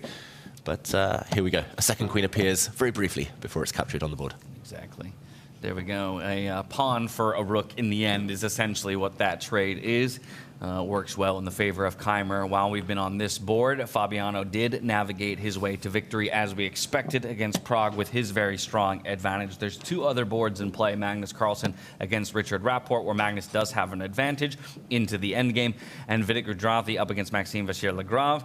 By my computer's acknowledgements, it looks like Maxime is also in a winning position there. I think this is the one we stay on, though, even though it does look pretty certain as a victory here for Vincent just because of the standings implications. Yeah, the problem for Vincent is creating a passed pawn of his own. I'm slightly surprised Hikaru pushed forward his own pawn there, because it was defended by the black rook. He could have tried to hold that formation, but essentially the black rook is unstable. In a fortress-type position, where you just want to hold the line when you're material down, you need stable squares, protected squares. The black rook is only saved by its queen right now, and again, it's hanging by a thread for Hikaru Nakamura. The rook has had to move away from the protection. Get the king in. Get the king in. Get the king closer to the pawns. There we go. And now, won't you just... Yes, David. I mean, aren't you forced to lose one of them once the king steps back, keeping connection with that black pawn? The right side pawn is falling, the left side pawn is falling. Yeah, I guess the black rook will slide across one square, but it is creaking, the defensive formation. It's not going to be holding much longer. Vincent's doing everything right. Ooh, Hikaru just gave up a pawn. And that means a passer, the one that you wanted, right? This has to be an easy convert. Just start rolling up the board with that pawn that you're pointing out. Who's going to stop it? The king is the assist. Hikaru looks away. He's going to resign any second now. As soon as this pawn starts mobilizing, moving forward, unstoppable. It's got a clear path through. Unexpected easy conversion, but Vincent's still going to make sure he does, be diligent. Go through all the steps, make sure that you're not leaving anything to chance here. And now it starts the march. There it is. With a check as well. That pawn will begin.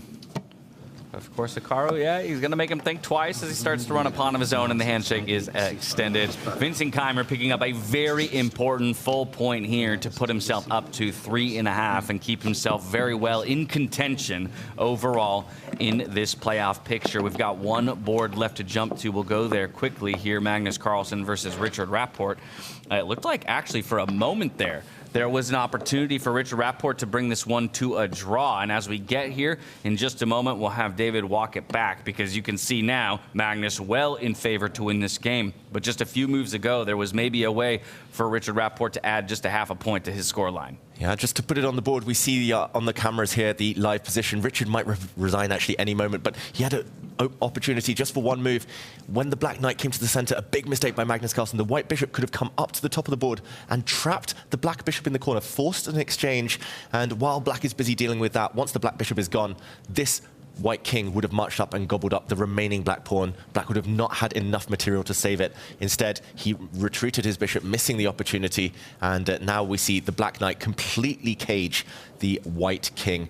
And it's just a matter of time now before Magnus's king goes, grabs the white pawn, and this game is not long left for this world. So perhaps a very serious missed opportunity there for Richard, because again, sitting at 2.5 points, very much akin to a number of our other players who are fighting for that all-important top 8. That could be one that you relive, that you're thinking back on if you don't end up stabbing into the top picture. Yeah, he's left so many points on the board, Richard. Yesterday, he had some winning positions, rushed it a bit and let those slip, lost many games. Today, beating Arjun Erigaisi, couldn't finish it off, only a draw. Today, should have held against Magnus, let it slip.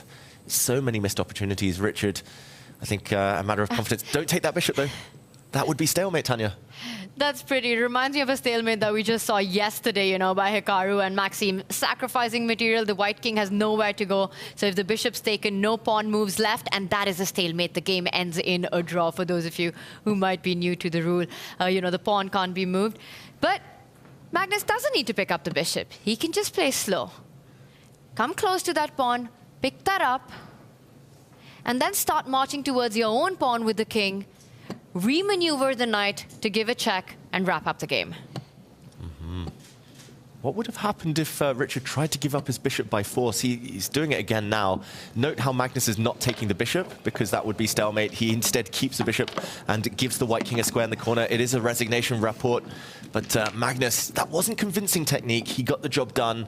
Rapport, though, is that going to be the end of his chances? He's on the brink now. Yeah, definitely a precarious position for him to be in for Magnus Carlsen with that 1 point added to his scoreline. He retains sole possession of first place by just a half a point over the likes of Jan Nepomniachtchi, who's had an incredible day for himself. We haven't focused too much on the top of the table because the majority of them are in a safe position.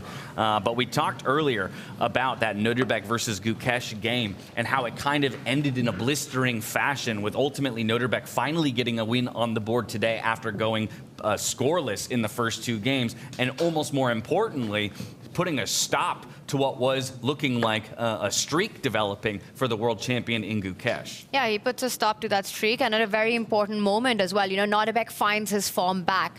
And it reminds me of what we were talking about, right? Nodirbek has Gukesh's number somehow. He knows his strengths and weaknesses, and once again, the Uzbeki youngster scores over Gukesh. And a beautiful, beautiful finish. I think David will bring that up later.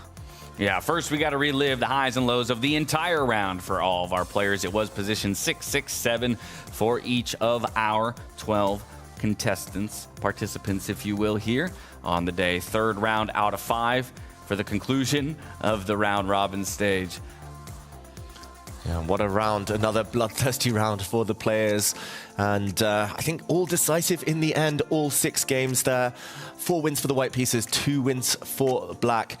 And yeah, just chaos reigning. That start position actually turned out to be more dangerous than it initially looked. And yeah, we saw some heartbreak for players as they let points slip, some blunders, but also some brilliancies along the way. I think Pragg losing was definitely a huge setback for him. You know, he had this complicated position, not being able to save that one. And then Vincent's win. It's so much about these youngsters who are finding themselves in danger zone. And every round, things are changing on our leaderboard. A really crucial victory here by Vincent Keymer against one of the big ones, against Hikaru.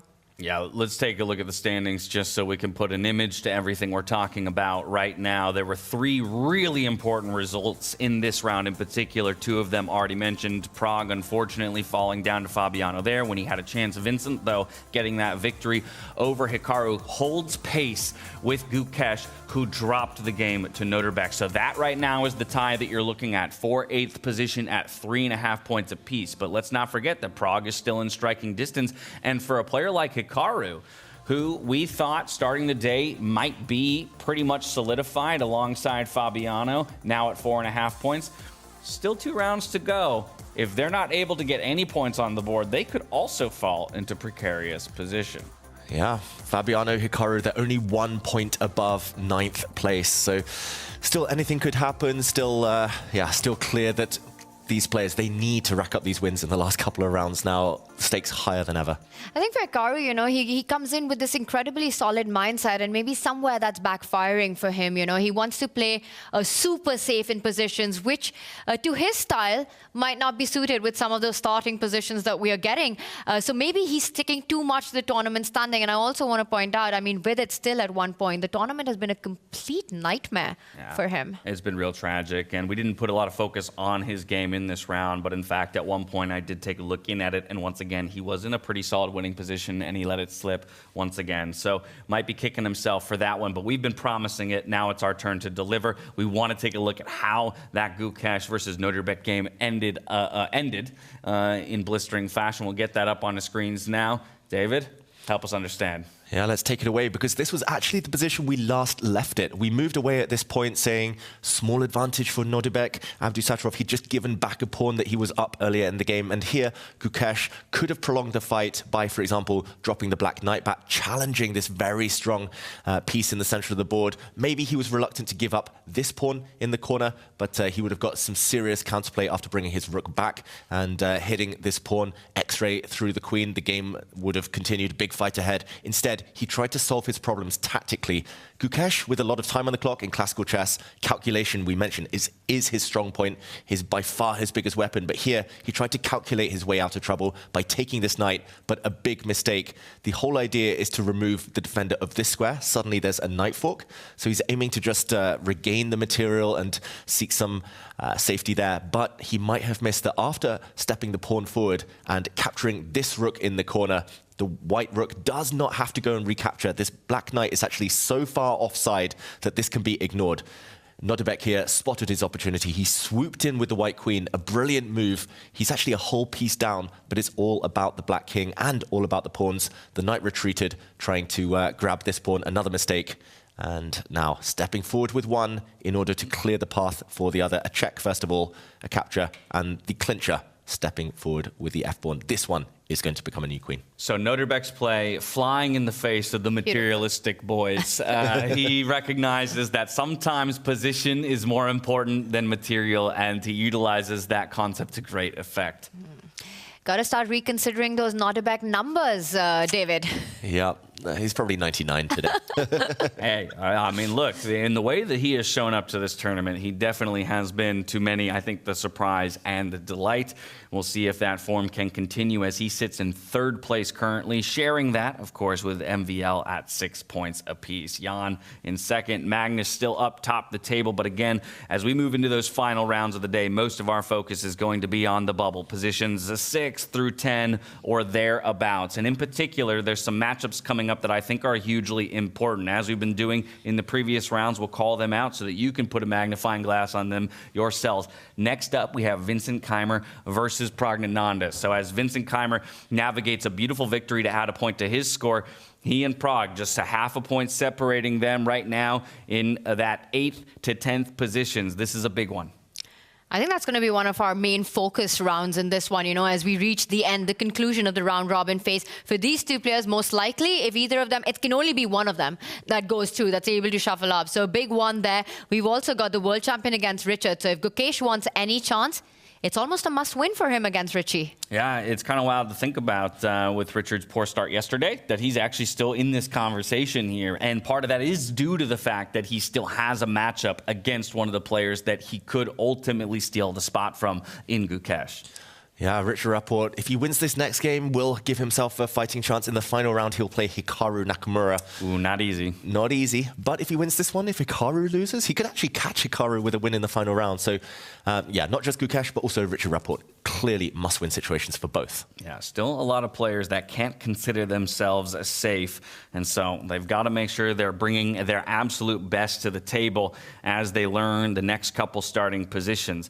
Again, it becomes more now about playing the game within the game, right? What do I need to secure for myself in order to book that ticket through? It shouldn't be forgotten that the top 4 finishers will ultimately have a small advantage, quote unquote, in that they will get to select their opponent, starting from the top, moving down. Now, all that said, we saw very quickly at Weissenhaus, you can be the number 1 seed and it can come back to bite you, as Alireza had elected to face off against Vincent Keymer, and then boom, just like that, the eventual tournament champion ran through not just him, but Magnus Carlsen and Fabiano to boot. I don't know how much of that advantage it really is. You know, we had Nodirbek in the studio yesterday. Yes, you get the gauntlet, right? You pick your opponent, but then you've got this pressure of proving it. David, as being our in-house grandmaster, would you rather have the luxury of taking your pick, or would you just sit back and say, you know what, you guys decide, it's game on?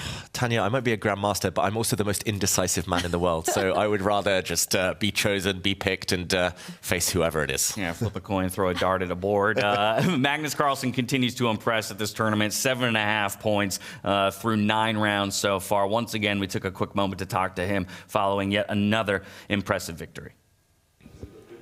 Magnus, who needs queens when they play chess, right? Yeah, exactly. It was, crazy game, for sure. I think my play was certainly too risky. I think he was definitely much better to winning. Then he was running out of time. Probably was a bit nervous. Things got a little bit out of hand. Things got a lot out of hand. Then I got down on time as well. And at some point, it felt like a draw would be, with repetition, would be a nice conclusion after a crazy game, but I thought, let's keep it going a little bit more. I didn't think that I was better, but I also didn't think that I was running serious risks of losing there. So it was not an objective decision, but it was not the craziest gamble either. And it's the kind of gamble you can make when you're doing well in a tournament. And it paid off. I got the joy of sacrificing a rook and a bishop simultaneously as well to queen and pawn, which is not something you do every day. So yeah, it was just a joy to play. It's funny because you speak about chess sometimes like us amateur players speak about chess, oh, it's so much fun, we got to sacrifice a queen. But do you still maintain that childish joy when you come into situations like that? Yeah, I think especially when you play freestyle where every game is so unique, then there is just a joy of trying something you haven't tried before, right? And I think that spirit gets us to sometimes take risks we wouldn't normally take, and to produce games that we normally wouldn't be close to producing. We're enjoying it, so thank you so much, and good luck in the next one. Thank you. Well, and thank you so much for that last question there, Sveta, because that's the closest I'll ever feel to Magnus Carlsen. Again, he is looking very secure in his top position, but of course we'll still have 2 rounds left to play. We're going to waste no time getting you to that 10th round. Off to the position lottery. Back, we have 2 rounds to go. The situation is very tense. Remember, only the top 8 will qualify to the quarterfinals. We are ready to draw the next position now, and for this one, we have a very special guest. He is a 2-time French champion. He was the second of Magnus Carlsen in every one of his matches, and of course, he was the winner of the 2012 Mind Games. Please give it up for Laurent Fressinet.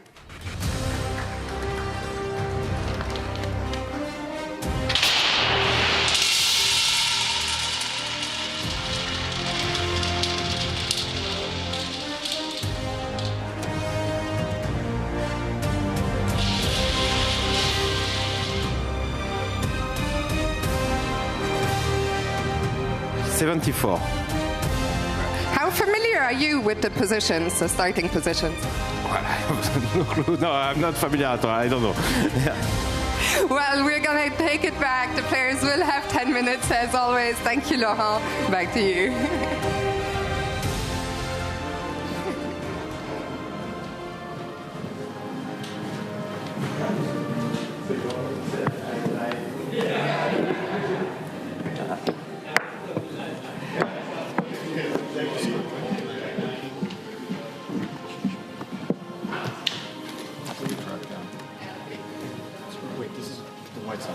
Yeah, we're white side. So what? Okay, so A7, A7, A2. Not really. But I just need some guard. So F4, I assume, or. And this is not. We can't grab this pawn. C6. Or wait. I see. Yeah, so it's not really hanging. Okay, so it's not actually hanging. I mean, we don't have to start with it. Right. Okay. No, but F5 makes sense. If Queen S7, Knight C6 is no good, then F5 makes a lot of sense. So E4 is also. Yeah. E4. F3 comes in. Yeah, E4 makes sense. What about F4, F5, Knight C3? Yeah, of course it's a question. F5, Knight C3. G4? G4? Maybe G4. Why is G4 so special if I play like G6 or something? It doesn't feel very special. Okay.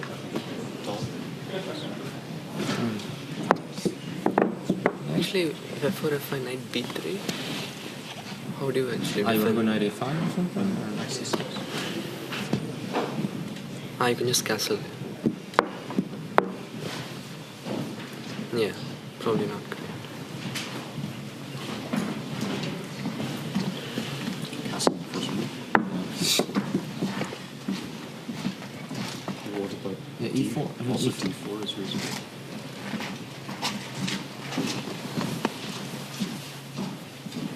D4, D5.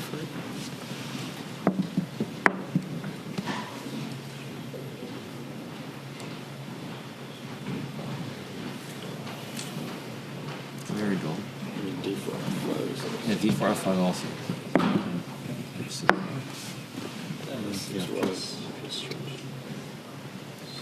Why not Knight C3? Which one? C5? E5, but also Knight B6. It feels weird, the Queen on G1. It's too risky. Yeah, the Queen on G1 feels somehow out of game. Yeah, maybe E4 then. Yeah, E4 and F3 this time. E4. F5 is not wrong.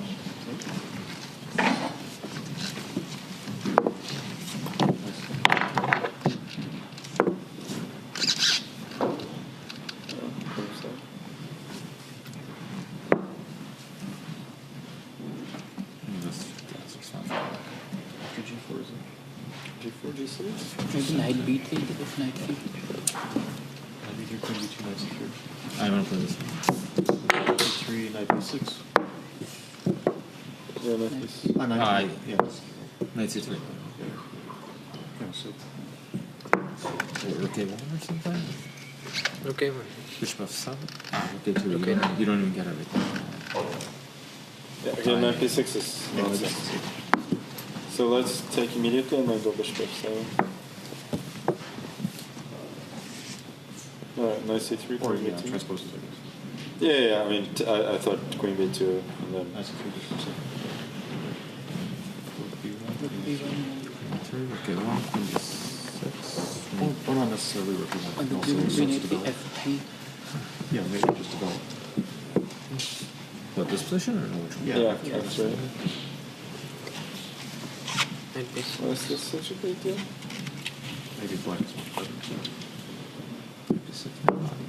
It's too risky for white to go for this. Wait, what if Rook A1? Queen D6, Knight B5, right? Knight C6, right? Knight C6. Yeah, probably that's not great. Probably too risky. Although Knight B6, Knight B5, Queen A2 is also possible. Sure. So, I mean, Knight B6 is probably also a fold. Rook A1. Knight C3. Or Knight B6. You can also keep it. I mean, or long castle. Yeah, just Long castle. No, let's see what happens if we keep repeating. Yeah, long castle. Okay, maybe this one doesn't matter. F3, D4. Okay, but D4, you earn bishops. No. Yeah, actually, let's see. At which point do I want to do here F3 or D4? F3 I can play F6 so far.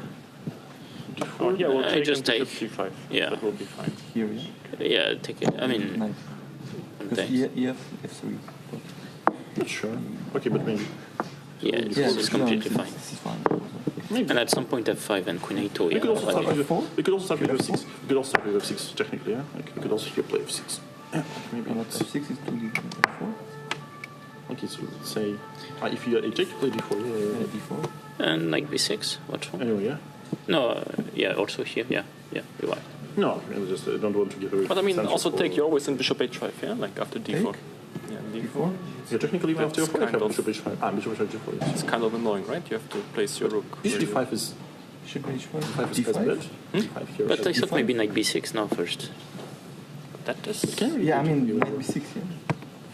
But even after you have like, because if you have to play d5 to avoid d4. f5. f5. Nothing. Yeah.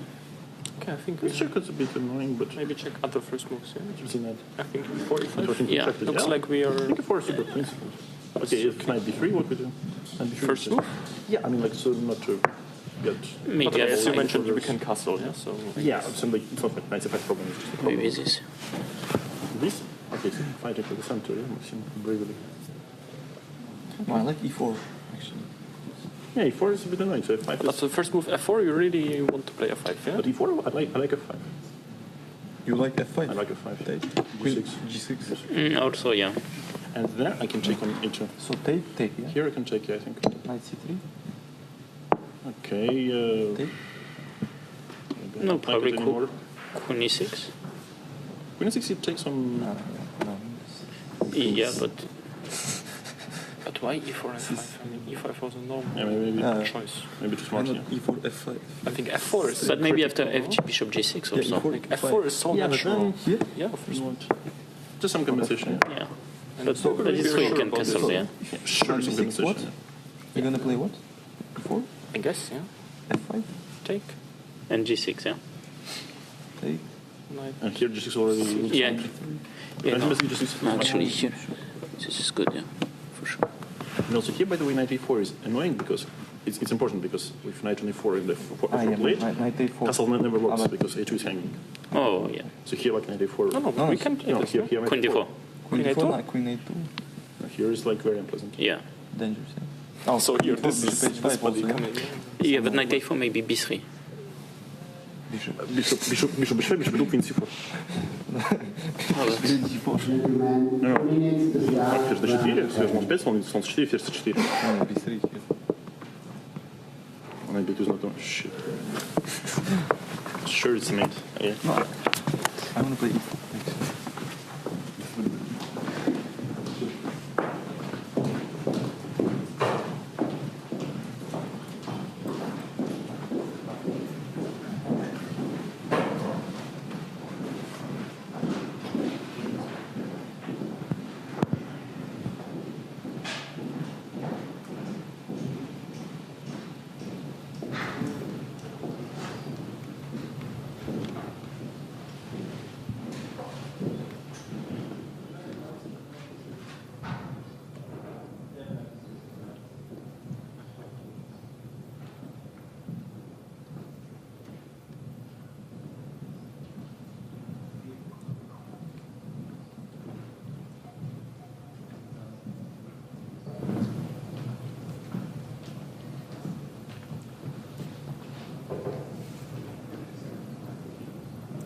So 1 minute to the start.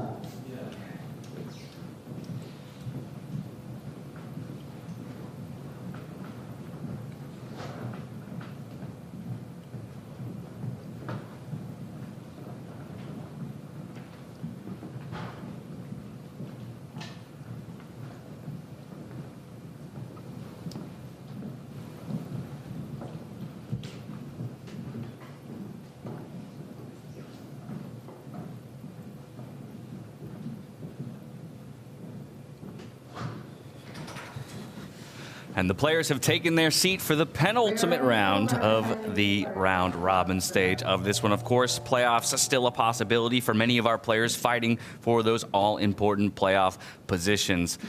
Two of the men on your screen right now in contention for those top 8 positions. Richard Rapport right now finds himself just outside the picture in 11th at 2.5 points. Gukesh occupies that 8th place in a tie right now with Vincent Keymer at 3.5. I say we go to the 6th board. Let's just take stock of all of the matchups, because matchups in particular play into that playoff picture so importantly here in these concluding rounds. And you can see, of course, the current point totals of each of our competitors there right above their boards.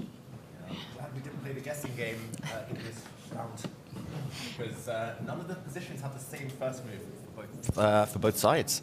Yes, we've got the bishop pawn moving ahead. We can see that across the board, you know, top left, top center, on that top right board, a deviation, like you said. Some boards mixing it up, but I think from the point situation, it's the bottom left board, Gukesh versus Richard Rapport, extremely important on that road to the knockouts, and on that bottom right board, Praggnanandhaa versus Keymer. It's 3 versus 3.5. A win is what is needed in both these boards for these 4 players, but only 2 can get it. Exactly right. We'll be splitting the majority of our time in this round between those 2 boards. Why don't we start on the bottom left with Gukesh versus Richard Rapport. Again, Richard Rapport had a poor showing yesterday, and arguably so did Gukesh, while he would find his first win in his entire freestyle Grand Slam career just yesterday, and today started in an impressive way, falling down just a round ago in his game against Nodirbek Abdusattorov. So in the danger position, but currently holding that 8th place spot. If he can fend off a player like Richard here, that would do wonders for him in service of securing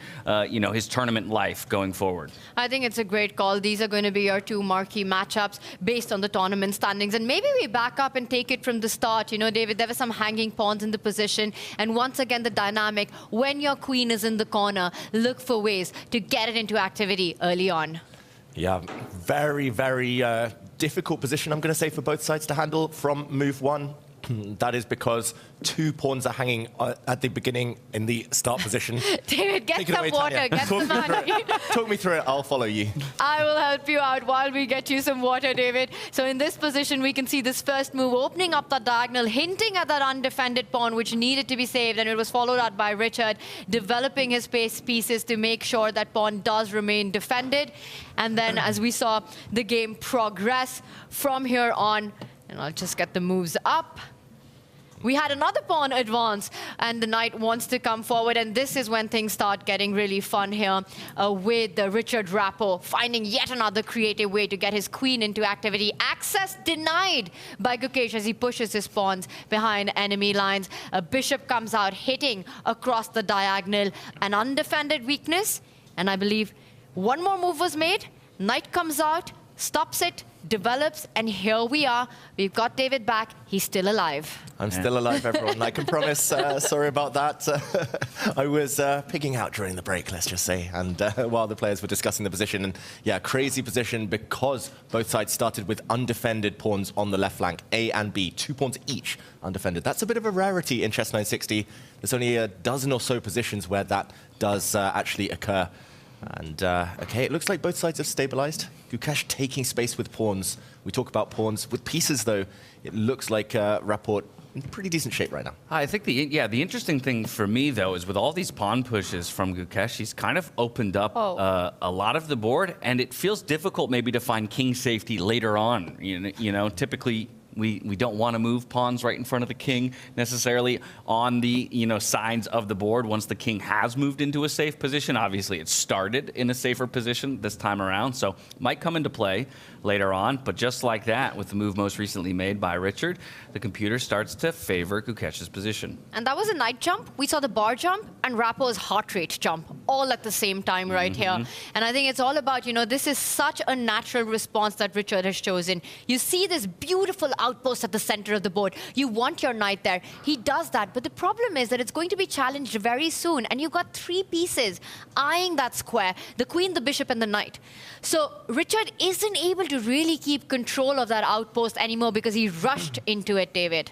Yeah, you have to play moves that your pieces are ready for, essentially, especially when it comes to big responsible decisions like taking space, like taking squares. You need your pieces to back you up, to pour into those gaps. those breaches. And right now, it's all about the queens yet again. Rapport, he's trapped his own queen. The black queen has nowhere productive to go. The white queen, meanwhile, actually is on a pretty decent diagonal with a lot of targets backed up, supported by its bishop. So, yeah, if the center explodes, it's clear that that's going to favor Gukesh. And now head in hands, we see Richard, time being eaten off the clock as he realizes, perhaps I just weaseled my way into a precarious position.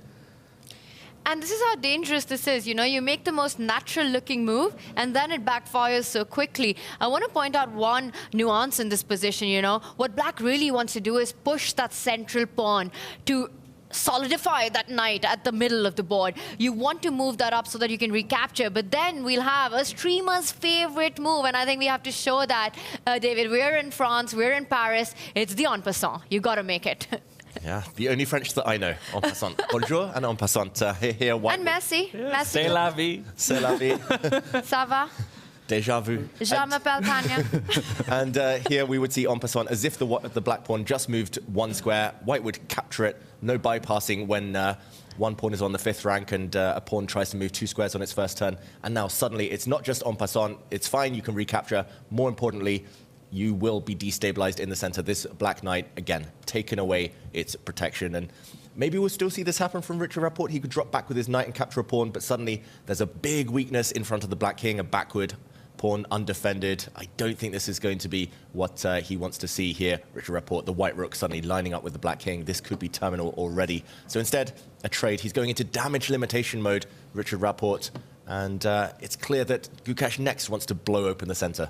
And that's the key point, right? And suddenly, that outpost is lost. That key square for Richard is lost once that pawn in front of the rook moves 2 steps forward. And we also see Gukesh with that capture has got a side pawn towards the center of the board, protecting his own weakness as well. And suddenly, it's all worked out to his favor. A king move. Is he vacating a side file? Is Gukesh going to bring his rook to the corner of the board for the file that's just been opened up? Yeah, mysterious, that king move, but now it looks like this might well be the plan, Tanya. There is an undefended pawn that has been undefended since the start of the game. Yeah, you slide that light-squared bishop up 1 square or 2 as well, and all of a sudden the queen and the other rook are all connected and can infiltrate along the left-hand side of the board. Feels like a pretty feel-good position here for Gukesh in the moment, and so while the question mark is given, there's still a very solid advantage overall from the computer's perspective. In this one, I think we jump over to that other board that we spotlit. Vincent Keymer versus Praggnanandhaa. This is another one right on the bubble of playoff qualification that we need to keep our sights set on. Yeah, and look at this. The white pieces have all come out, and only 1 pawn has actually been moved here. 7 of white's 8 pawns still sitting on their starting squares. This is such a rarity to see. It's as if the pieces come out, and then he's tried to set up the pawns ready for the next game. But yeah, fascinating position. To my eyes, it looks roughly balanced. Yes, white is slightly further ahead in development because the white king has castled. The white king is going to be nice and safe now on this left side of the board. The black king can do so, though, at his leisure here. And looking very level, Tanya. It's the weirdest chess position I've ever seen. Don't ask me for an evaluation just yet. Can we do a quick action replay of this? Because 7 out of 8 pawns still on the 2nd rank. Some of the pieces still on the 1st rank. This is not something you get to see every day, David. Yeah, let's backtrack all the way to move 1. We haven't had that many moves in this game. It started with the G-pawn. All games going different ways as early as move 1 in this round. Good luck guessing the move, everyone. Yeah, see, that's how hard it'll be. Exactly. Good luck guessing the move in future. But F6 here now played. Makes a lot of sense. The black queen now hitting this pawn, the first threat of the game. The white knight comes out to block that diagonal. And here we see that he insists, Praggnanandhaa, on opening up his queen. We see a set of pawn trades very soon. Not accurate chess necessarily. Oh my goodness. On both sides. A lot of red, a lot of yellow there. Criticism from the computer, but I think very natural moves.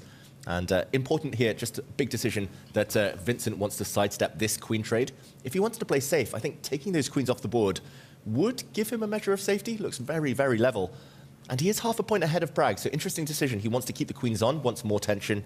And the white queen sidesteps as well, was about to be hit by the black rook, so preemptive there, and pawn to a5. It feels like Vincent here being the more aggressive of the 2 players. And grabbing space, right? Again, still waiting for any of those pawns to leave their initial starting position, and there the first one will go just to match the move that was made on the other side. So a little bit of symmetry there on the left-hand side of the board. Now another bishop comes out. The snipers are lining up their scopes on possible targets as well. But that's a big decision by Pragg to allow that destruction of the pawn formation on the left side of the board if the trade was to happen. You know, you're voluntarily giving weaknesses. And also, let's point out that central square that the Black Knight has to jump and take advantage of those weaknesses coming in with some big threats there. You know, we saw those red marks appear on the screen, but I want to criticize our criticizing computer for that, because it just felt that both players, both extremely strong grandmasters, they've just made very natural developing moves so far. You know, especially Vincent. Look at the position that he has. It's hard to imagine that something's gone wrong for him, and the advantage keeps increasing.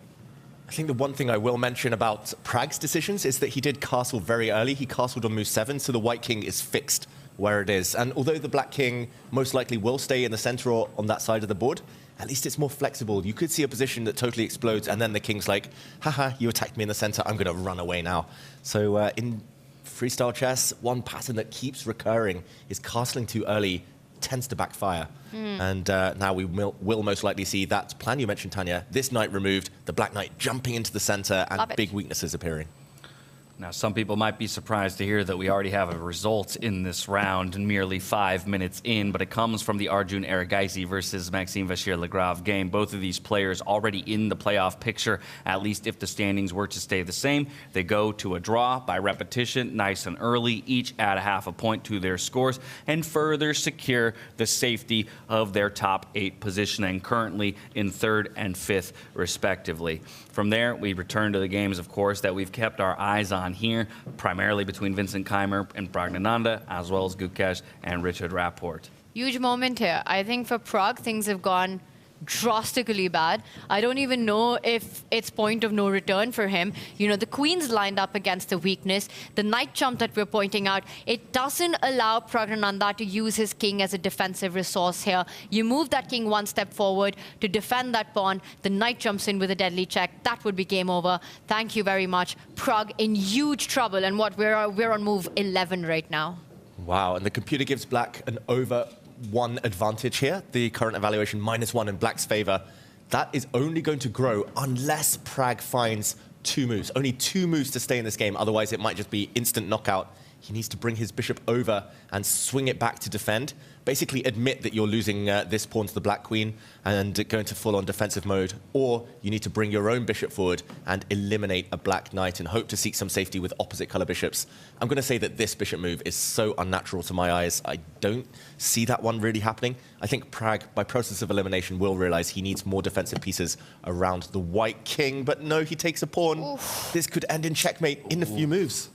The queen's coming in, the knight's coming in next, and it's called the kiss checkmate in chess. You land the queen in front of the white king, and that would be game over.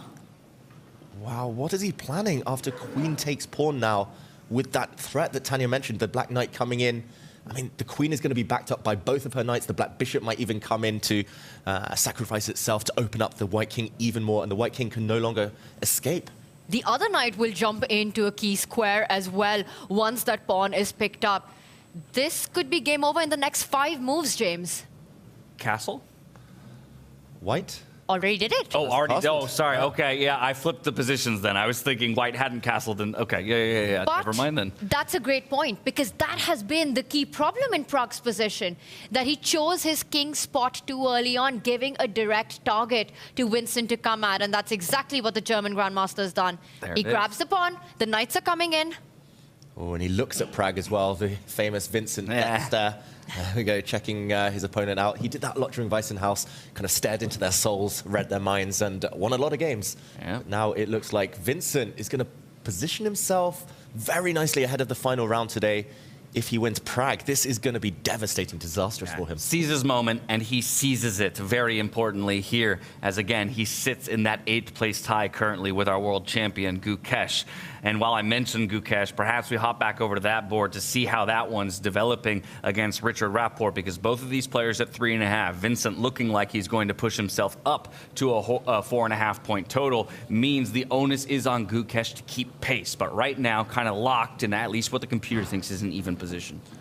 Wow, an even position, but that wasn't the case when we were last here. Gukesh had the advantage when we were last at this board, and this white queen suddenly is totally entombed behind its own pieces.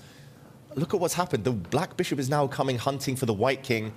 Richard Rapport as black can still castle. He hasn't moved his king yet, whereas the white king fixed. The two young Indians here, Pragg and Gukesh, have committed their kings and might be paying the price for that decision.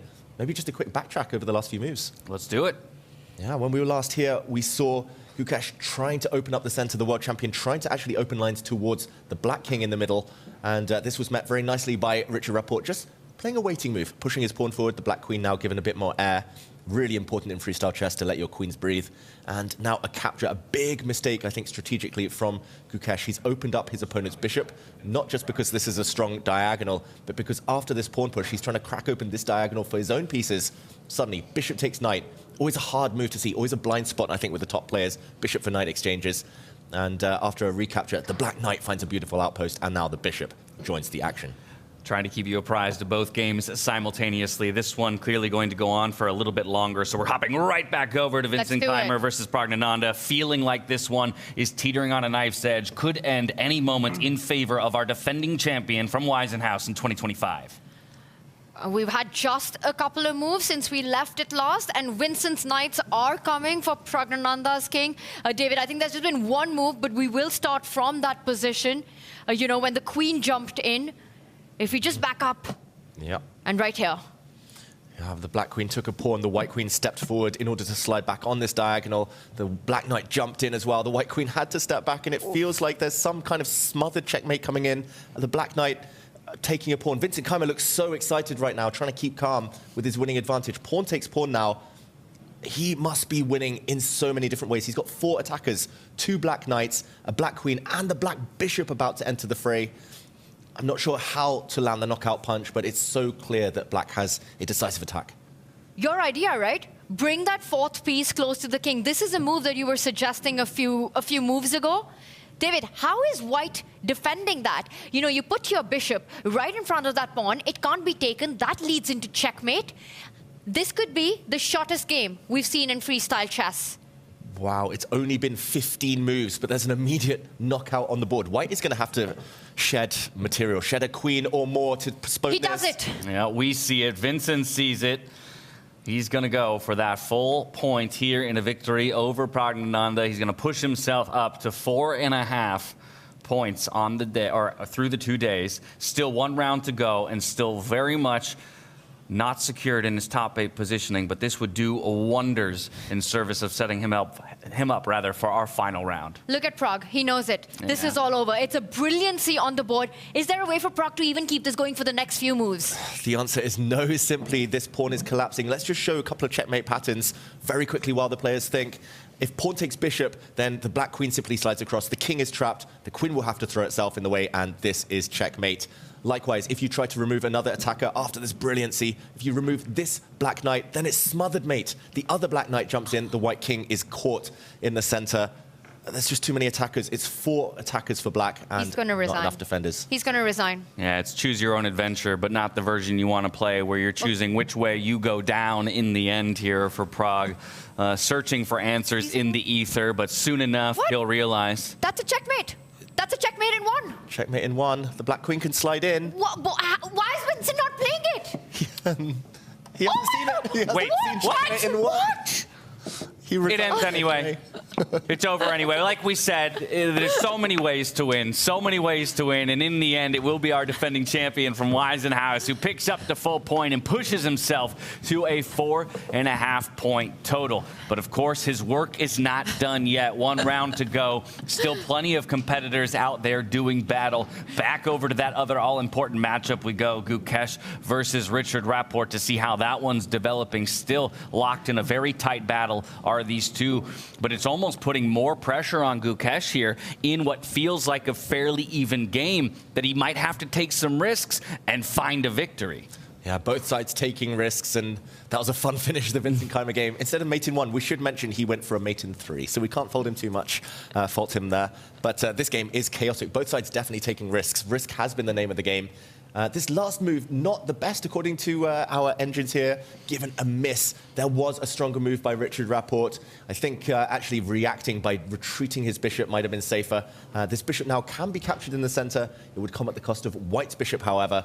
And this one is just chaos. It might say level the computer, but we could see the eval bars shoot off in either direction in any moment now. Maybe taking this pawn on the last move, thinking about it, would have gone up on material, but these top players, not materialistic, as we've learned. Not like us, Dash. And yeah, this is crazy. Whoever plays better in the next 5-10 moves is likely to win this game. I must admit, though, I don't mind being lumped into a category with you, my friend. Even if we're not at the level of the super GMs, the fact that I'm being included in the same breath as one David Howell is a win in my book. And meanwhile, heart rate, again, the differential. Gukesh down under 80. Rapport up at 120. That shows the nerves. Ooh, big threat on the board, though. The black bishop, if it gets one move, will jump out the way with a check and a discovered attack. The white queen is hanging. The white queen undefended, so that check is blocked. Gukesh wants to seek some safety with piece exchanges, but that comes at the cost of a valuable pawn. This pawn is hanging. Queen exchanges might happen. Material count shows that black will be up 7 to just 5. 2 pawns ahead if Richard Rapport now grabs this pawn. And hopefully Gukesh will find the time to put enough pressure to win one of those 2 pawns back, but definitely he will be on the defense. And it's such a big moment for Richard, right? He has to win to have any shot at qualification. He'll need some results to go his way, but all he has in his control is his own game right now. He does grab it. He's about to trade queens. The white rook will step to the center of the board as we see this line being played out. Hit that central pawn on the center line. The other rook eyeing that flank pawn. Gukesh will win one of the 2, but it's going to be the pawns on the right side of the board that give Richard Rapport such an advantage to start pushing and creating perhaps a queen. It's a great point, though. We put so much focus on Gukesh because he's currently the one who sits ahead of Richard Rapport and was in that tie there with Vincent Keymer. But in fact, Richard still has opportunities to make it into that knockout stage. And of course, the onus is on him here to get a victory and then do something similar in the final round to extend possibly up to a 4 or 4.5 point total and maybe buy himself a tiebreaker for a final position in our playoff picture. Either way, this one's not over yet, so you can only take it one game at a time, one move at a time. He has a small advantage. Can he capitalize here? He is going to just go ahead and throw a pawn forward, 1 square, just go ahead and solidify his position a little bit, but does end up letting a pawn go in the process. Well, that is an extra pawn for Richard Rapport, but for Gukesh, what he has going is the left side majority. You know, he needs to find his chances there. Start pushing the passer, create a distraction for Richard, because give Richie a couple of moves, and he's going to make a queen of his own right now. Richard needs a lot of results to go his way as well, to have a shot at qualification. But again, you control the controllables. He's got complete focus. He knows he's got the world champ on the ropes. Can he finish the job and keep his hopes alive right now? I think the things that he can definitely rest his cap on are, of course, the fact that all of his pawns are sitting on dark squares up against a light square. Bishop is his opponent. Of course, as I say that, he makes me a liar, pushing one of his pawns forward onto the light squares, but just supporting that light squared bishop of his own, trying to take some space, maybe activate that rook in a very long rook lift on the right-hand side of the board. Yeah, and it's a pawn race. He just actually wants to push this pawn forward. Boom, boom, eliminate the blockader. And it's the pawn he's just pushed that might be promoting. So if he gets 4 moves, he wins Richard Rapport. It's that simple. Also, we can confirm on the standings, it's a must-win situation. If Rapport draws, he has no chance of getting to the top 8 now. That's a great point. Currently in 8th position is 4.5 points. And so therefore, at the very least, you'd have to hit 4.5 while the rest of those players on 4.5 don't score a single point more throughout the remainder of the day. With only 2 games to play, that means victory here for Richard, or his tournament life is over. For Gukesh, he's got a little bit more room to work with, but still, you don't want to drop it here. This is a big opportunity for you to set yourself up going into the final round. It would be a huge dent in Gukesh's path to the quarterfinals. And, you know, the position right now, he can't even be thinking about a win. He's just holding and praying for a miracle that somehow he can save this. The bishop retreated to stop that pawn advancing, so at least for now, he's taken care of Richard's threat on the right side of the board. Meanwhile, he's trying to create his own ideas on the other flank. You know, pawn is attacked. He wants Richard to trade, to be able to have those 2 connected passers then march up, move by move up the board. And that's not a decision I'm expecting Richard to take, you know, allow this healthy pawn formation for Gukesh, giving him some real chances for a fight back. Yeah, this is one case where you definitely would rather just drop a pawn than allow 2 connected pass pawns. If white ever captures on this square, we should mention it's going to be a triple tower of terror there. 3 double tripled pawns even, and that is not a nice formation at all in any level of chess. So, okay, he's offering a rook trade, Richard Rapport. If rooks disappear, then it's going to be harder to hold back the black pawns later. I really fear for Gukesh if he allows these rooks off the board. He needs to keep as much tension as possible. He needs to move the rook away. I'm not sure exactly where is best, but maybe to team up, double up on the A file, and just hope that later there is some kind of counterattack against the black king. Gukesh needs to keep pieces on. And the only reason he's not rushing with that decision is because it allows Richard's rook to come into his camp. The second rank will be open for penetration for Richard's rook to get super active there. Gukesh with some very difficult decisions right now, and a minute to boot. Oh, the clock again. It's come back to haunt him. The last couple of games, Gukesh slowed down after a speedy start to the day. And yeah, maybe it's just the stakes, the pressure weighing down on the players. It's not been the most perfect game, but a really, really entertaining one. Yeah, time ticking away. What are the options available for Gukesh here? As you said, there's always the threat of those pawns marching forward on the right-hand side of the board. Well, it will take a few moves to make that happen. He's going to opt for the rook trade there on the back rank and then quickly throw a pawn of his own forward, saying, okay, maybe we go into a foot race? Mm-hmm. It's very much a race. The downside is, when it comes to bishops, occupying the longest diagonal, it's like gold dust. The black bishop controls the promotion square of his own pawn for black, but the bishop also controls any advancement of the white pawns on the other side of the board. Such a long-range piece. It feels like black is a big favorite. Starting the race at some point with this pawn pushing as well, trading bishops, or getting this black rook active, feels like Richard Rapport in the driver's seat. Another downside for Gukesh in the position is that Richard Rapport's king is such a beautiful defender against Gukesh's pawns that are advancing. Meanwhile, notice Gukesh's king. It's completely offside, playing absolutely no role in stopping those pawns. It's incredibly far away. So Richard has got a key attacker in the bishop and a key defender in his king. Yeah, if you could kind of pick up the white king and put it on the other side of the board just to stem the advance of the black pawns, then we'd have a real fight on our hands. It would be a much more even race, but at the moment the race feels very one-sided. As the white rook retreats, he's losing so much time with his pieces, Gukesh. That rook has moved too many times and not been able to get in anywhere productive. The one crazy thing about today and, observing Gukesh's play has just been his heart rate. Regardless of what the position is on the board, the board is on fire, you're feeling the nerves, you could be, about to get eliminated, you're about to lose a very critical game. And yet he never exceeds the 70 to 80 mark.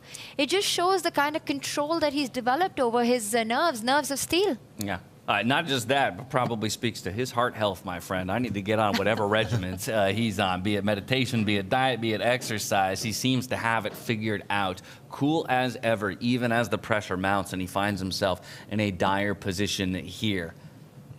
Good start, though. The white bishop could try and sneak its way around the back and try to create some counterplay. But for now, Richard Rapport, he's just using his king as that blockader, as a bit of a goalkeeper, stopping the white pawns advancing, and it's just a matter of time before black's pawns start motoring forward as well.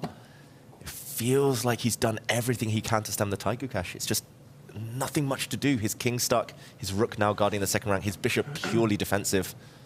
Can Richard Rapport break through? And Richard's got those extra seconds on the clock as well, right? It's good enough time to really calculate your path forward and the path pleasant enough. Start pushing the pawn, then eventually get your rook to assist that pawn. And it feels like the problem in such position is there's no counterplay for white. Yeah. There are no threats and tricks to be made here. And those defensive moves that you called out, David, is exactly what tells me that Gukesh recognizes he's playing at best to save the position and maybe for a draw. At worst, he'll end up in a fully lost position here against Richard Rapport, who has managed to just improve his position ever so slightly. The king creeping forward, that rook finding himself onto the D file and controlling that very, very well. Pawn structure looking solid, but where does the win come? Where does the breakthrough come? Yeah, it's still unclear. I totally understand why Rapport is burning most of his time and advantage trying to find a plan. If you find a winning plan, it's just game over. I think he might at some point have to just start advancing. He's reluctant because that massive pawns for black, that's a kind of, that whole pawn island over on this side, they all protect each other. As soon as you start advancing, you lose a bit of integrity there. The risk factor just increases massively. But at some point, he will have to push forward, whether it's a bishop exchange that he goes for later, whether it is trying to bring the black king into the attack, maybe later on this diagonal. Yeah, he has to try something. First, he's just yo-yoing back and forth with his rook. And wow, really surprised that Gukesh has allowed the black rook in. He's going the other way, though, Rapport. He's going to kick away the blockader bishop here. And that's such a cool way to get the rook into the attack, right? A file that is so easy to miss on the right side. You're so focused on that central line that the rook already had. Displace that blockading bishop on that square. You know, get that out of the way. You're also laterally attacking the weaknesses on the left side, the doubled pawns once the rook does land on that 4th rank. Well, finally, the White King decides he wants to get involved, but might be too little too late here, as he begins the long trek to the right-hand side of the board. Granted, he's allowed to do so because of that black rook finally vacating the d-file and allowing him to cross kind of that central line. Now we have a pawn thrown forward here, obviously protected by the light-squared bishop and giving, exactly as David is showing right now, a pathway for the black king as well to dive into the fray. Wow, that might just be unstoppable, that king march for black. First he tries to nudge the bishop. It's trapped. You can defend it with his rook, but oh wait, you just take it anyway. It's trapped, yes. And that's a beautiful tactic. This is game over. Wow, Richard Rapport, if the white rook tries to defend its bishop, you just take the bishop anyway, and at the end there will be a fork, a double attack. It's a handshake. Gukesh resigns. What a find by Richard Rapport. A beautiful end to a game that was necessary. It was needed for him to take that victory if he wanted any hopes of making it into our playoff picture. He earns himself a tie with that point added to his total at 3.5 with Gukesh. Now, both of them tied for 9th, so still on the outside looking in, but at least for each of them, they have an opportunity in our final round of the day based on the results of the other games. And that's an important point. They are not fully in control of their own destinies. I think the 2 most important people that we need to be keeping our eyes on now are the other players at 4.5 points who are still playing games. We have Fabiano on one side and with Hikaru on another, both of them at 4.5 points. First, maybe we jump over to Hikaru Nodirbek.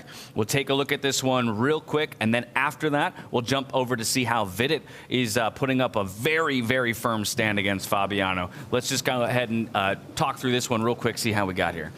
Yeah, it looks like a very level position, other than the fact that black actually has an extra pawn. One of those extra pawns, though, is doubled on the d-file. So only really Nodirbek who can win this one. Opposite color bishops, though, we've seen it several times today already. They have a drawish tendency. So for Hikaru, a draw is the goal here. He should not be able to win, but a draw would get him to 5 points, and we'd think that is the magic safety number. And I'm sorry to play ping pong with y'all's attention, but while this one is a little bit more even in its positioning, let's go over to the other 4.5 point holder in Fabiano, who right now is on the back foot against Vidit Gujrathi. He's had a very difficult tournament over the course of 2 days here, Vidit, but he could play a massive spoiler in a way here in the final couple rounds of this tournament. Fabiano would love to at least come away with half a point here and just currently keep himself out of target of those 3.5 point holders. If Vidit's got an extra night, like you said, you know, no chances to make it to the qualifiers, but he is playing big spoilers to the world number 5 hopes there. Extra night for Vidit Gujrathi. A pawn that is a clear passer. You can start pushing, marching that down the board, and that's it. It resigns. A huge loss for Fabiano. Wow, we got there just in time to see it, and maybe a look of despair there on Fabiano as he realizes the precarious position that this puts him in. You know, for Vidit, that's going to be just a tiny sweet note on what was a bit of a sour performance overall throughout this tournament. 1 round to go, but again, this leaves Fabiano in a current tie at the bottom of the playoff picture at 4.5 points. Back over to Hikaru and Nodirbek because we have to see how this one finishes out. There's a possibility of 3 different players, Vincent, Fabiano, and Hikaru, all being in danger of falling out in just the final round. That's if Hikaru doesn't come away with at least half a point here. Yeah, and although there are opposite color bishops, this is a pain to defend. This is horrible to defend for Hikaru. A great defensive player, of course, one of the best in the world out there. But yeah, to hold everything together, to stop the black rook coming in, it's going to be a real challenge. Nodirbek really enjoying pressing this advantage. It's the kind of position you can play on forever, right? But That will not be the case if the rooks are off the board. For Hikaru, it would be a dream to trade the rooks, get a pure opposite color complex of the bishop endgame, and that is it. That would be a draw in the books. But there's no way, just absolutely no chance that Nodirbek will allow that. As long as the rooks remain, Nodirbek pushes for a win. By the way, it's been so incredibly tense that we've not even looked at one game. It's still going on, and it's the rematch of the 2021 World Championship. It's Magnus Carlsen versus Jan Nepomniachtchi. Just goes on to show the kind of field and what's at stake at here. Yeah, we'll have that one in the back pocket here. We can jump to it any moment. But like you said, both of those players sitting at 1 and 2 in the overall standings, and actually sitting in a dead drawn position currently by the computer's standards. We will have time, I think, to get to that one shortly. For now, it's all about this right here, because for Hikaru, he's fighting for just that half a point to hit the magic 5-point number that David was talking about at the top of the day that would book his ticket into the quarterfinals. Yeah, we can confirm a draw here for Hikaru, and he's safe. He's guaranteed in the quarterfinals with a game to spare. 5 is the magic number. His heart rate has been pretty high, Hikaru, because he knows he's close now. The last few moves have gone in Hikaru's favor. The white rook suddenly looking very active. The black rook somewhat blocked, somewhat stuck in its attempts to enter the action.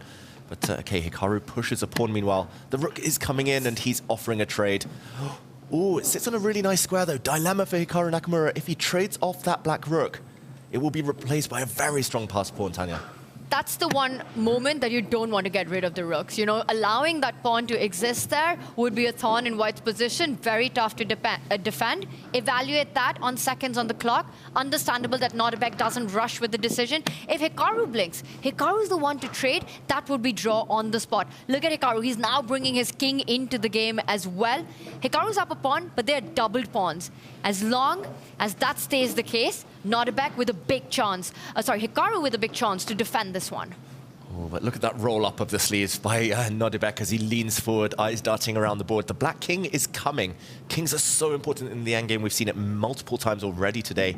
And the black king is coming in. White is very stuck. If the white rook ever vacates this open file, lets the black rook free, then there's going to be some devastating checks, potentially checkmating attacks against the white king. He goes into the pure bishop endgame. Decision. Oh, but the pawns are going to be so strong here, no matter which way you take. Okay, but it does feel risky, as we were talking about. I would be just tempted to undouble those 2 pawns, pick it up with that central pawn, create that big passer, also vacate a big square for the black king to land on. But Nodirbek knows so much, relies on the decision. 4 seconds. There it is. He does take it with a central pawn. That pawn is going to be a thorn in white's side for the rest of the game. The white king and or bishop are going to be tied down, stopping that pawn from advancing. Hikaru just needs to hope that everything else protects itself. The white king is most likely going to be the blockader, while the bishop will be given the job as guardian of the remaining pawns. Most of white's pawns are on light squares. That is the one saving grace here for Hikaru. And the problem is the bishop doesn't have a great square to defend those light squared pawns, you know. Everything is under control. That central pawn that Nodirbek has takes control of a key square from where the bishop could keep things intact. Without that possibility, the white king is about to get deflected from the defense of the queen of the pawns on the left side of the board. Oh, Hikaru pushes a pawn forward. That is not the best move, apparently. Black's advantage growing. The black bishop now is going to improve itself. White is very much stuck. The king stuck defending pawns. Oh, I fear for Hikaru here. He could well fall in this game if Nodirbek can maneuver his bishop to the edge of the board and then push his pawn. That is the plan. Whoa, he rushed. It's a blunder. Why would he exchange pawns?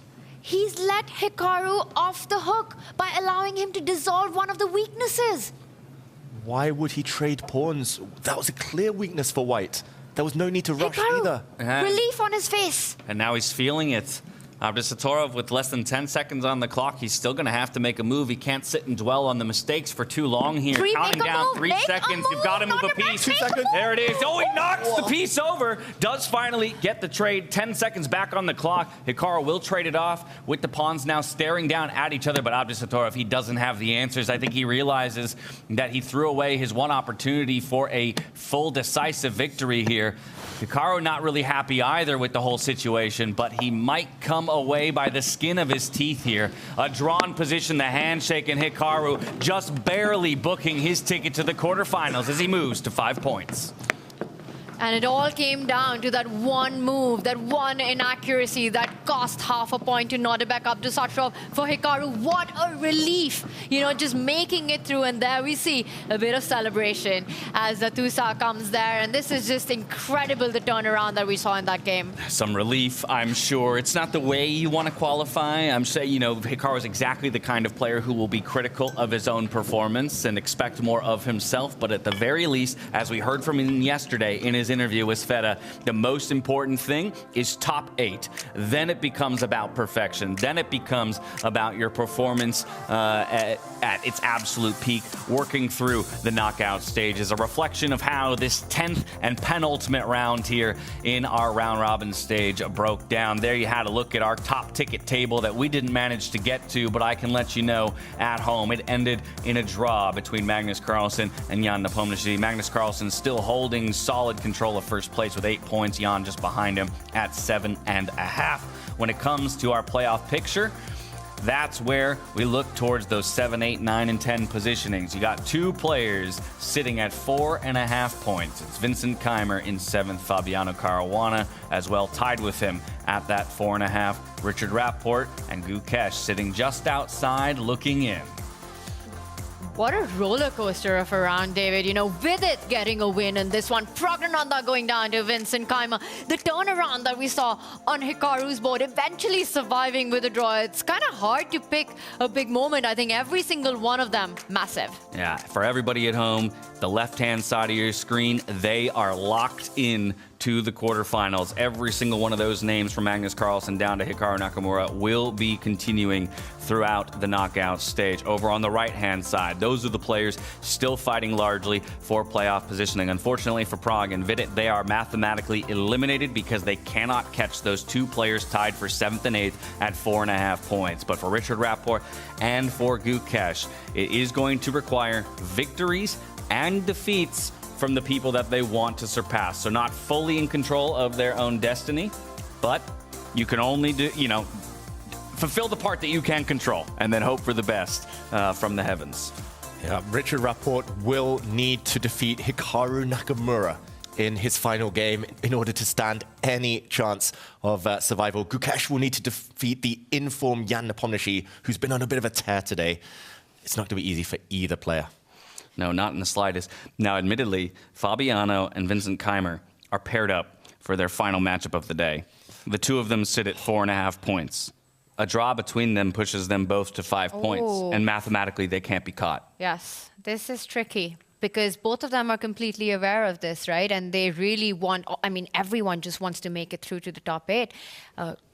The draw offer was not banned in the technical meeting between the players? Until move 40. But it is achievable by repetition. Yes. So by repetition prior to move 40, past move 40, by an offer. But James, this is freestyle chess. It's so much easier to find a repetition or to have one when it comes to standard play. And I look at David and his expressions are not so sure.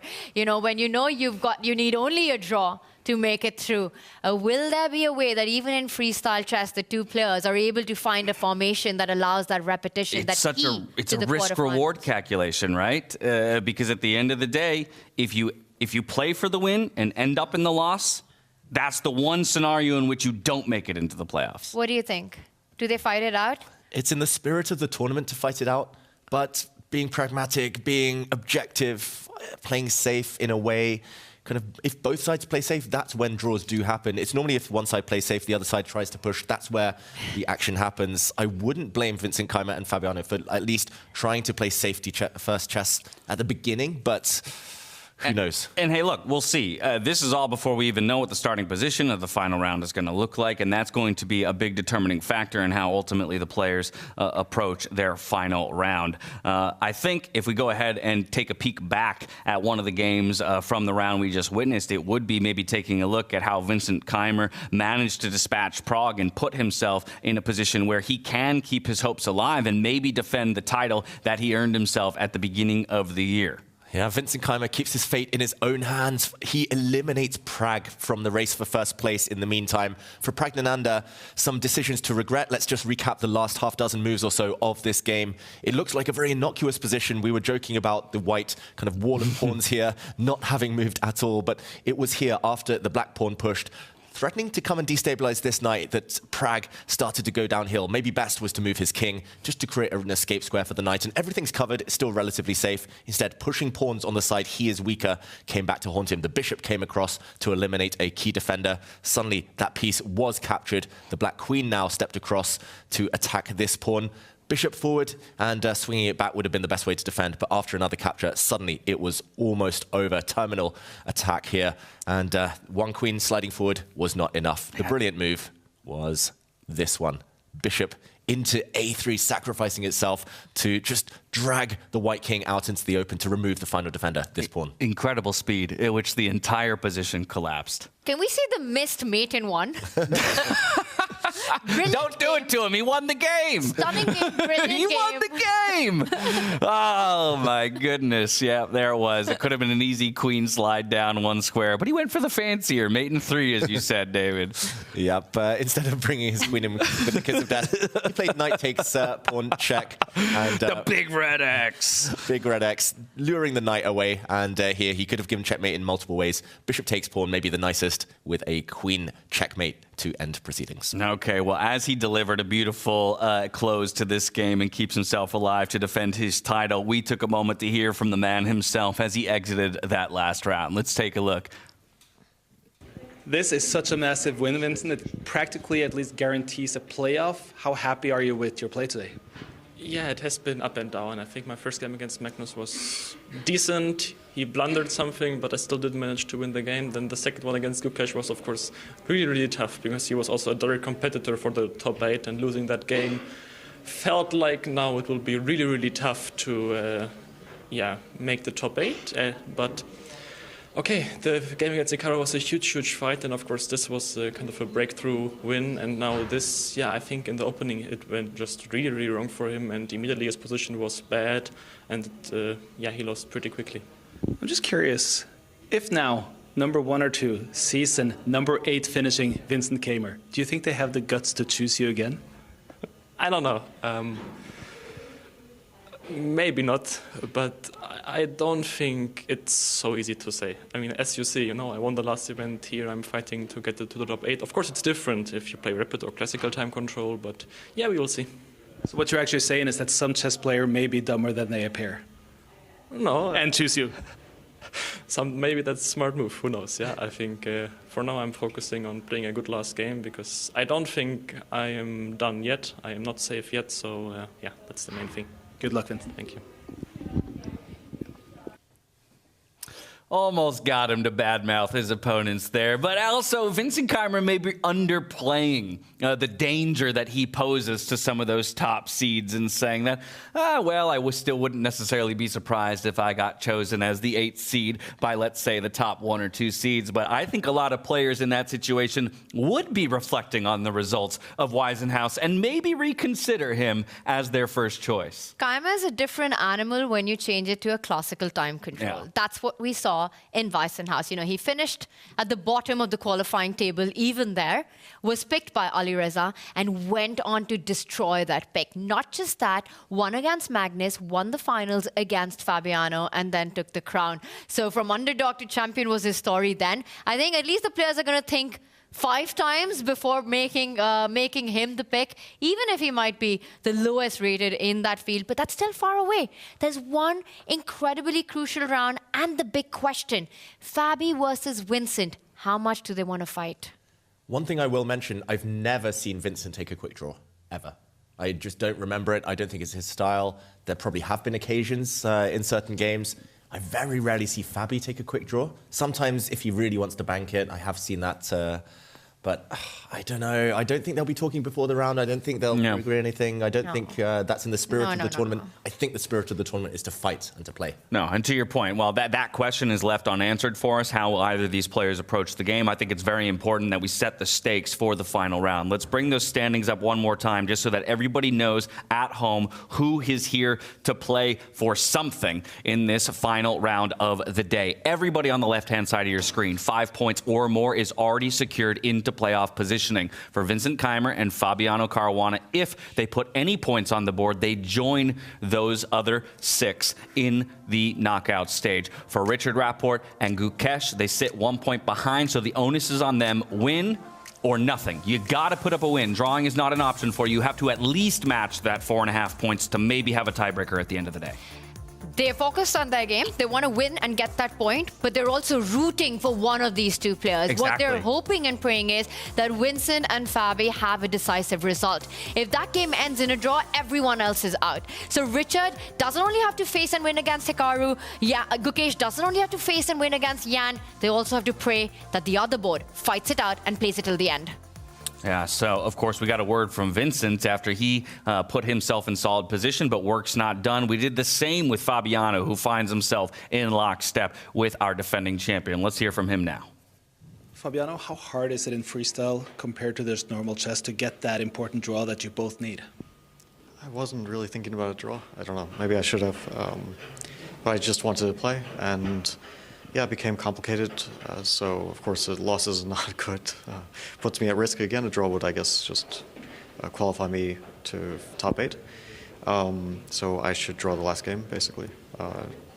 Win or draw makes no difference to me. I just shouldn't lose. Yeah, but Vincent is in the exact same position as you. Is it harder to actually find, I wouldn't say joint agreement, but to find the way to that draw in freestyle chess with certain positions? Yeah, it's a bit harder because, of course, we know what the draw is in the normal setup. We can just like play the 4 knights or something, or the Berlin draw or something like that. There's like implicit understanding of like which line leads to a draw, and we can't do that. And it's good that we can't offer draws. Otherwise, we would just offer a draw early on, which takes all the intrigue out. It wouldn't be the player's fault, but of course, you can't blame players if they go along with the regulations and doing something that's best for them. So this way, we just have to play. That makes their chance of a decisive result much higher, of course, than if we didn't have a draw agreement or if we were playing with the normal setup. So we have a new position. Some chances that things go wrong for one or the other, but still probably some trying to tend towards safety, I guess, in this situation. Good luck to you. Thank you. And thank you for that, because it's just such an interesting... Fabiano echoing our sentiments there that, of course, in a standard game, it'd be a lot easier to find your way to a draw, knowing that that's all you need. In freestyle chess, it's not a given. So while they're going to fight it out, like you mentioned earlier, Tanya, it's Richard Rapport and Gukesh hoping for a decisive result in their game, and then, of course, needing to do it in their own. Gukesh is up against Jan Nepomniachtchi, the number 2 on the overall leaderboard. And then, of course, if I look over at Richard Rapport trying to find him quickly, he's up against Hikaru Nakamura. These are not easy matchups. We'll see how they play out in just a moment as we go in for our final position of the day. Back. It is already the last round of the round robin. We saw the standings there. 5 players are sure to be through the quarterfinals. The rest will be decided in this final round. In order to help me draw the final position of the round robin, I would like to welcome to the stage the founder and CEO of Freestyle Chess, Jan-Henrik Brüttner. And Jan, just before we do the draw, I think you just have some short information about the dinner tonight. Yes, I just want to remind everybody that tonight at the dinner we are doing the pairings, so that the winner of today's round robin will select first and then second and so on. So that's happening at the dinner, and also for the players who are not qualifying for the top 8, it's important because the player in position number 9 will select also his opponent out of the other 3. Thank you. Perfect, thank you. So let's get started.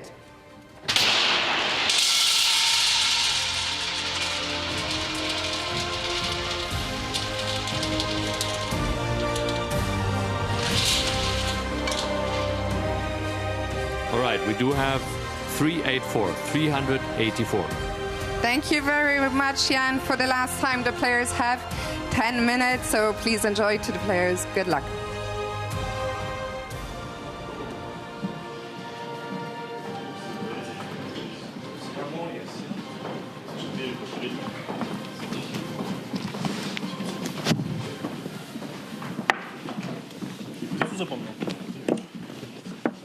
Like this. What is this? It's the same corner. Looks boring, right? This looks very boring. Yeah. Because you can just go b3, knight f3, knight g3, castles. This looks extremely boring. I think I've played this position before. d4, d5, c4. Yeah, d4 is part of the try, right? Because like c4, c5, I mean, this is just going to turn to some normal d4, d5. Doesn't look so dangerous. No, I just mean it's going to turn into a draw because you're going to go and put the knight's castle, d4, d5, just symmetry. So d4. C5 is not a try here? Or is it? A try for what? To win? Yeah, I guess, yeah, you don't need to win either, so. But I think objectively, like c5, d5, how can... On c4. I thought c5, d5, c4 with b5. But again, yeah, why do you want to go for No, but the that makes sense. I mean, also... But b3 maybe? I don't know. Yeah, maybe this is too much. Because e4, knight e3. It's going to be very fast. No, it's probably too much, right? I don't know. b5, and then knight on knight g6. Knight e3. I don't know. Knight f6. I think black is better. Actually, yeah, you're right. You're right. Ah, that's a good point. Black is maybe much better. Yeah, black's probably a lot better. But probably d4, c5 is just not the way.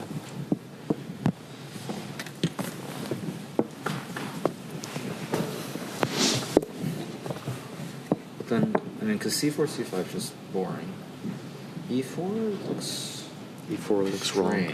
Because you can't play c3 without killing your bishop. Yeah, exactly. Like e4, b5 also is... Yeah, so... Yeah, so, I mean... c4, c5, there's nothing, right? It's just boring. Just actually very boring. Yeah. So, okay, so d4, c5... But I mean, is there anything wrong with just d5? No. I just don't think people will play d4 because of c5. Ah, okay. I mean, c4 here is at least a critical try. Take. c5 is or is not a move? Question. c5 works c1? Yeah, and I was wondering if there were some tactics like knight d6 or knight e6 or something. Maybe knight e6. It's probably too much. So wait, so c5? I think c5 is it. Yeah, if there's nothing right away, then it's just stupid. But you could have played e5 instead of c5. Yeah, true. Yeah. But it looks...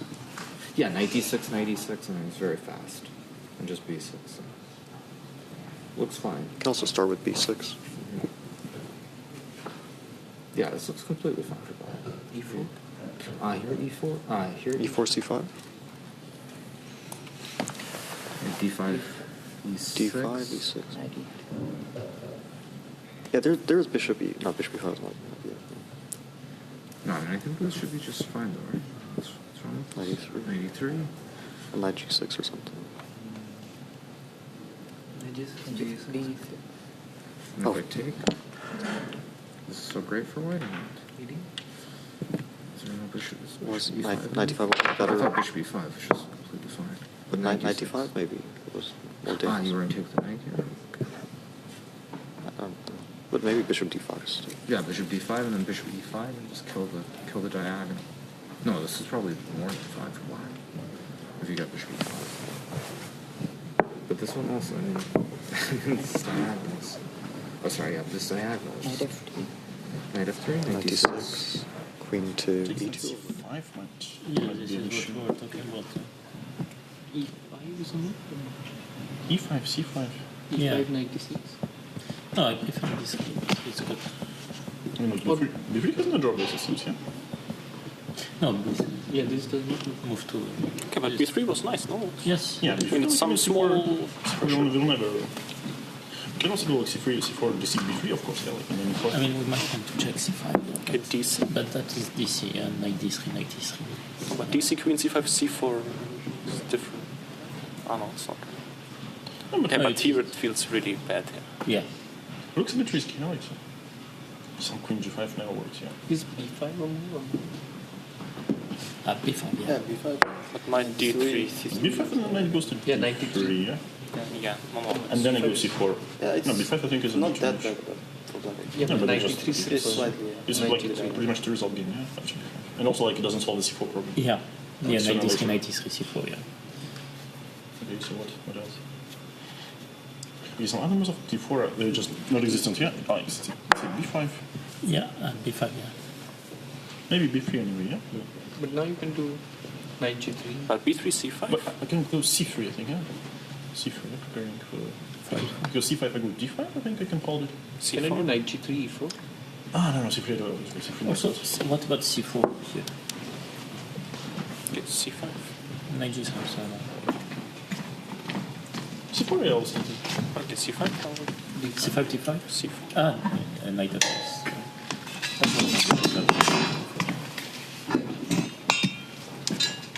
f6 I'm guessing. Yeah, and now c4. bc4. Queen c4. I mean, so we are generally happy. Yeah? Like, okay, then some e6 maybe. b3. Yeah, it's I mean, not like the structure is. Yeah, no. That should be kind of more pleasant here for us. Maybe you're right, b3. You are b3, c5, no? What will you take? You think. And then what? You can No, also start with c4. And knight can still go to d6. Yeah, we can. Yeah, but same. It just e6. Can we go a4? Okay, a4 is meaningless, yeah? a5 is at b6. a6. c4 what's the problem? I mean, b5, a4. Looks normal to me. Yeah, it looks immediately. But maybe before c4. Okay, if I just play like e6, knight f6, what's your like knight f6? Okay, b3, knight g3, knight f3, castle, b3. Let's say like another try. If he goes and gets c4, c5, b3. d5, c6. Or d5, knight d7 with some quick c5. b6. Can we like get something over here? Take d5. This does not feel correct. No. Why? Yeah, Why? No, I think this is. Knight f6, knight d6. You can play it. This is usual position. I think black is better. Yeah, maybe not better because it's like typical. Okay. Yeah, but like if we knight f5 and so on. Yeah, but yeah. But it's okay. But here knight f3 is bad because it's just okay, yeah. Sure.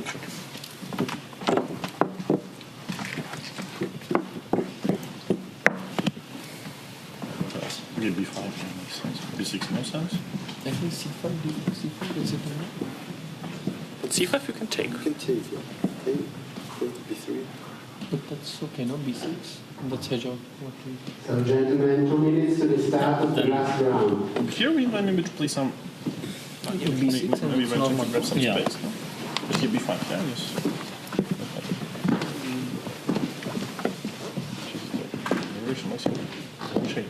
Yeah. But maybe d5, yeah. c4, e4. I find this one. This is something to c3, queen c3 eliminate. Yeah. Otherwise, it's just like slowly kicking away like and c4. e4, knight e3, yeah. Bishop is back. Yeah. No. It's like, it depends on b5, yeah. And b3, b5, he plays. Instead. b5, b3, c5, and no something with bc. Yeah.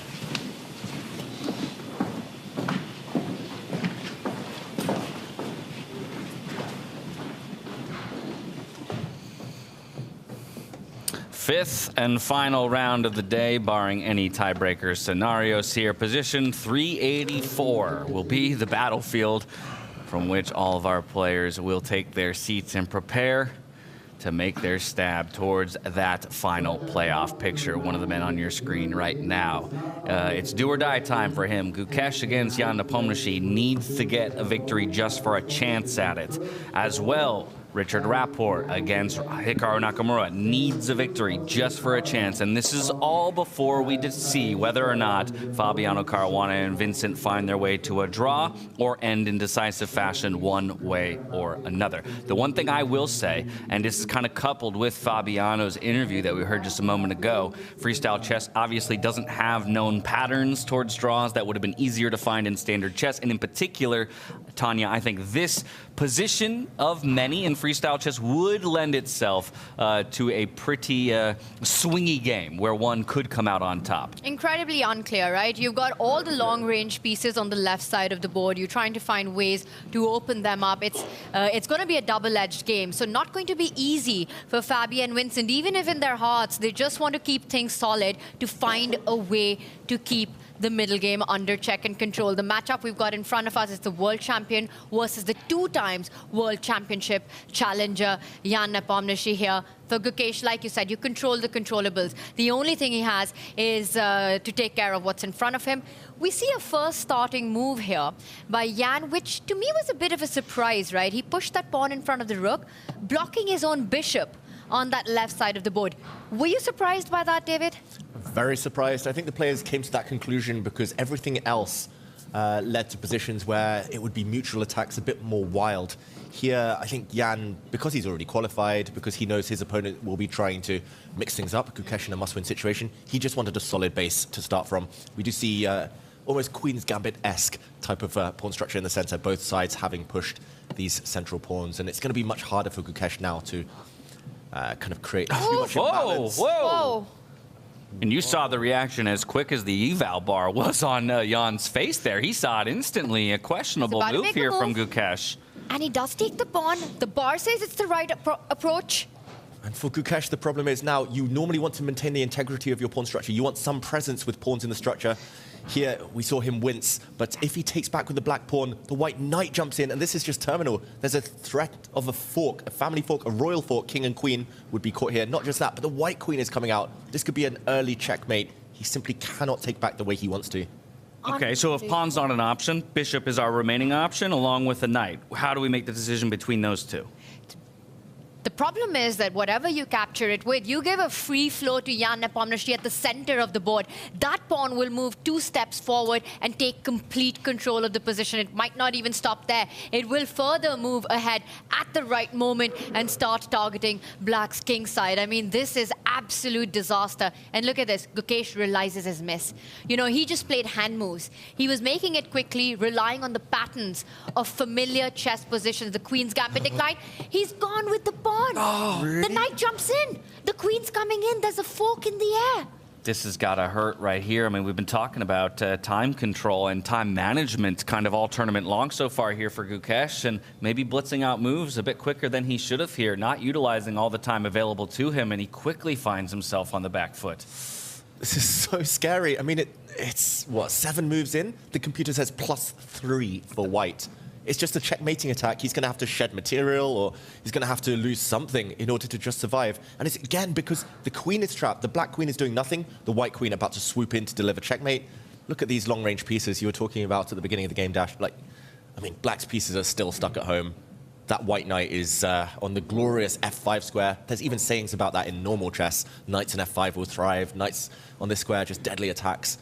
Gukesh, it's shocking to me that he's self-destructed this quickly. It's a must-win situation, so probably added adrenaline pumping through him, but this is not going to end well. This is the thing about freestyle chess, right? We're on move number 7, and the world champion is almost lost here. Yeah.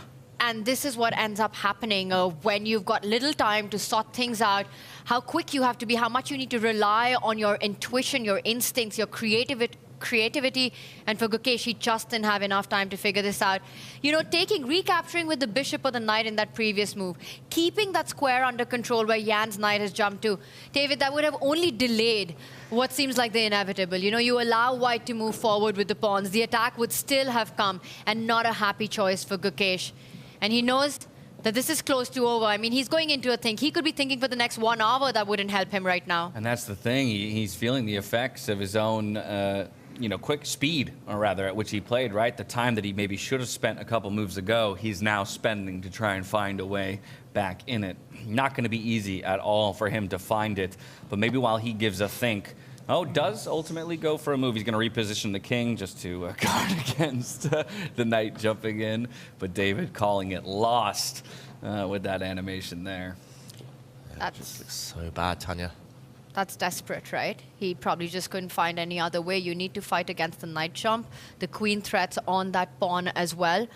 Not a happy decision. Head and hands for Gukesh. How does he survive this? It's a checkmate. being threatened right now, defended. You're never going to be castling. The king's going to be stuck at the center of the board. Does the other knight jump in now? Do you take a page from Vincent Keymer's book? Get your knights and queens to attack the Black King? Yeah, I think that's just a very strong move. Tanya adding another piece to the party, another attacker. Even if you just take a time out, it's not just the fact that the Black King will never castle, it's the fact that the rook next to it is never going to centralize, never going to connect with its fellow rooks. It's never really going to find any open files. You've just muddled up your pieces. Black has so many problem pieces here, while White is so active. Even if White starts kind of throwing another pawn down the board, even if White just kind of castles, gets the rook over, just continues getting business sorted. There's also other angles to attack from. The White bishop on this diagonal, that looks like a juicy one against the king. Too many tempting moves. Gukesh in huge trouble on the brink of elimination here. Yeah, absolute dire straits here for Gukesh, but he's not the only player with hopes of playoff contention. Let's now hop over to Richard Rapport up against Hikaru Nakamura to see if he is on his way to a decisive victory, what he will need at the very least to tie either Vincent Keymer or Fabiano Caruana. Of course, still needing that other game between Fabiano and Vincent to end decisively as well, just to tie one of the two. So in a moment, we'll hop on over to Richard Rapport up against Hikaru Nakamura, who just barely qualified in the last round by snagging a draw and moving up to 5 points himself. And normally, once a player has secured safety like Hikaru had in this previous game, it goes one of two ways. Either Hikaru will relax here. He looks super looking relaxed. No, either he'll relax a bit too much and give Richard chances, or because the pressure's now off Hikaru, he'll bring his best and play his best, and that's not good news for Richard. In the meantime, level material, there's one doubling of the pawns. White's traded off a bishop for knight, and now Richard trying to explode the center, trying to go towards here, Hikaru's king. I think Richard should be happy with the imbalances that exist in the position. Even if the eval bar seems to hint that Hikaru is doing fine, you know, the bishop versus knight trade, the pawn formation, it gives chances to create long-term play, and Richard opening up the lines for the rook and the queen right now. Hikaru gives back that bishop pair advantage to, in return, destroy Richard's pawn formation. If you were to take with that pawn in front of the king, you're then allowing Black's rook to slide over and start threatening that king on the G line. Yeah, computer wants that material, but while Rapport tries to reason his way to a victory here, we have to see if it'll even matter by jumping over to Fabiano versus Vincent Keymer here, because like I said before, if they were to draw, it wouldn't matter the results of Richard or Gukesh's game. But as we jump over, you might notice that right now Vincent finds himself in a dominant position, and if Richard knows this, if he's paying attention to that board, then he sees opportunities to maybe make it into the knockout stage. Wow. Black is actually a pawn up, but the computer says he's totally busted. And I actually said it earlier. It's such a devilish position, such a kind of deceptive start position, because, again, all these long-range pieces, and here White's queen and bishop could line up on the long diagonal, threatening some checkmate patterns. The White knight can start kind of jumping in to some really nice outposts deep in enemy lines here. There's still an undefended pawn. That was Gukesh's kind of Achilles heel, that pawn. There's also just open lines for the White rooks. Everything looks so appealing here, so tempting. You still need the killer blow. If Vincent can't land it in the next half dozen moves, this could turn. Fabiano might be breathing a sigh of relief, but Tanya, it's so hard to imagine this attack not being decisive. This is unbelievable. Fabiano is close to losing in, again, under 10 moves. Your idea on the board, threatening a big mate on that square. Now, Black's got to find a way to block that diagonal, right? Moving that knight away is not a solution because, yes, you save the knight, but you don't save that king. The rook would be hanging in that case. I'm expecting Fabi to blitz out that pawn move. Well, he's not blitzing it out, but he at some point will have to push that pawn one step forward. But that creates further weaknesses in his camp. And look at that bishop. What bishop am I even talking about? It's kind of hard to spot for Fabiano Caruana. The one next to the queen. No open diagonals there. And like he said in that interview, no easy ways to shut down when it comes to freestyle chess. And he was bang on. I like that emoji, David. Very smooth. Fabi takes a decision. He's not making further weaknesses. The rook comes to defend. Wow, this is so ugly. You normally never want to fianchetto a knight. You never really want to put a knight on a square like this, especially when it's vulnerable on a diagonal. And look at that black rook, a sad defender. And it's like a mirror image. Gukesh, Fabiano, they've just allowed a direct attack against their king this early in the game. And Gukesh has to be beating himself up right now, right? I mean, you've not even given yourself a game for that shot. By rushing through the opening moves, we'll check in with that. But it feels like Gukesh or Richard would have had a chance because Fabi is about to go down in this one. Yeah, Fabiano against the ropes at the moment, and again, in falling down against Vincent Keymer, he would be the one in danger of losing his top spot. These, again, I'll remind everybody, this was our championship match at Waisenhaus, and just the idea that one of them wouldn't be in the playoff picture is ludicrous to me. But Keymer, in very much the way he impressed us in Waisenhaus in warming up throughout the tournament, seems to have warmed up at the right time here on the final day of the round robin, and looks to be taking this one. Of course, as you mentioned, that will put the onus then back on the other matchups, Gukesh versus Jan and Richard versus Hikaru, to see if either of them can come away with a decisive victory. Both of those games still in play. Both of those games, though, not looking like they're easily going to go to either of the players who are outside of our playoff picture. Unbelievable turn of events. And, you know, this was the finals matchup at Waisenhaus. It was Vincent versus Fabi. Vincent getting the win in that one. Close to this, but I want to ask you, how much of this is in his mind? He gets a winning position, and he does a beautiful plan. Before we get to that, he wants to post that knight on a stunning post, gets a star by David Howell. Once it lands on c6, you've got to find a bigger emoji than a star. Maybe give it the son of the position as well, because that will be close to game over. Yes, you can trade the bishops, but thank you very much. Once the rook comes onto the open line, it will start targeting that dead bishop next to the queen. Oh, this is just painful. A knight on this square is going to cement this bishop stuck on the back rank for eternity. Essentially, you can just resign at that point. I think it might be desperation time. You might have to throw this pawn down the board. Just try to release this bishop, even at the cost of giving back your material advantage here. Fabiano, you can tell on his body language, he knows he needs a gift from the other games now. He knows his fate no longer entirely in his own hands. You're very right. He's now rooting for Jan Nepomniachtchi and Hikaru over their two opponents, because as long as either of those guys pilots to a draw or better, Caruana still retains his 8th position and a playoff spot. And with that in mind, let's go back to a couple of the other boards to see how they're maneuvering their way to a possible playoff berth, starting with Richard Rapport against Hikaru. He, of the two, between him and Gukesh, is in better position, but still by no means a winning position. So this is a complex. Where do we see avenues here for Richard to punch through? Yeah, this one is going to be difficult, partly because it's opposite color bishops again.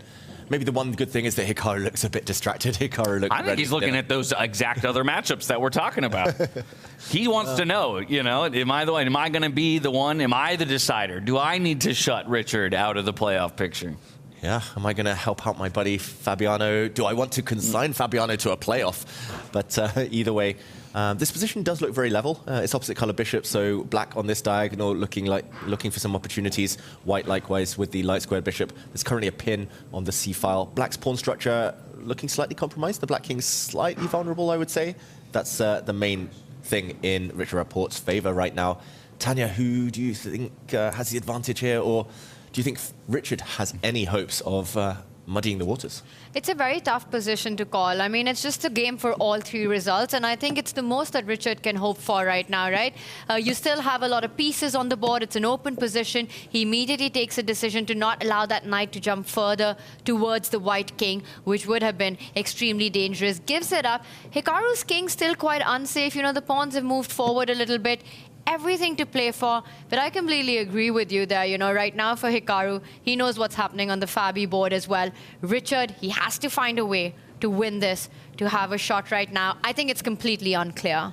That's interesting. Computer doesn't like that. That felt logical to me, sidestepping what would have been an easy attack by the queen if that pawn wanted to move forward, but instead, Hikaru will take this opportunity to start marching the pawns forward, creating a beautiful pawn chain and grabbing more space. Hikaru is on blitz bullet mode right now. He's not even taking any time at all. And it's funny because just a few weeks ago, barely even, it was Hikaru versus Fabiano Caruana in the American Cup for the championship. And here it is, Hikaru feeling safe in the qualification. Fabi kind of really hoping somehow or the other, you know, his big rival is able to hold off Richard Rapport. Hikaru barely taking any time. Maybe, David, it's also to play for because it doesn't really matter, right? He's going to finish in the second half off the qualifying table, regardless of his result. Yeah, it doesn't change too much, barely changes anything for Hikaru. A win, loss or draw in this one, which actually helps free you. And Hikaru, he's on record saying, as a streamer, less pressure, he plays better. Yep. Yeah, I was like, this is the answer to the question you posed earlier. For some players, is that, freedom going to aid in better play, a more relaxed play, or will it mean that an error or two creeps in? I think for Hikaru, he's in his zone right now. From there, let's go back over to Gukesh versus Jan Nepomniachtchi because it's not over just yet. Again, I don't want to paint this as a pretty picture. I'm not telling a lie to the audience here like this is something that Gukesh can easily find his way out of, but he is going to fight tooth and nail for every opportunity. Wow, this position is crazy. Gukesh's king is still the main focus of this position. Look at this line. It's a bit of a traffic jam, but if it ever opens up, the black king is easy pickings. And okay, whoa, a slip. Yeah, big one. Letting Gukesh back in. Gukesh, his heart rate under 70. That is another level. But a missed opportunity. Gukesh's last move was fiery, pushing this G pawn forward, trying to target the white queen. And now, okay, apparently only one move to avoid instant defeat. I think it's also the most natural. There has been a capture. The black rook has been hit. He needs to just recapture this pawn very calmly. But with the knight or the bishop? With his knight. I'm not sure exactly why the knight, I guess. Because if you take with the bishop in the corner, you might be destabilized by an exchange, and maybe there's something in the center with a pin. But okay, knight takes pawn. If you're not fearing ghosts along the this line towards your king, then it's probably the move you pick. And the advantage for white, far less clear suddenly. It would just be about surviving move by move for Gukesh. You know, he just needs to make sure that he can keep the game going. And he takes it with the bishop. But this just walks into an incredibly concrete line, right? The one that you're pointing out, just chop, chop, chop, get the minors off the board, and then suddenly there's incredible pressure along that central line. Yeah, and Jan made a face there. He was like, again, he's making the face, raised eyebrows. He's like, what? Why? I'm not going to criticize that move too harshly. I think it was a difficult position for Gukesh anyway, but that wasn't the most natural move. The most natural move was also the strongest. And another downside is that the black knight actually gets in the way. This pawn is now a target. This would be a deadly check towards the black king. And the knight stops the black rook from defending across the board here on the 6th rank. Oh, big mistake from Gukesh. He got given a small opportunity, but back in danger now. Yeah, and you're not going to be given too many of those, right? So it would have been on him to capitalize on the few opportunities that Jan gives him throughout. We'll hang on this game for just a moment here to see how it plays out, because it does look like at any moment we could either get the concession or Jan could pilot himself to an unbeatable position. This is going to play out to absolute disaster for Gukesh. I actually don't see a way for him to successfully defend that pawn. If you use the other rook to slide over to that last rank, the last file that we have lining up against the queen, you're creating pins. There's a pawn that would be hanging. You know, you can see trades and then picking up that G5 pawn, which again would not be able to be recaptured because the queen hits that black rook. And with this pawn falling apart, black's king position is falling apart. Gukesh has just done everything wrong in this game. It is such a mess of pieces, though, there on the top right corner of the board. I think, again, for a player, from my perspective, it seems so messy, which is why it almost doesn't make sense that it is so decisively in favor of one player. I think it's essentially like a battle here. The long-range pieces here, the archers just sniping from afar while the cavalry rides into to all the holes to try and do the real damage. The infantry's already gone. It's already cleared all the lines first. Right. For black, it's far less clear. It's like, why is the bishop leading the charge here? The bishop is not safe at all. Clear target. And yeah, of course, the king's safety is always the biggest thing in chess. And it's clear that the black king on this line is far more vulnerable than the white king, which sits safely for now. So Queen looking to infiltrate, and Gukesh will elect to make a move, but it doesn't necessarily improve his position by the evaluation bar's standards. I don't think it'll be a surprise that as we zoom out to see the accuracy of all of our players across this round tier, that there will be quite a disparity in numbers, given some of the mistakes that we've seen. But there you see as well players like Vincent Keymer sporting a 96.3, which again just speaks to the way that he's leveled up throughout this round robin and finds himself in a winning position against Fabiano Caruana. You know, from here we'll go check in on that game just to see how Vincent's getting it done, and then we'll check back in with our bottom of the table matchups to see if Richard can overcome Hikaru, who seems to be building an advantage. But checking back in here, eval bar still loves it. Fabiano's still searching for fighting chances. Tanya, do you see anything available to the American? No, he's down a rook in this position. How do you even fight that? That's huge material deficit right now. And there's a big threat on the board with that last move that's been played. You know, pinning that pawn, attacking that rook. And did you see that accuracy chart? It gave Gukesh a 70% in perhaps the most crucial and critical round of the day. You know, that's far from the accuracy that you need and you want, especially against a player like Jan Nepomniachtchi. Yeah, occasionally games are messy, but they're messy on both sides, right? You know, to have Jan sporting near like a 20-point differential in those accuracies is never what you want to see when you're the one who needs to come away with the win. Why is Fabi playing on? Inertia, I don't know. Just keeping some intrigue, maybe hoping to make his rivals more nervous. If they see that this game's still going, that adds this element of jeopardy. But yeah, this one is done, dusted. The white rooks now, you have one extra of them, so they are stacking up against Black's weakest spot. It's a matter of time before Fabiano resigns this one. Vincent, though, credit to him for bringing his best when it mattered. Absolutely. So for calling this one done and dusted, back over to Richard Rapport versus Hikaru Nakamura we go to check in on that one. While Richard had the best standing of our two players on the outside looking in, his position has only gotten worse since the last time we checked in on this. Hikaru's most recent move getting the exclamation point again. He just seems to be in the zone, unbothered at the moment.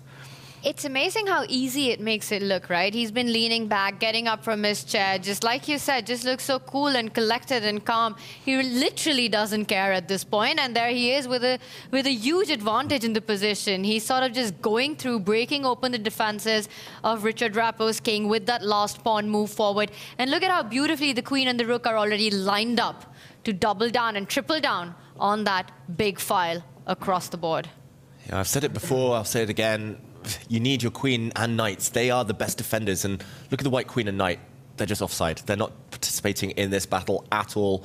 He's hoping to hold things together with his king alone here, Rapport. I think that was the only move to kind of hold the door for now and to protect this pawn, the only shelter in front of his king, but it won't last for long. Yeah, do you go for the trade anyway and then just can take control of that H-file there on the right-hand side with the rooks? Yeah, or move your king out the way and unleash the rook. Yeah. This line.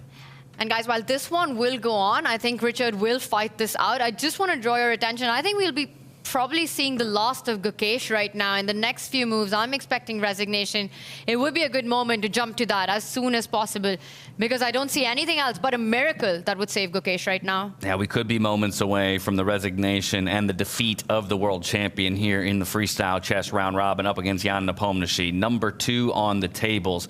We'll flip on over to that board as quickly as possible to see it come to a conclusion.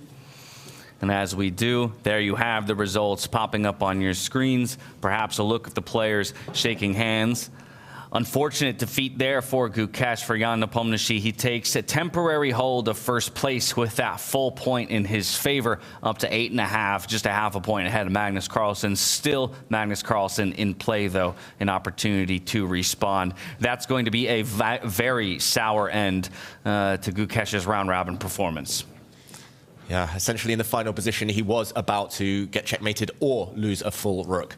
So offering his hand, a bit of a disaster in the final game. But Gukesh, his chances, they were a bit of a long shot anyway. And the damage was mostly done yesterday. No, absolute heartbreak. But now when he's going to see what's happening on Vincent's Fabi's board, it's going to hurt even more, because you knew that you did have a shot. If you won, you could have made it to the playoffs. But Gukesh just never got going in this last round. And here we are. Will Richard be able to change that story? But right now, Hikaru completely in control. Yeah, right now, Fabiano is Hikaru's biggest fan, because as Fabiano stares down the barrel of a loss and no more points added to his total, if Hikaru can keep Richard Rapport down with no points gained, or rather no full point gain, so either draw or a defeat, then Fabiano retains his playoff position. And I say completely in control. I think it's going to be more than control, because Hikaru is just looking for an inroad right now, right? And the best way to do that is get to the base, and he does it. Strikes in the center. He's taking away a key defender, opening up lines towards the king. You know, that defense of that G-pawn is going to be lost very soon. Maybe he'll even triple down on it, pushing that pawn in front of his own king and really making big inroads. Richard Rapport in defense, and I don't think it's going to last for too long, David. Yeah, this one looks over. The one saving grace for Rapport is the fact that Hikaru is down under 1 minute. Hikaru spent so long because he had so many tempting moves, so many winning moves, that, yeah, he might have forgotten about the clock a bit. But again, the white queen and white knight are totally offside, totally cut off from the action. And, okay, the last hurrah, the last attempt by Richard Rapport to bring his queen in. There are no threats, though. The queen alone cannot cause any trouble. And look at Hikaru. He's peering into the board. He brings his queen in. Well, small breath of life, maybe looking for a way to trade the queens off here, slide the queen back down. Yep, offer the trade. I imagine Hikaru won't take it. Oof, nice. Slides in with that rook, then slides over, now elects for the trade, but prefers this position after all the pieces fall. Hikaru, he's just gone for an endgame advantage. He's still a pawn up now. So rather than going for checkmate, which isn't really Hikaru's style anymore, he never goes for direct attacks. He would far rather have an endgame he can control and that he can manage.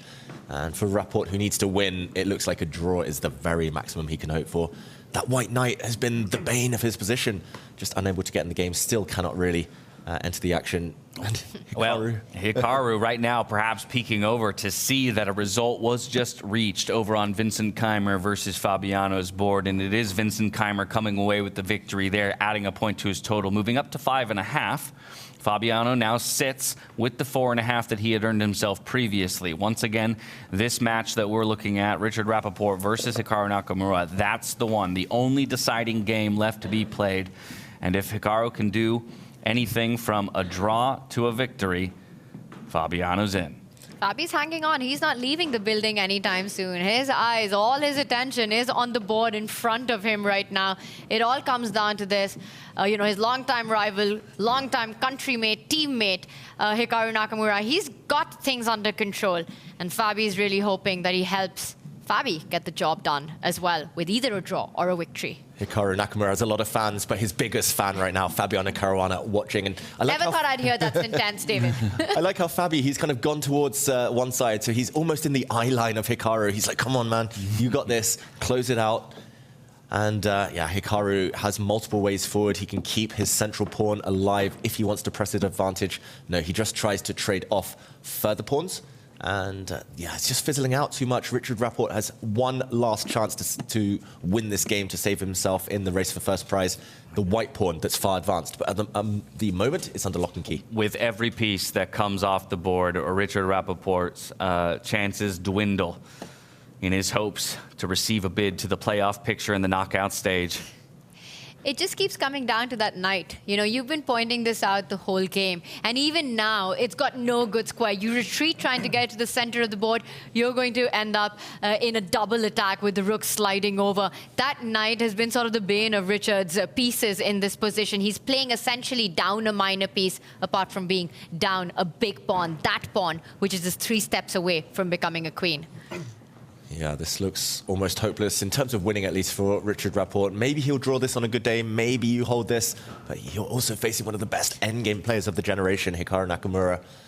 Yeah, this one looks forlorn. Richard over 150 on the heart rate. I was going to say, yeah, if the evaluation bar didn't tell you who was winning, I think the heart rates would tell you. One of them is a lot more comfortable with the position that they see in front of them, even with very little time on the clock. What do you think? I mean, whoa, no, that move did not happen. There's no way that he put the rook. It did. No? It did happen. If you take that rook, oh, the white pawn yes. would have run through.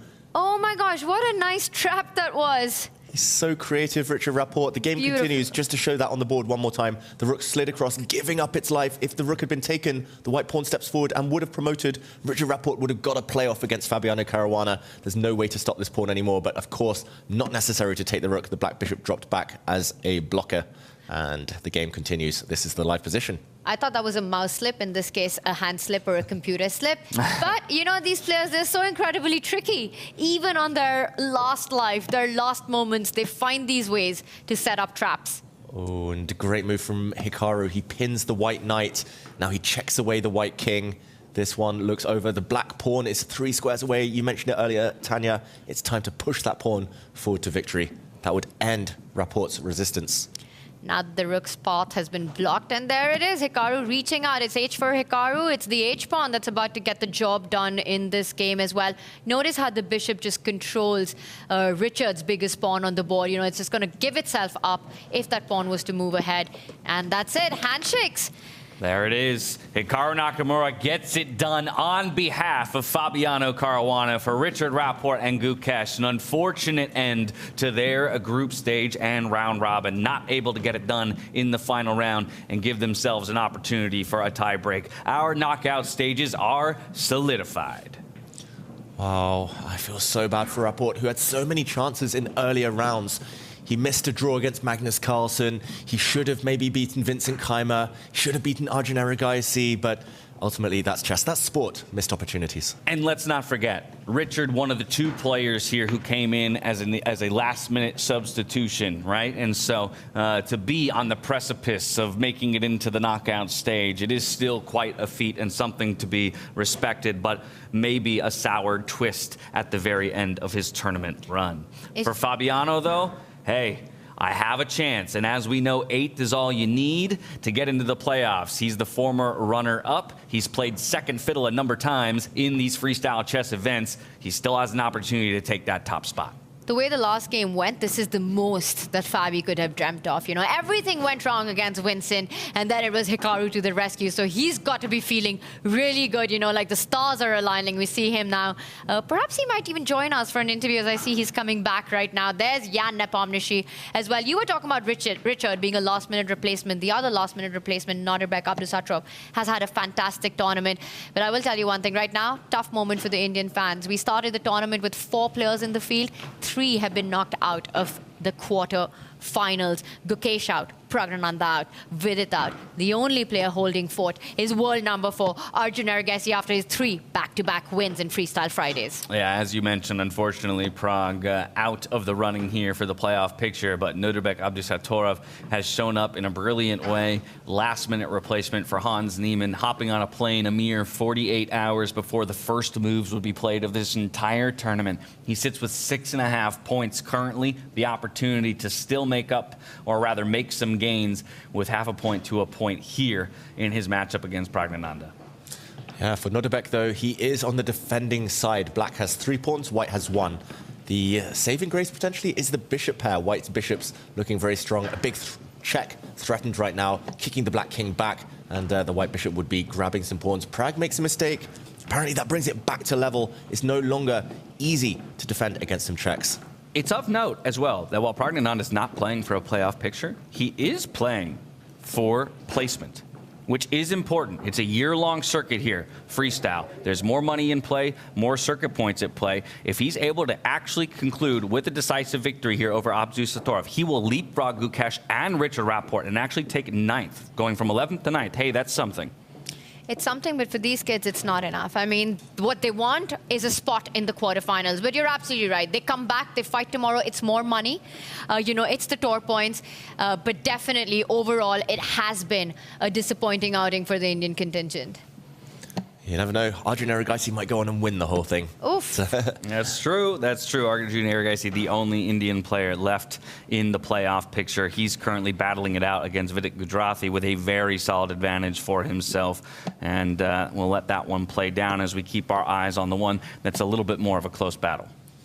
Yeah, Pragg, though, he's done some damage to his own position. Look at the Black Knight suddenly retreating all the way back home. Same for the Black King right now, and Nodirbek can continue to harass the Black pieces by dropping the White Rook back with some targets. It looks like he should be able to create some counterplay now, maybe win one of the pawns back with a draw-ish position, with some drawing chances. Still going to be a long road ahead, though, to hold this one. There is Arjun Erigaisi against Vidit also in action. This game is going to go on for a long, long time. I wonder whether we check in over there.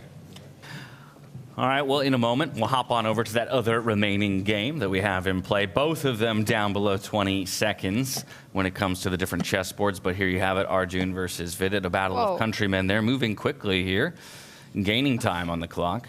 Yes, and White's king coming out in the open. And look at that army that Arjun has against the king. You've got the bishop, the knight, the queen, and the rook. I mean, there has to be some knockout here, David, is the feeling that you get as a chess player. You know, if that's not checkmate, I don't know what is. Only one move to prolong this battle, and that is to give up a piece by swinging the white queen across. There will be a queen exchange, the white bishop will fall, but still some chances to save this one, due to the fact that white has some checkmating threats of his own. Knight in, and the rook across, the Arabian checkmate. 6 seconds. He needs to swing his queen, otherwise it's just over. He brings his rook back. He blunders. He brings his rook back, and now the bishop can be captured for free. Queen's on the board, clearly favors black, and white has no checks. Yeah, notice how all the squares that check Black King are actually under Arjun's control. You know, the queen does the job, the rook does the job, and from far away, the bishop controls a key square as well.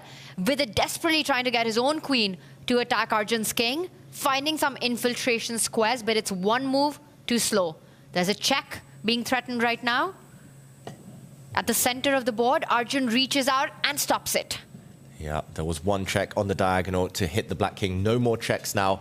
There was actually an immediate knockout blow. He could have ended the game immediately by pushing the black pawn forward, giving up the bishop, and then forking the white king and queen. But Arjun now, can he get the job done?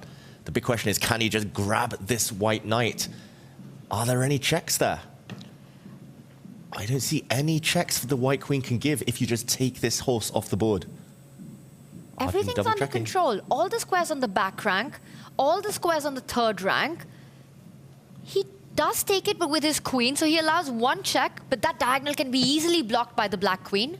Yeah, the black queen, though, was pinning the white rook, and now that rook not captured. If it had been captured, there might have been a draw. The white queen would have been able to give perpetual check.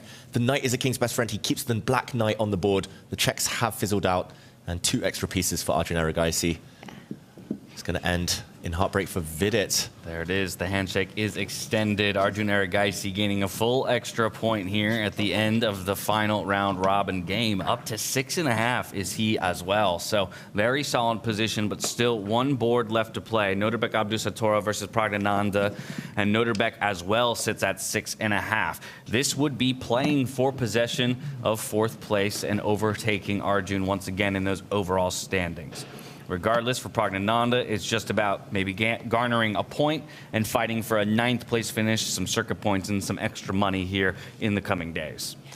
I should just mention as well, Nodirbek, if he holds this, he gets into the top 4. If he doesn't, if Nodirbek loses now, Arjun has just overtaken him. Arjun will technically get the right of choice. Well, admittedly, he won't get you're left with whoever is left regardless.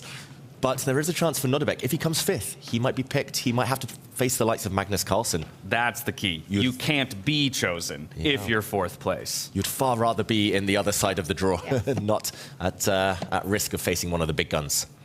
And that's because nobody will pick Nodirbek, and at the end he might be left with no other option. But Magnus is at the top of the table, right? So Magnus will have to make his own pick. I wonder if Nodirbek was even to fall back on that bottom 4. Is he such an obvious pick to go into the quarterfinals?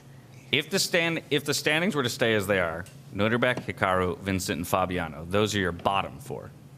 I think Vincent still gets, I mean, out of Vincent this gets crowd, picked first after all that really conversation? It is tough. I think it would be between Nodirbek and Vincent who gets picked first. Yes. But like we're saying, if Nodirbek just gets a draw here, moves up to 7 points, he takes 4th, no longer has the option of being picked, and Arjun Erigaisi would fall back down into that 5th position.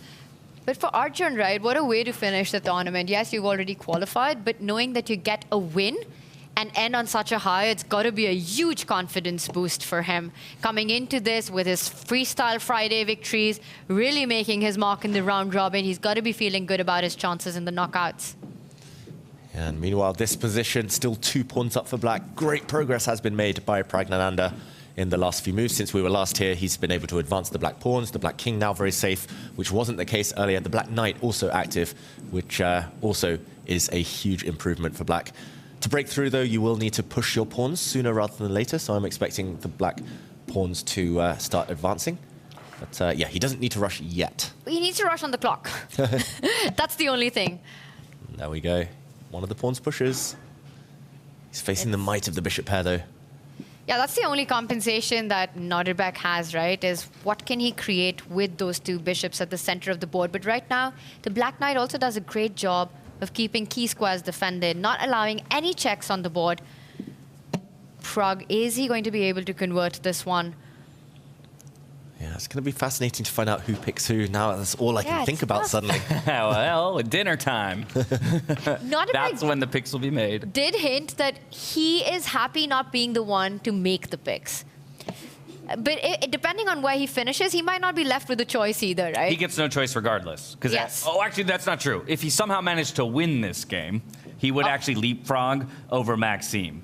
Up to 7.5. I think unlikely, right? Based on the current position. Unlikely. But technically, there's a chance for him to get 3rd, and then, as you say, have a choice. But without a victory here, at best he gets 4th, which just means he's left with the remaining player. And so, in essence, does not get a choice. And also saves himself from being picked by Magnus as his opponent. Because that's really every player's nightmare, right? You go through the double round robin, you fight it out, you give it your all, and then you have to play Magnus in the quarters. Exactly. Has Magnus finished top, though? I think he might have been leapfrogged by Jan Nepomniachtchi. They've level points, but tiebreakers will decide that one. Yeah, that's a good point. So while they did draw in their own matchup against each other, both at 8.5 points, Jan Nepomniachtchi, because he has more wins, he will ultimately get first place. Both of them at 8.5. Amazing. If it were Magnus to choose, Magnus would definitely choose Nodirbek. It's not even a question. He destroyed Nodirbek in the quarterfinals of Weissenhaus. Very one-sided match there. So fascinating, the dynamics. Jan Nepomniachtchi maybe with first pick. And who does he go with? I mean, what we're thinking about with the bottom 4, if it comes to Vincent and Nodirbek being there, it's probably one of these 2 players who gets picked, right?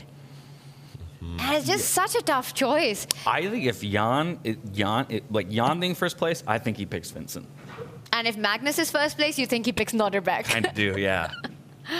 Oh, but we know that Jan is first, so again, I think he'll pick Vincent. Imagine picking first, you pick Vincent, and then he suddenly brings back the Vincent of Weissenhaus again and crushes you. How stupid would you feel that you picked the best player at classical freestyle? If Vincent from Weissenhaus returns, I mean, why are the rest of the players even playing?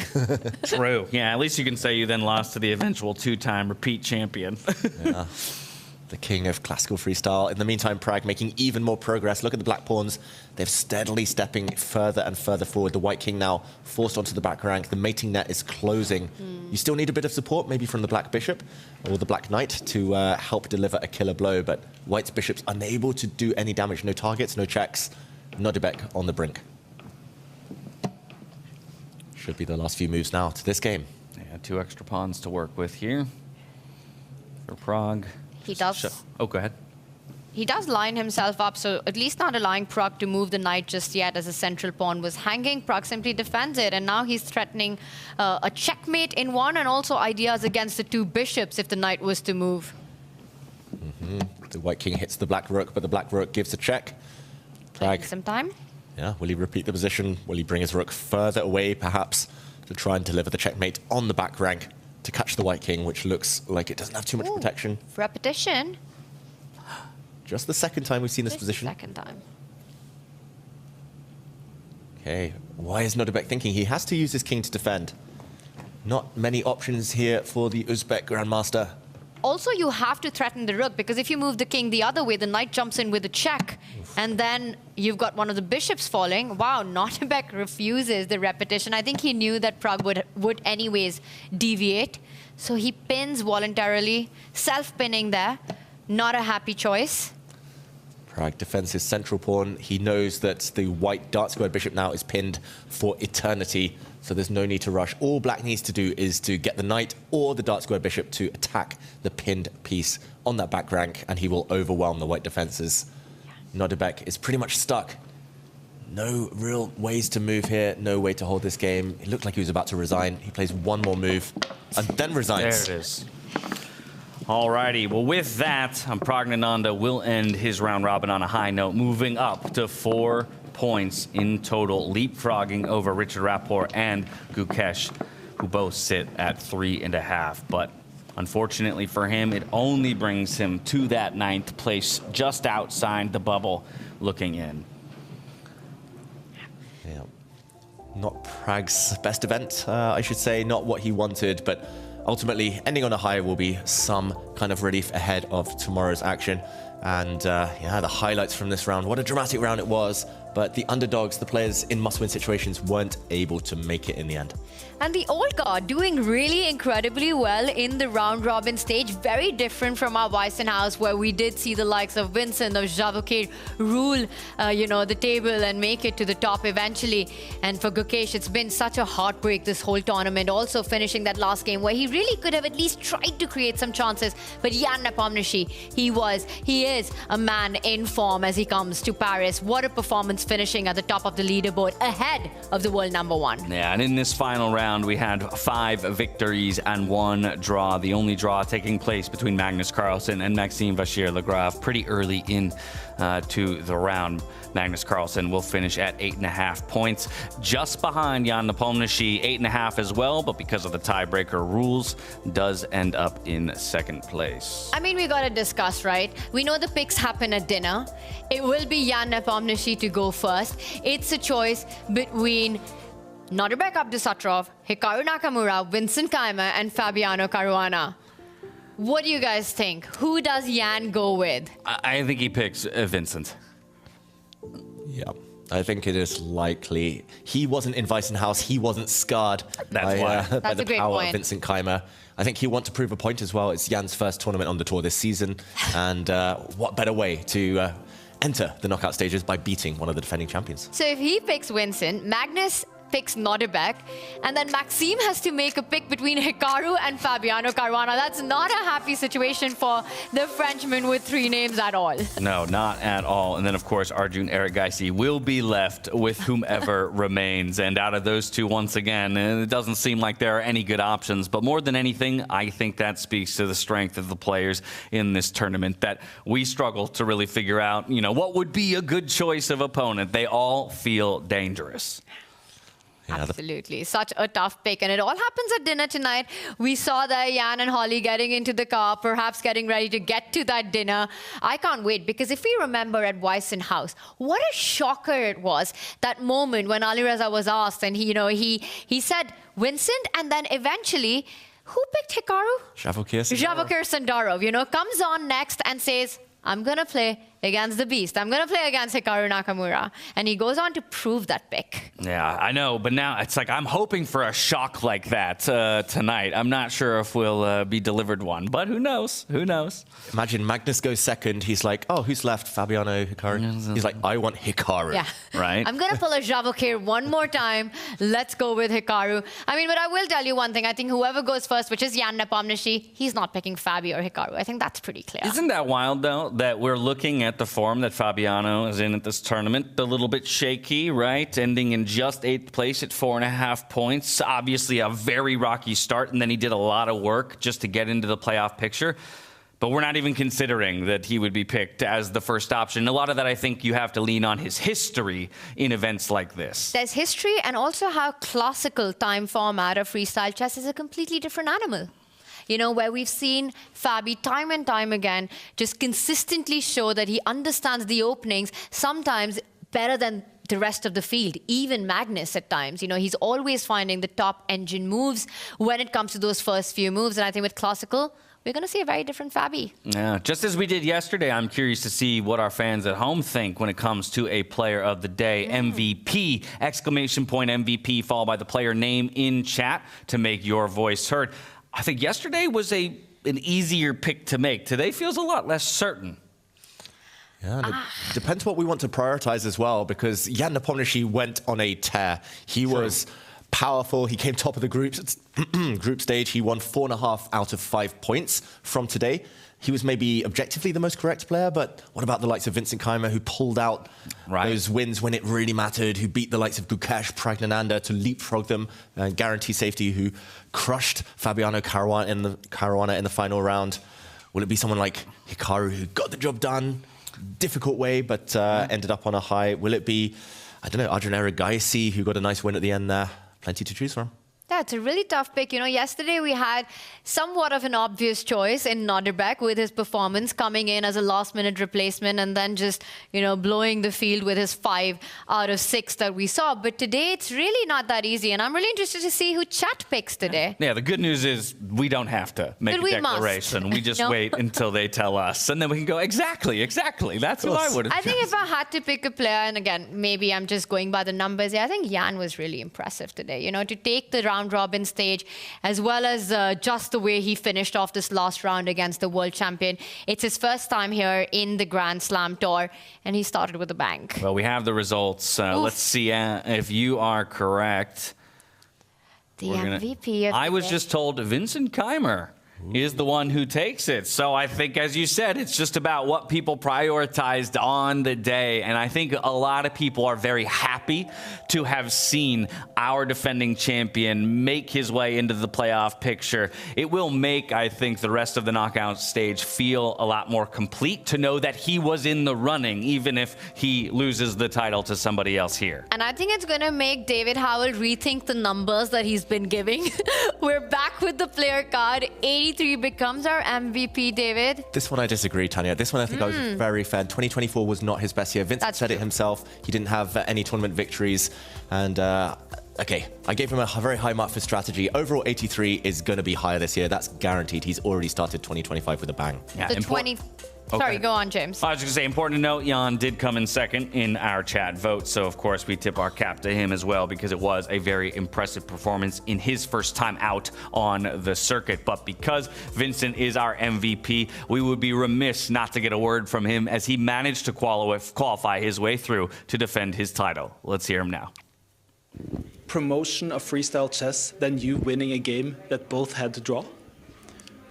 Maybe not. Yeah, it's a weird situation that, of course, like, if you ask me before the game, is a draw fine? I would say, of course. But the thing that we hear is we have to play, and freestyle chess isn't really a game where it's, you know, both sides don't really know, for example, when to go for more draw option that might be slightly worse, which can also be dangerous, or go for complications, principled way, which will also get dangerous. So there's no easy way out. There's no theory, no way for early repetitions or so on.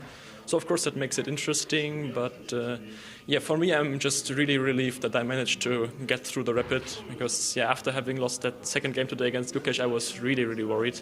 And you know, playing these classical matches is something I really look forward to, but of course it's much nicer if you can still fight for first place instead of having to play for the last places. I just got to ask you, when you know that you have such a good position, you're still a pawn down, but you have such a good position, how tempted are you to just try to, can I just get this to a draw? Can I get this to a draw, or is it, I got to play the best move? I think the position was so good that I wasn't really tempted to go for a draw at that point. Also, I didn't see any clear way. I mean, if I see a move that I think is just winning, I will play it, even if I only need a draw. Because I believe even if I only want a draw in that game, playing the winning move will still be better. I mean, in the worst case, from a good position, I can still go down. It wasn't anything risky. Like, there was no immediate attack or anything like that, so I wasn't really risking much by playing that way. We found it to be extremely gutsy, and congratulations on a great finish. Now, who's going to dare to pick you? I mean, we're talking about the likelihood, if Hikaru wins, between Hikaru, Caruana, Erigaisi, and you. It's not easy to know who you're going to pick if you're a top player here.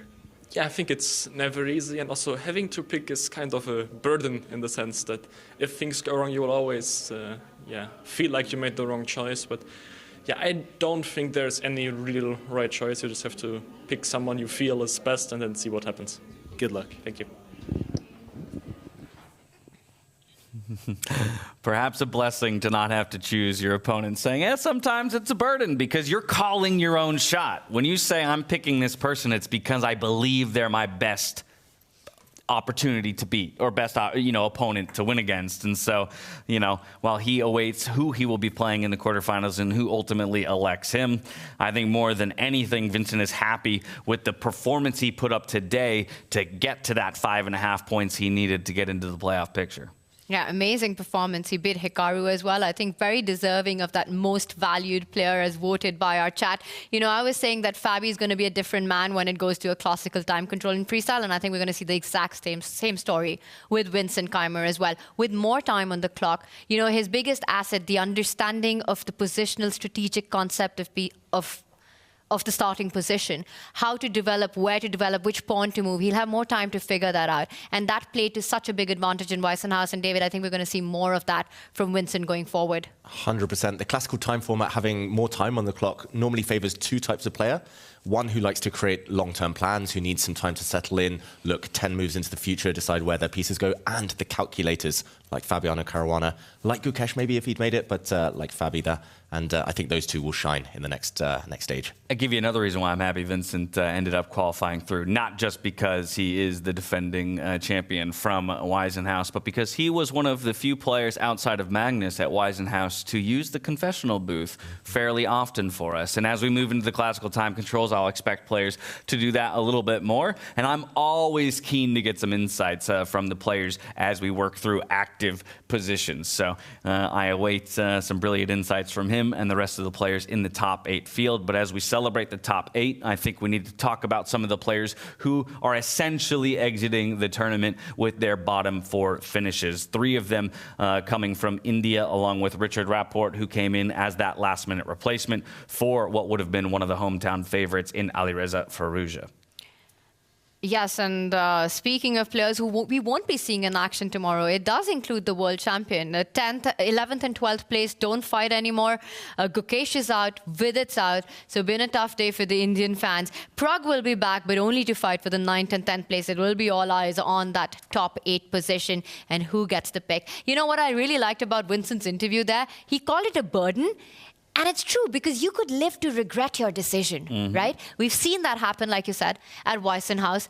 Will we see a repeat of that story? Well, we'll find out soon enough. In a couple hours, dinner will occur. Those picks will be made. And then tomorrow, we'll start seeing some results. I think it's a great clarification you made about the fact that 11-12, these are positions we do not play for. So both of those players will exit the tournament. 9-10 will play for positioning because it's an extra circuit point and a little bit of money. That could come into play at the end of the year. But as Gukesh, our world champion, exits the tournament with his unfortunate fall down today, we did want to get a quick word from him. Let's go to that. It's been a tough tournament for you, Gukesh. How would you summarize it so far? Yeah, I started off today well with the 2 wins, but yeah, I guess I should just be more consistent. Do you feel like freestyle is a format that you struggle with a little bit? Yeah, surely the tournaments I've played have not been that impressive. Yeah, it's obvious that I haven't spent much time in freestyle compared to standard. So, yeah, something to look forward to. And do you feel then that you will spend more time at home working on different kinds of formats, like freestyle, for example? Or do you feel like classical chess is what is most important to you? I don't know. It's like a confusing situation for everyone. We just have to balance the time between all the formats. So, yeah, I'll see what to do. We look forward to seeing you in the next rounds, Gukesh, and thank you so much for taking the time. Some measured responses there from Gukesh, as of course it isn't the result that he wanted, citing inconsistency, because it was quite a brilliant start to the day, right? The storyline was developing, 2 wins in a row. Maybe this is what we were hoping for out of the world champion in this format, but the consistency just wasn't there.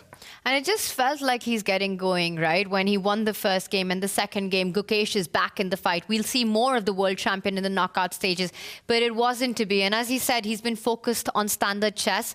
You know, hopefully he'll improve.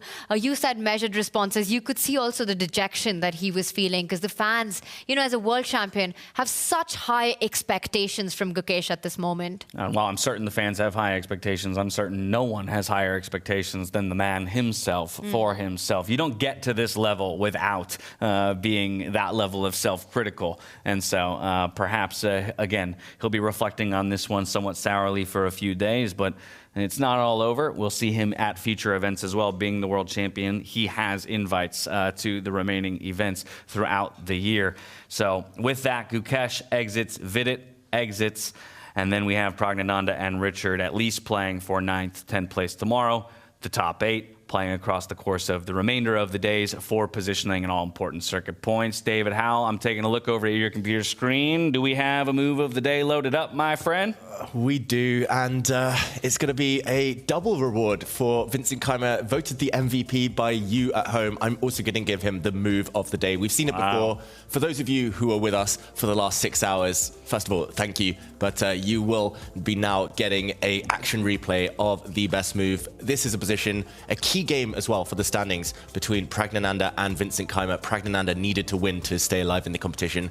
Ended up being victim to a bit of a miniature 16-move win by Black. Here, Black has a very strong kind of trio, queen and 2 knights, attacking the white king. In order to tip over the white defenses, though, to break the defenses of these 3 pieces, you need a 4th attacker, and the black bishop now jumping into the attack, given a double exclamation mark. The only winning move, I should point out, but a brutally strong one, forcing checkmate in a variety of ways. If the bishop is captured, then checkmate on the diagonal would soon have occurred, and likewise, if the knight had been captured instead after the bishop jumped in, then this would have been a beautiful smothered mate. There was a bit of chess comedy at the end there after bishop coming in. The white queen stepped across, and instead of mate in 1, Vincent landed a nice knight check to deflect away the white knight, and it was here that Praggnanandhaa resigned. But either way, a beautiful attack by the German Grandmaster. Yeah, brilliant display by him in terms of closing out a game. And like we said, he books his ticket to the quarterfinals. From here, we're left to reflect on the games that we saw over the course of the last 2 days and preview the matches tomorrow. Of course, we don't know the pairings for tomorrow, so more what I'll ask of you is of the players in that top 8 field. Surprise and delights. Players that you're concerned about, maybe teetering. Who would you expect? How maybe has your pre-tournament expectations shifted given the performances of these players through the last 2 days? You know, a player we didn't speak much about, or because there was so much going on, I think we have to, is Maxime Vachier-Lagrave. He finishes 3rd in the standings, got 7 points. He was consistent throughout the tournament, had a remarkable day 1, and made sure that on day 2, on the final day of round robin, he never really lost touch of making it to the knockouts. So a solid performance by the home crowd favorite. We saw what Vincent did at Weissenhaus. You know, it's the French hope here by Maxime, and he keeps it alive. And I have to say, I mean, incredible stuff in the round robin. Can he keep it going? And this is also his first freestyle event. That's a really good point. Almost because of how consistent he played, he was robbed of the opportunity to be spotlit at any given moment throughout the round robin. The good news for him is that we will see him at least in the quarterfinals and onward, so we'll perhaps get to see a little bit more of his level of play in the days coming forward. Yeah, one thing I want to point out about Maxime here, he was guilty of 6 draws out of the 11 games. By far the most solid player. Pretty much all the draws in the round robin in total, he was a part of them. That's actually pretty wild. Very solid player, but yeah, a dangerous force to be reckoned with in the knockouts. Well, yeah, and we've already talked about the man, but I do think Jan Nepomniachtchi is basically, for me, a big question mark. Which sounds weird to say as he finishes up top the table, but as we saw at the last tournament, you can finish number 1 in the round robin and then quickly exit the tournament in the quarterfinals. So will he be able to sustain this type of form in a freestyle format as we move to those classical time controls? We await the answer to that question. Yeah, we talked about runners-up, about how Fabi is always the runner-up in freestyle, but Jan Nepomniachtchi is the perennial runner-up across all time formats. He finally became joint World Blitz champion at the end of last year, but he'd been a runner-up in the Classical World Championship twice, the Fischer Random World Championship last time in 22, losing in Armageddon, the World Rapid. Every format, he was always coming second, but he's speedy, he's fast, instinctive. This format, I think, suits him. Yeah, that's really interesting. I mean, I just want to point out that Jan Nepomniachtchi has lost just 1 game in the round robin, and that was in round 2 to Praggnanandhaa, and that's it. And same for Maxime Vachier-Lagrave, just 1 loss. So consistent play. talking of what you just mentioned, last time we saw Magnus and Jan was in the New York World Rapid and Blitz. It was a lot of controversy that followed as well when they became the World co-champions. Last time we saw them, they were hugging it out. But this time here, they're in the City of Love and there can only be one winner. So it's going to be awesome to see what happens when they make it through to the knockout stage and who survives and who goes through. That's a good point. No co-champions here. There will be a winner. Somebody will stand up top the table at the end of these 8 days. We're 2 days in. We got 6 more to go. That's going to do it here at the conclusion of the round robin stage. We have 8 more players still alive in the playoff picture. 10 still to play for positioning and prize money over the course of the next few days. We're going to shut down the lights here. We'll be back same time, same place tomorrow, and we hope to catch you here as we kick off the knockout stage and we make the race towards first place for all of our players in the 2025 Freestyle Chess Grand Slam Paris Grand Slam Tour here in Paris. Until then, stay healthy, stay safe, be good to each other, and good night.